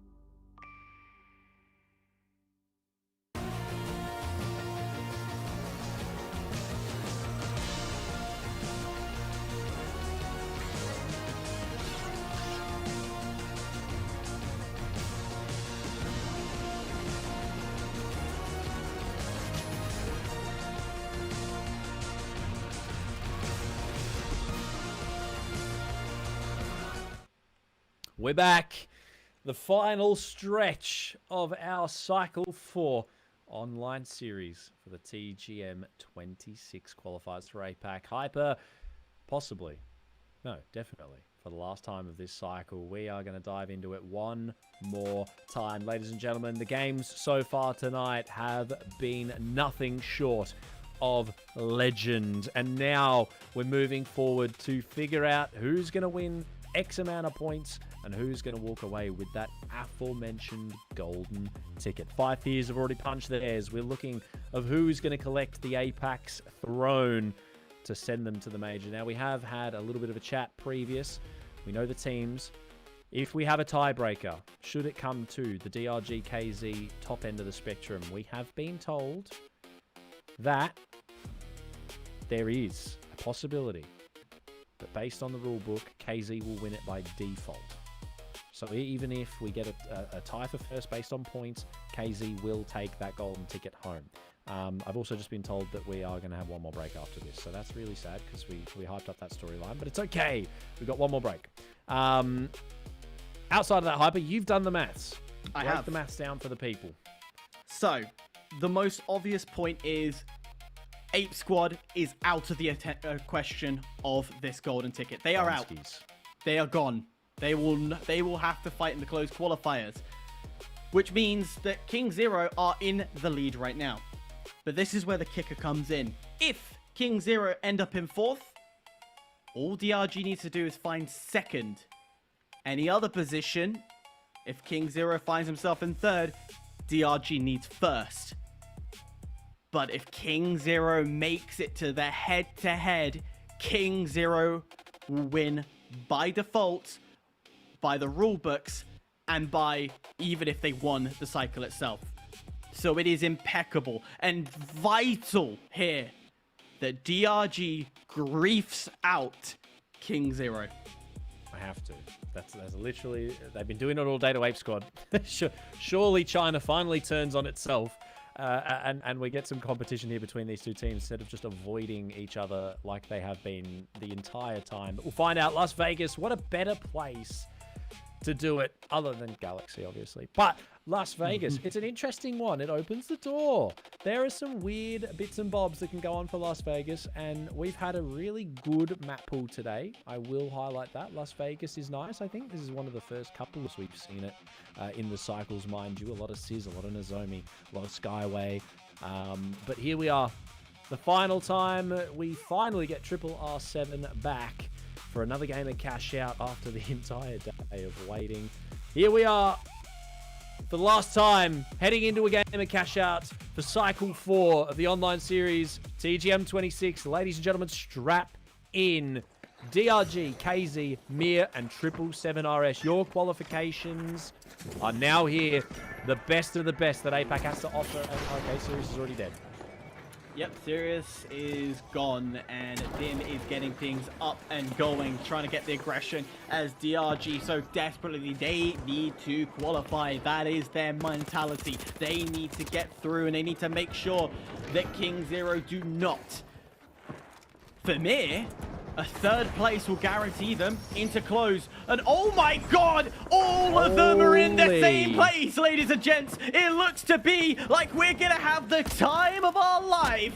Every team, one plays. King Zero able to get one and then loses one. As 777RS are getting a little bit involved. Shui dropped down as well.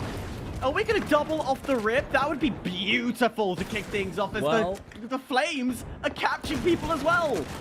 You've got to think about it, Hyper. This is where you need to start singling teams out. You have to lock people off of their ability to compete here. And if that means you've got to double every vault, and that means you've got to grief people every left, right, and center you can, then fair enough. But it doesn't look like we're going to get it just yet. We are going to have a separate cash out here as the vault starts to move over towards the other side of the map, and we will get a plug for Mia nonetheless, as DRG lock theirs in as well. But they're losing people on the come up here. For the last alive now, as Shui and Dim are both taken out. Realistically, DRG cannot let KZ win here at all. If they get to the final, they lose their chance. So we'd imagine we're going to see them lock in. But right now, speaking of lock-ins, Blader going absolutely ballistic with that ARN, trying his best to find one. The switching between the targets, this guy, holy. DRG being attacked by 777. In doing so, 777RS jumps up. Wow. And as it will stand, and we'll keep this live, King Zero would take the golden ticket as it stands. It also would mean actually Mir. Oh no, sorry. Yeah. No, King Zero will, King Zero will take it. Mir will not go into close. No. We'll see what happens though. There's a fair bit. KZ have been dodging the effect at the moment. They're not involved in this fight whatsoever. They're off screen right now.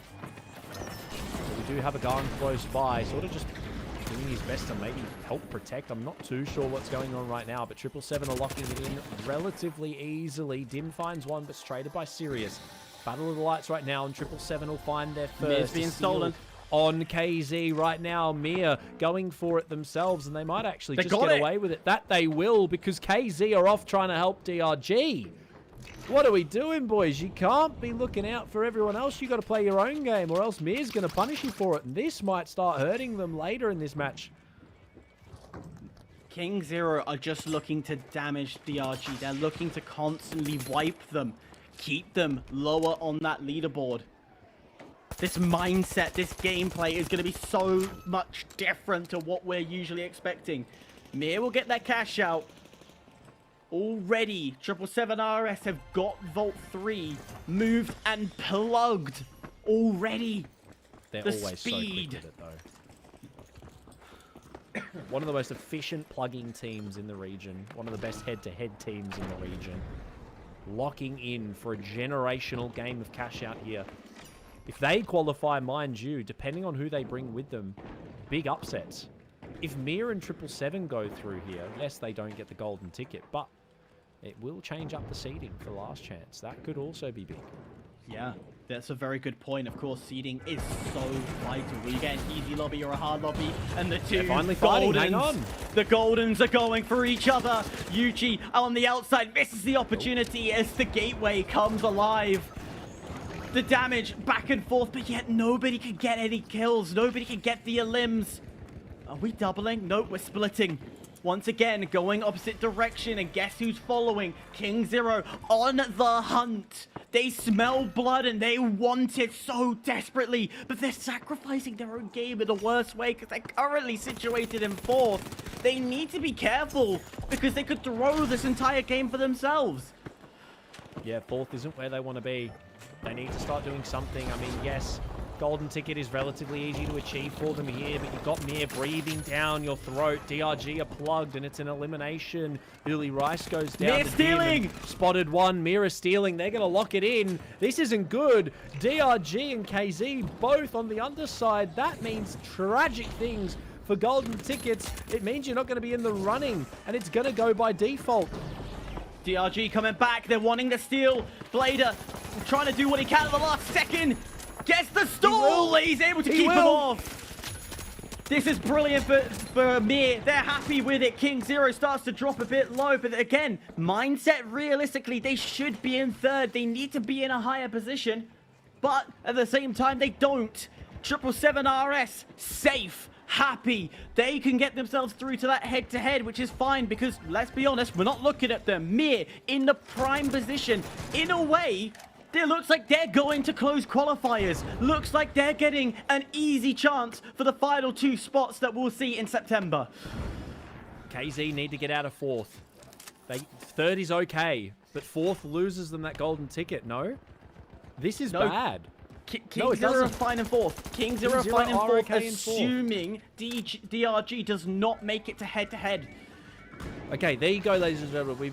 We've ironed it out. I was a little bit confused. Everyone here is confused. It's so close in APAC. Other regions, it's just here and there, and it's done. But here, we've got so much going on that I don't even know what's happening. DRG have grabbed it. They're out. They're going to get a plug. They're moving their way over, and they're going to split it again. Kill race. 777 are leading right now. It's a kill race on the board for 2nd and 3rd. This is big. 777, the only team confirmed, but look at the placement. For 2, DRG, they could still take first. 777 here, but 777 is stealing. This is big. They haven't managed it yet, but they're still in the fight. Sirius is alive and well. He's locking in for 1. That's huge. 777 don't want to play. DRG don't want to give it to them.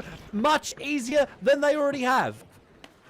I tell you what, this is getting all too close because realistically, Mir doesn't need to do anything. They've got themselves to close. They're guaranteed close qualifiers. 4 left alive. They get wiped! It's DRG wiped, and this puts a horrible position. Kill rates adds up further for Mir. Mir in a prime position to jump into, get the kills, jump up into the into the final round. Come on, 777. They're locked in. They're looking good, but it's a steal for KZ. They want to make it happen if they can, but Hyper, is there enough time for these teams to find what they need? There is enough time. As I said, Mir is confirmed. Mir is going to close. They are fine unless this gets split, which right now it's not. Mir are in prime position for close. Right now, King Zero have the advantage. King Zero are in prime position, and they continue to keep the pressure going. Dim dropped. King Zero with control. They just need this cash out to continue. The cash out to finish, or the other cash out for DRG to go through for Shui getting dropped. Shui, the last alive. This is a disaster. It's the end of the day, DRG. Oh. They're looking down the barrel of being out. And Mir's second. Mere second in kill race. They've overtaken. They don't need the vault. Hang on. This is big, and they're going to get a steal here as well. KZ and DRG not present. 777's qualifying for first. Mere taking it. Mere have taken first, but it doesn't matter unless a steal comes now from DRG or KZ. We are going to have OCE in the final, and 777. They have to plug something. Unless they want this to end here, this is going to be all it is. It's too far away with 10 seconds. That's all she wrote. 777 are going to get in. And here, from the bottom of our qualifications list in top 16, are going to take the top 2 spots. What is going on? King Zero qualifies to the Grand Major. King Zero are going to Stockholm in November. They have done it. They were last. They didn't need to do anything else. It's King Zero all the way. And on top of that, it is confirmed that we will be seeing Mir into the closed qualifiers, overtaking Hanabi, who went out 8th today, throwing the entire game. But now we're left with one last question. They were a top 4 team. They are the kings of head-to-head. Can 777 claim a cycle of their own?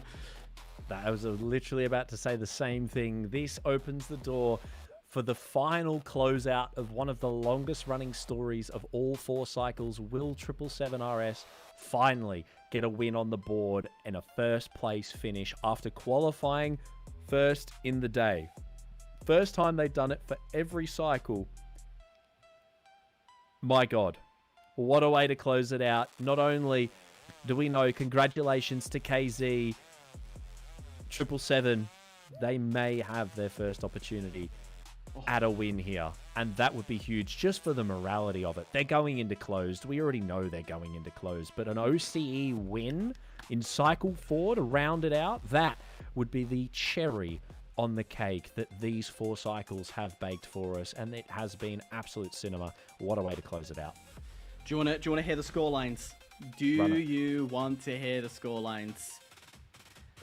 In third, Ape Squad 245.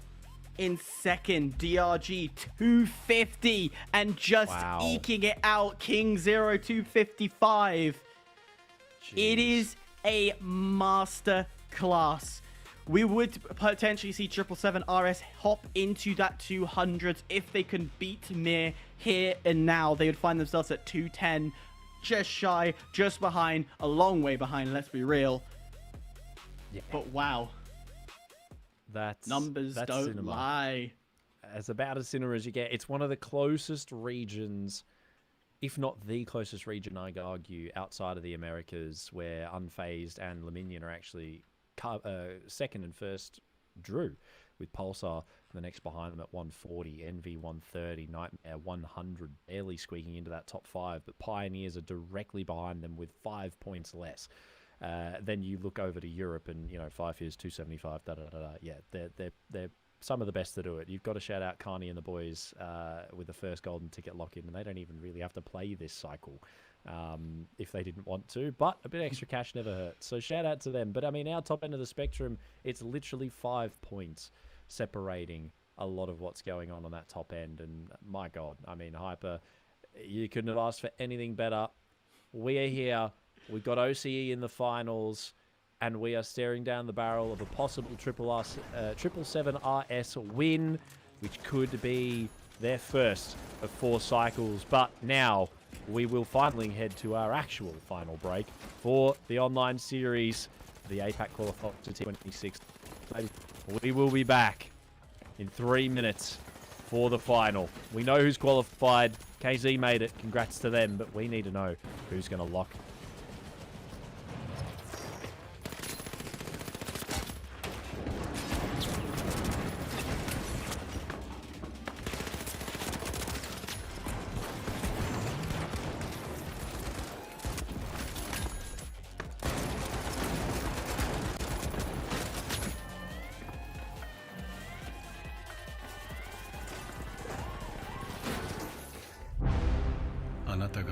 We know you feel alone, but trust us, you're really not alone. Let Ngimo bring the world a little closer, one element at a time. Breeze through and sign our completely straightforward user agreement about data sharing and join our global community of friends. Ngimo, beyond boundaries, within reach.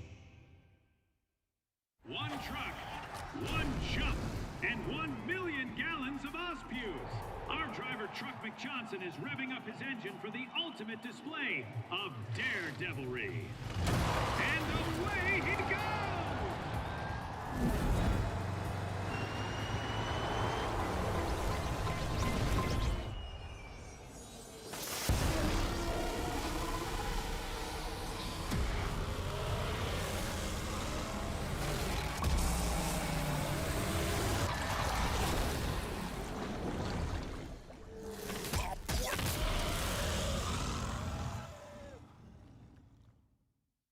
That strange thought you just had, where did it come from?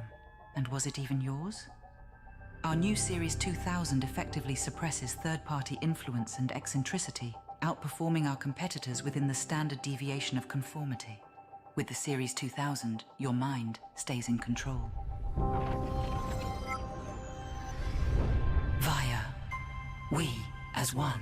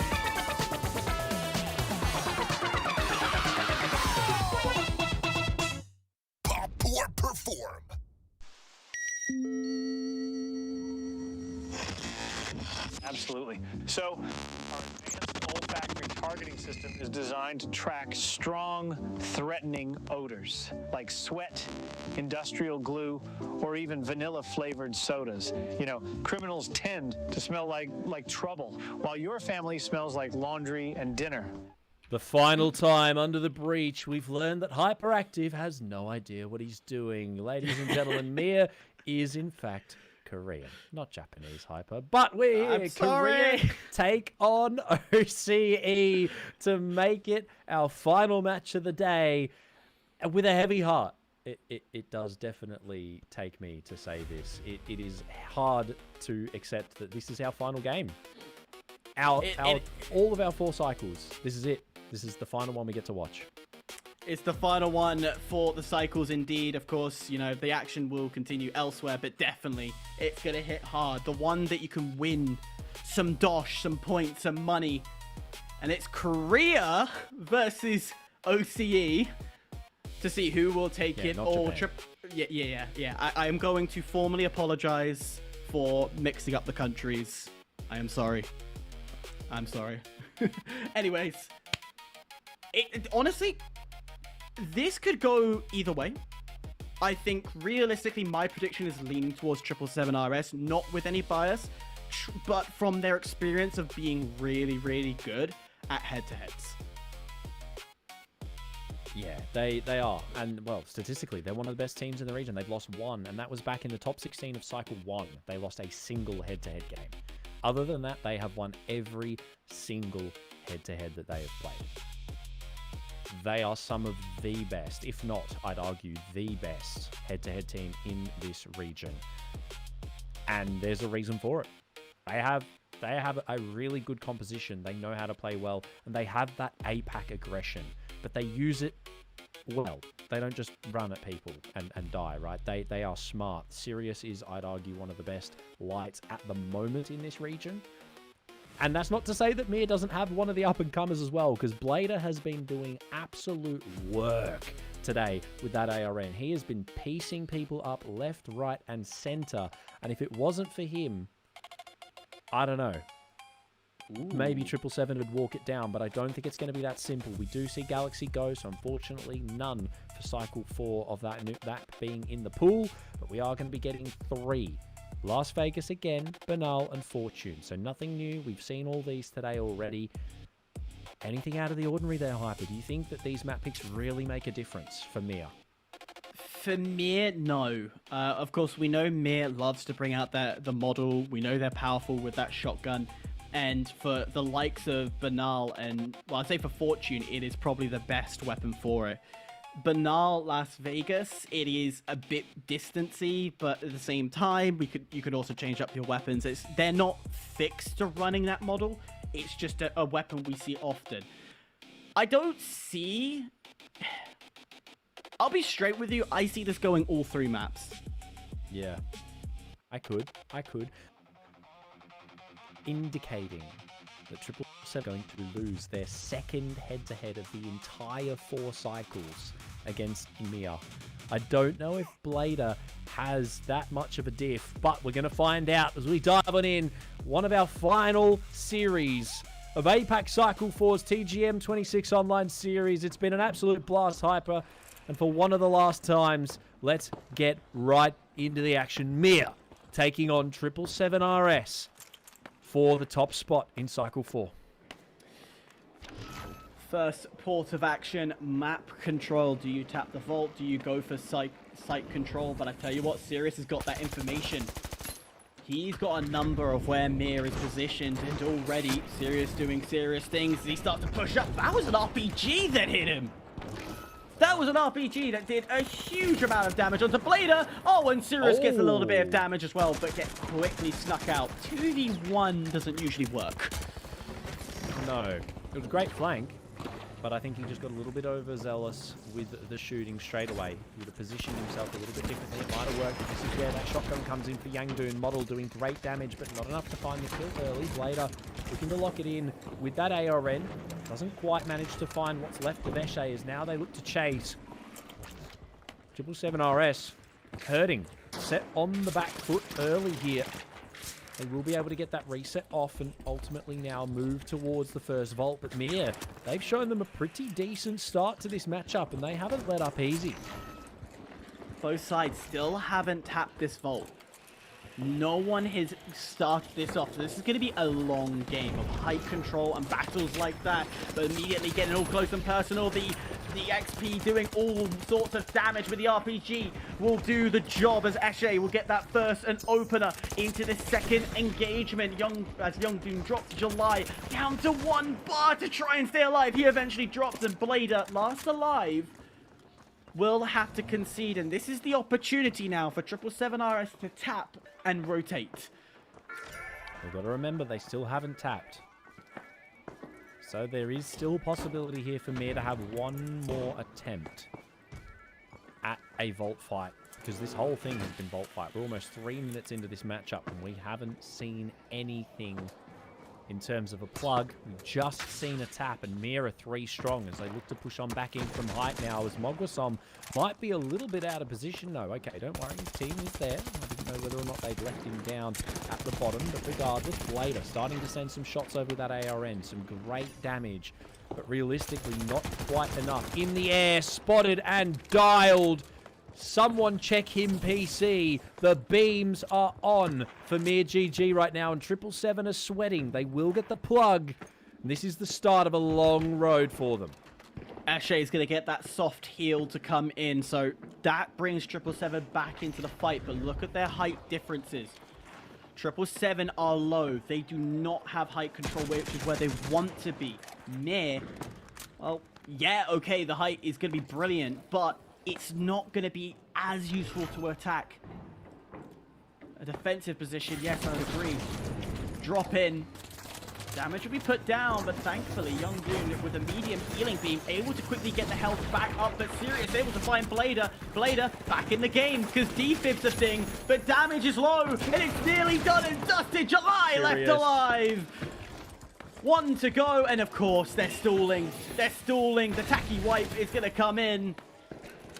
777 opening up strong. The tone has been set, ladies and gentlemen. 777 RS locking in. A little bit of a rough start, but that team fight a lot more decisive than what we have seen from them in previous. We know that they're good for it.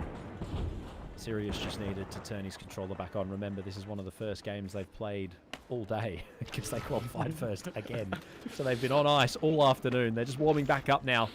Cash out got him here, but realistically, I'd argue that was not a straightforward cash out with KZ and DRG doing what they were doing. But outside of that, now Mia have left it a little bit too long. I don't think they're going to have much of a chance to go for anything really here on B. Maybe a white, but is that going to be enough? No, the time's not there for them. This is all about ego, this fight. And ultimately, they'll start first. Blader does kick it off with one, but look at the HP. Yangdoon and Blader both going back up on passive and H infused, but is it going to be enough? Gateway's out. Sirius is gone. Chased and found, though, by July. Mog was on the last alive, and realistically, 777 can afford to wipe here. Mog's just padding some stats. Something for the Twitter-tage, maybe a second. No, Yangdoon finishes it off with the model. And 777, they've lost the fight. They're very much one step closer to winning the war. Remember, best of 3. This is map 1, a continuation of what we played previously. And in doing so, 777 have that opening. They're going to spawn closer to the cash box, so they'll have this map position, so they need to make... So if you're near, the rotation's either got to go quick and fast, or slow down and prepare for yet another fight. At least this time round, the vault has been touched. So we're not going to be waiting around too much. That is good. You have to touch the vault in this game mode. Mia doing so a little earlier than last time. Ultimately, just holding on to it for now. A little bit of poking back and forth. This is your standard 3v3 gameplay. I'm just going to hold on to it a bit. They need an opening. We've seen this across the board. We saw it in 8 Squad Classics and 5 Fears. We saw similar things across the pond in EU, but ultimately it's July to be beamed first. Healing comes forward. It's now Sirius forcing the issue. Great kill for him. July goes down and Yangdoon's punished too. It's 1 left. Make it 0. As Mogwasob comes in and farms what's left, and this is 777 in their true stride. They have finally woken up. Gateway through. Look at the interplay. I mean, he was there. He didn't even have to ask for it. They've collected it. They've walked off. And now, 2's to be plugged. Mia, definitely on the back. Yeah, Mia needs to step up. Take into account that, okay, Mia's going to walk into the next map on their choice, of course, of winning the cash out previously. But why risk it? Why bank on a map pick that could go through, could fail, and Youngdong! Oh dear, has to back away and use a bit of util early doors.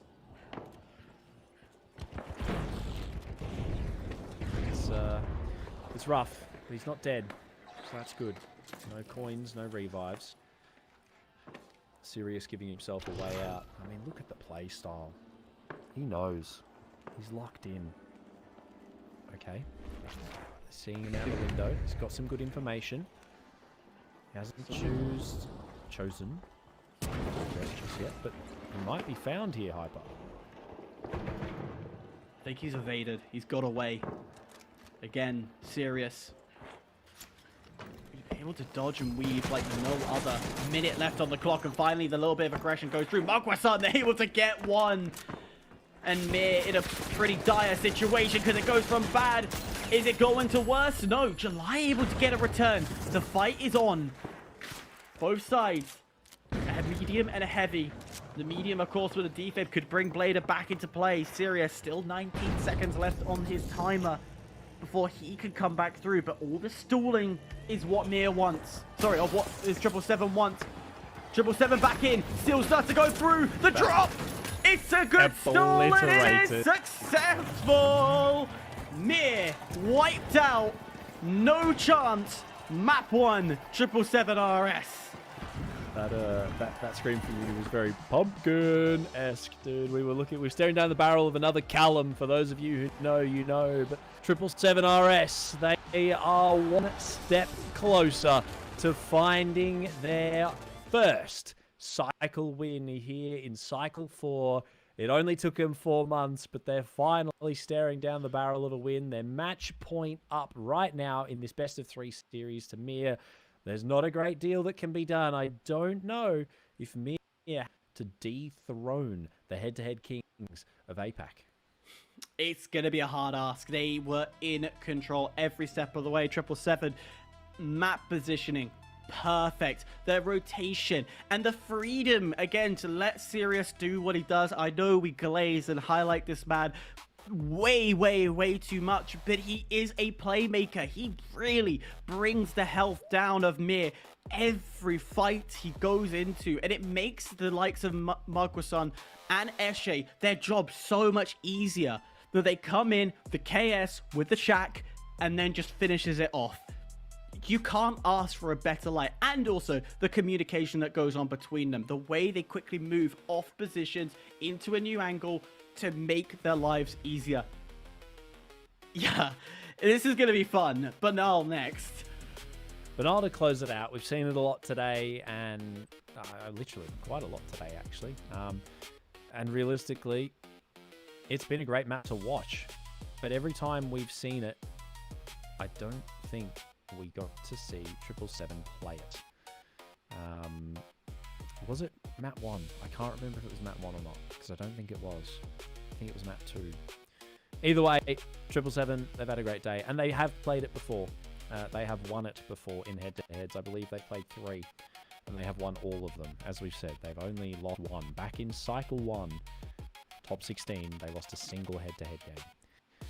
So, I don't know, Hyper, but I don't really hold much faith going forward for Mia unless they pull something great. Blader is going to have to go insane to win this. I think something magical. It's like the kid in The Incredibles. I don't know. Something amazing to happen. That's what I'm waiting for. Let's not do that again, yeah? Let's not, no. No. Anyways, Banala is... you know what? I'm going to go against you. I think there is hope for Mir. Okay. I think... The thing is, like, they didn't perform bad. They did show up. They put the damage on. This was clearly... Las Vegas, clearly a map that just molded well 777 RS. I feel there is hope with Mir. Like, don't get me wrong, I'm still picking 777 in terms of my predictions, but I feel there is a better chance, knowing that Mir is happier with this map. They have more strats behind it. Of course, if Mir had Galaxy Estate, it would be a walk in the park, but think about the map. Galaxy Estate, Banal, there's some similarities there. There definitely is. You will highlight the only team that Team Mogwasom back in the day they were known as lost to was KZ in head-to-head, and you know, that's a big team. They ultimately they got the golden ticket, so there's a reason. But we'll find out. Mir GG, the last chance they have of finding first place in their cycle is now. They need to take this to a third map. Can they do it on Banal? We'll find out. 777 RS already starting off strong. Yangdoon hopping off the model. Finally, after a full play day of model, jumps onto the AK. Of course, AK got that 1 damage point buff, but hey, with the amount it fires, it's good enough. Esche drops low, dangerously low, but in doing so, Mir also taking a huge amount of damage. Yangdoon getting to the point of death. He finally does. Magwason was able to take 1 with him. 2v2. Blader, you said he was having to pop off, and that indeed is what he's doing. Quick rotate for a fake will force 777 to rethink about their angles. Highlight too. Sirius running the ARN. Cannot out-duel Blader though. Close range. Mogwasom has to find 2 here on low health. Running the Lewis. Has to go for a revive. We'll be able to get that mine cover to keep him in it. A coin popped here by Esche. Will he put them free strong again, but Mogwasom's been left behind. This could be bad, especially if he gets glitched out of it. His team's had to come and join him very quickly melting him in the meantime. Mogwasom's hurt. He's been able to get the H-infuse buff from Sirius, who's now here to support. Jump pads all over the place. Everyone's diving around, and 777RS have had to disengage from this. The Vault still yet to be touched as this team fight continues ever longing. It's just like Deja Vu, except with a few more limbs, a lot more damage. Las Vegas was interesting. Now it gets flipped on its head as again we bring it down. Now Blader, what left alive? We've seen clutch situations. Can Blader be the one to do it? But Sirius back into the fight. 3v1. Does Blader concede? Does Blader allow it all to go through? But Blader picks off one. He takes away Sirius, and now 777RS has to rethink because the coins are getting close again.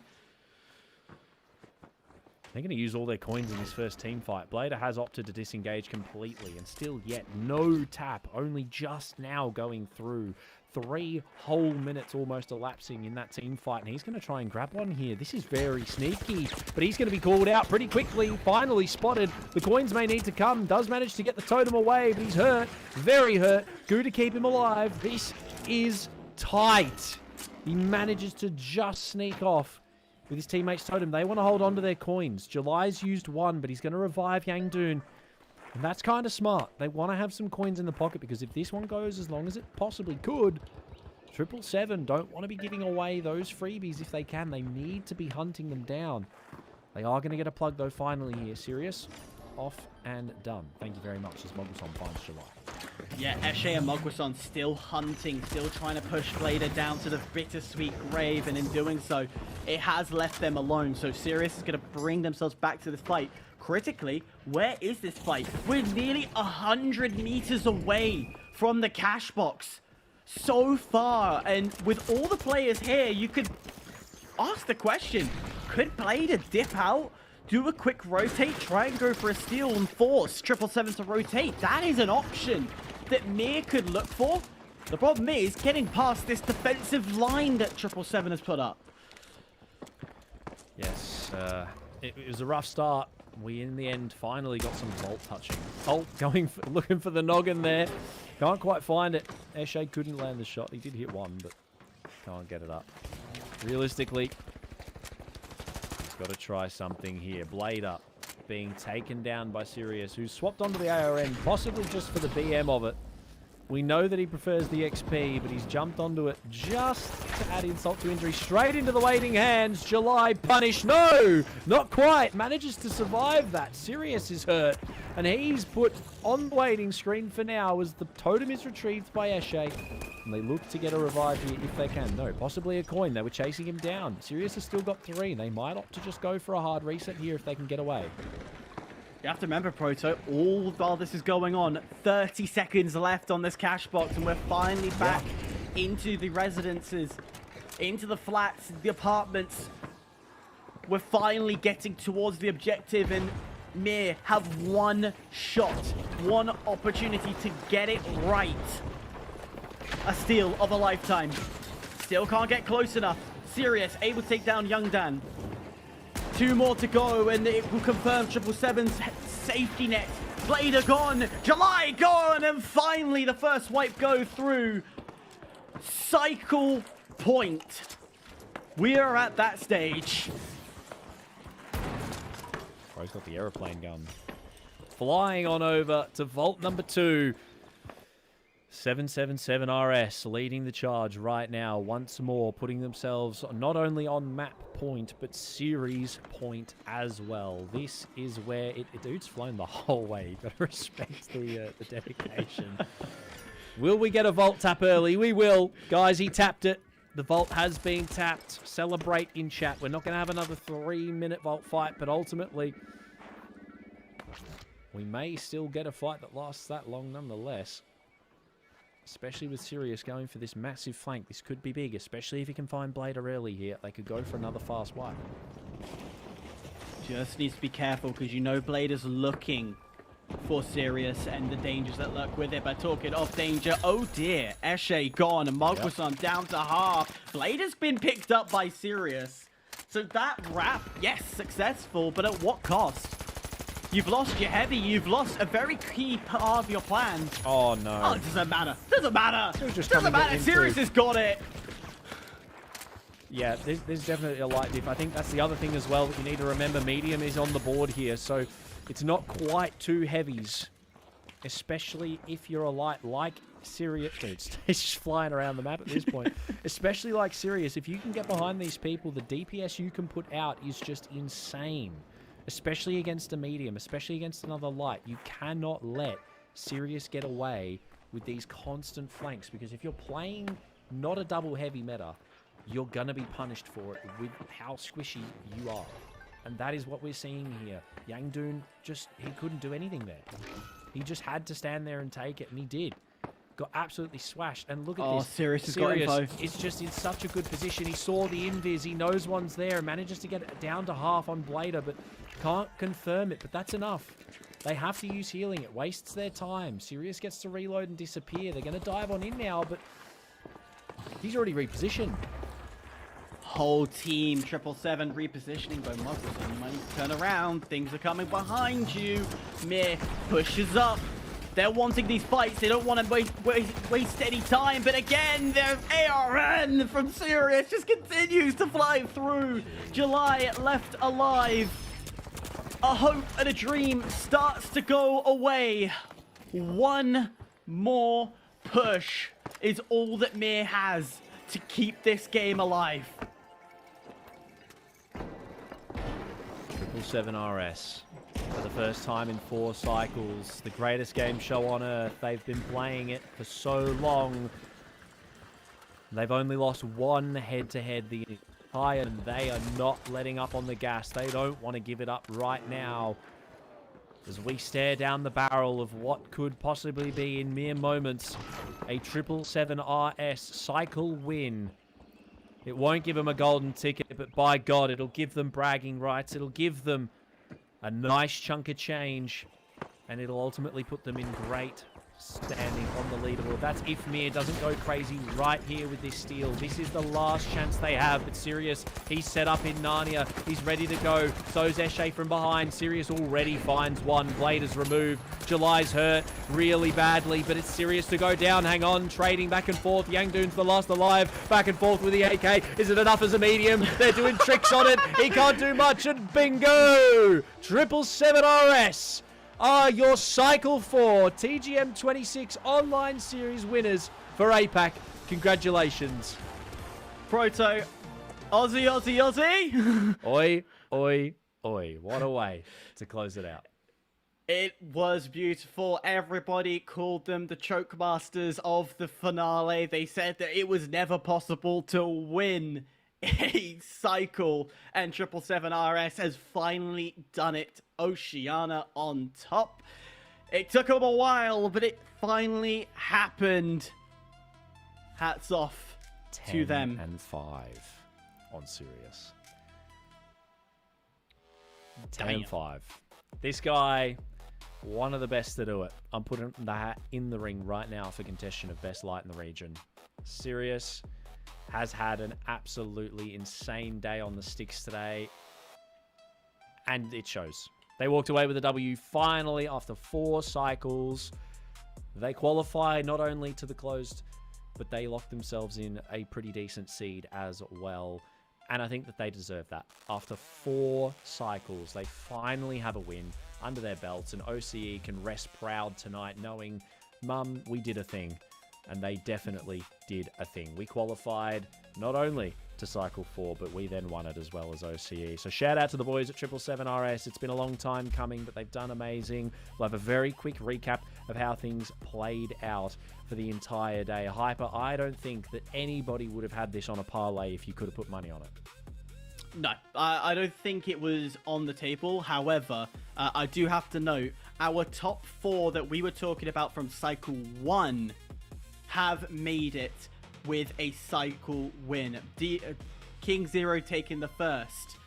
Then it was Hebrew, now Ape Squad, taking the second. DRG took the third. And then 777 RS takes the fourth. So the top 4 getting their respected wins. As it stands, 777 RS will take today. Mir in second, King Zero in third, DRG in fourth. God damn it. Tsukuyomi. Thank okay. you. I got 5th, Ape Squad in 6th, Gunflix in 7th, and Hanabe in 8th. Wow. Just From wow. 5th to 8th, mind you, for Hanabe. 5th to 8th. That's got to hurt. But ladies and gentlemen, there is no other way that you would have wanted this to show out. APAC, all 750 of you guys in here. This has been a monumental series. From day one to now, KZ overall 275 are your golden ticket winners for this region. So please, a round of applause for them. Everybody, congratulations. But we do need to highlight everybody else as well. Ape Squad, unfortunately, not making it to the finals, but a second place finish is nothing to scoff at nonetheless. DRG, 777 and Mir locking in 5th with Hanabe. Will be 6th, but it's not quite enough, unfortunately, for them into that top 5. Outside of that, this has been amazing from our region, and some of the best gameplay in the finals that we have had to see so recently has been here. Hyper, to wrap us out tonight, what do you want to say? I mean, we have had some of the most amazing storylines in this region. We find ourselves coming to a close. How would you sum it all up? APAC came out the gates with some questionable strategies, crazy plans, and then they just kept on developing, and it still never changed to the craziness it is. It is amazing to see what they've been able to do. But I also want to give a huge thanks to the production that has kept us going, that has been behind us. I know they're listening right now. Thank you so much. I don't know how to say it in Korean because they are all Korean production as well. But thank you so much for backing us, and Embark for allowing us to be on stream. Proto, it's, you know, my duo, my friend. It's always a pleasure to work with you through these cycles. We do our best. I would love to exchange my thanks as well, obviously, to production, as well as Oscar, Thixie, everybody organising things from Embark, putting us on the show. Thank you so much. We have had such a blast, ladies and gentlemen. There isn't really much that we can say. We're finished. We have no more games, unfortunately, as much as I'd love to keep going. We didn't really get a mere lock-in, and unfortunately, we are going to have to end it here. But for the final time, for Cycle 4, ladies and gentlemen, the TGM26 online series for APAC, it has been an absolute blast. We've had so much fun. Thank you all for joining us. For the final time, goodbye.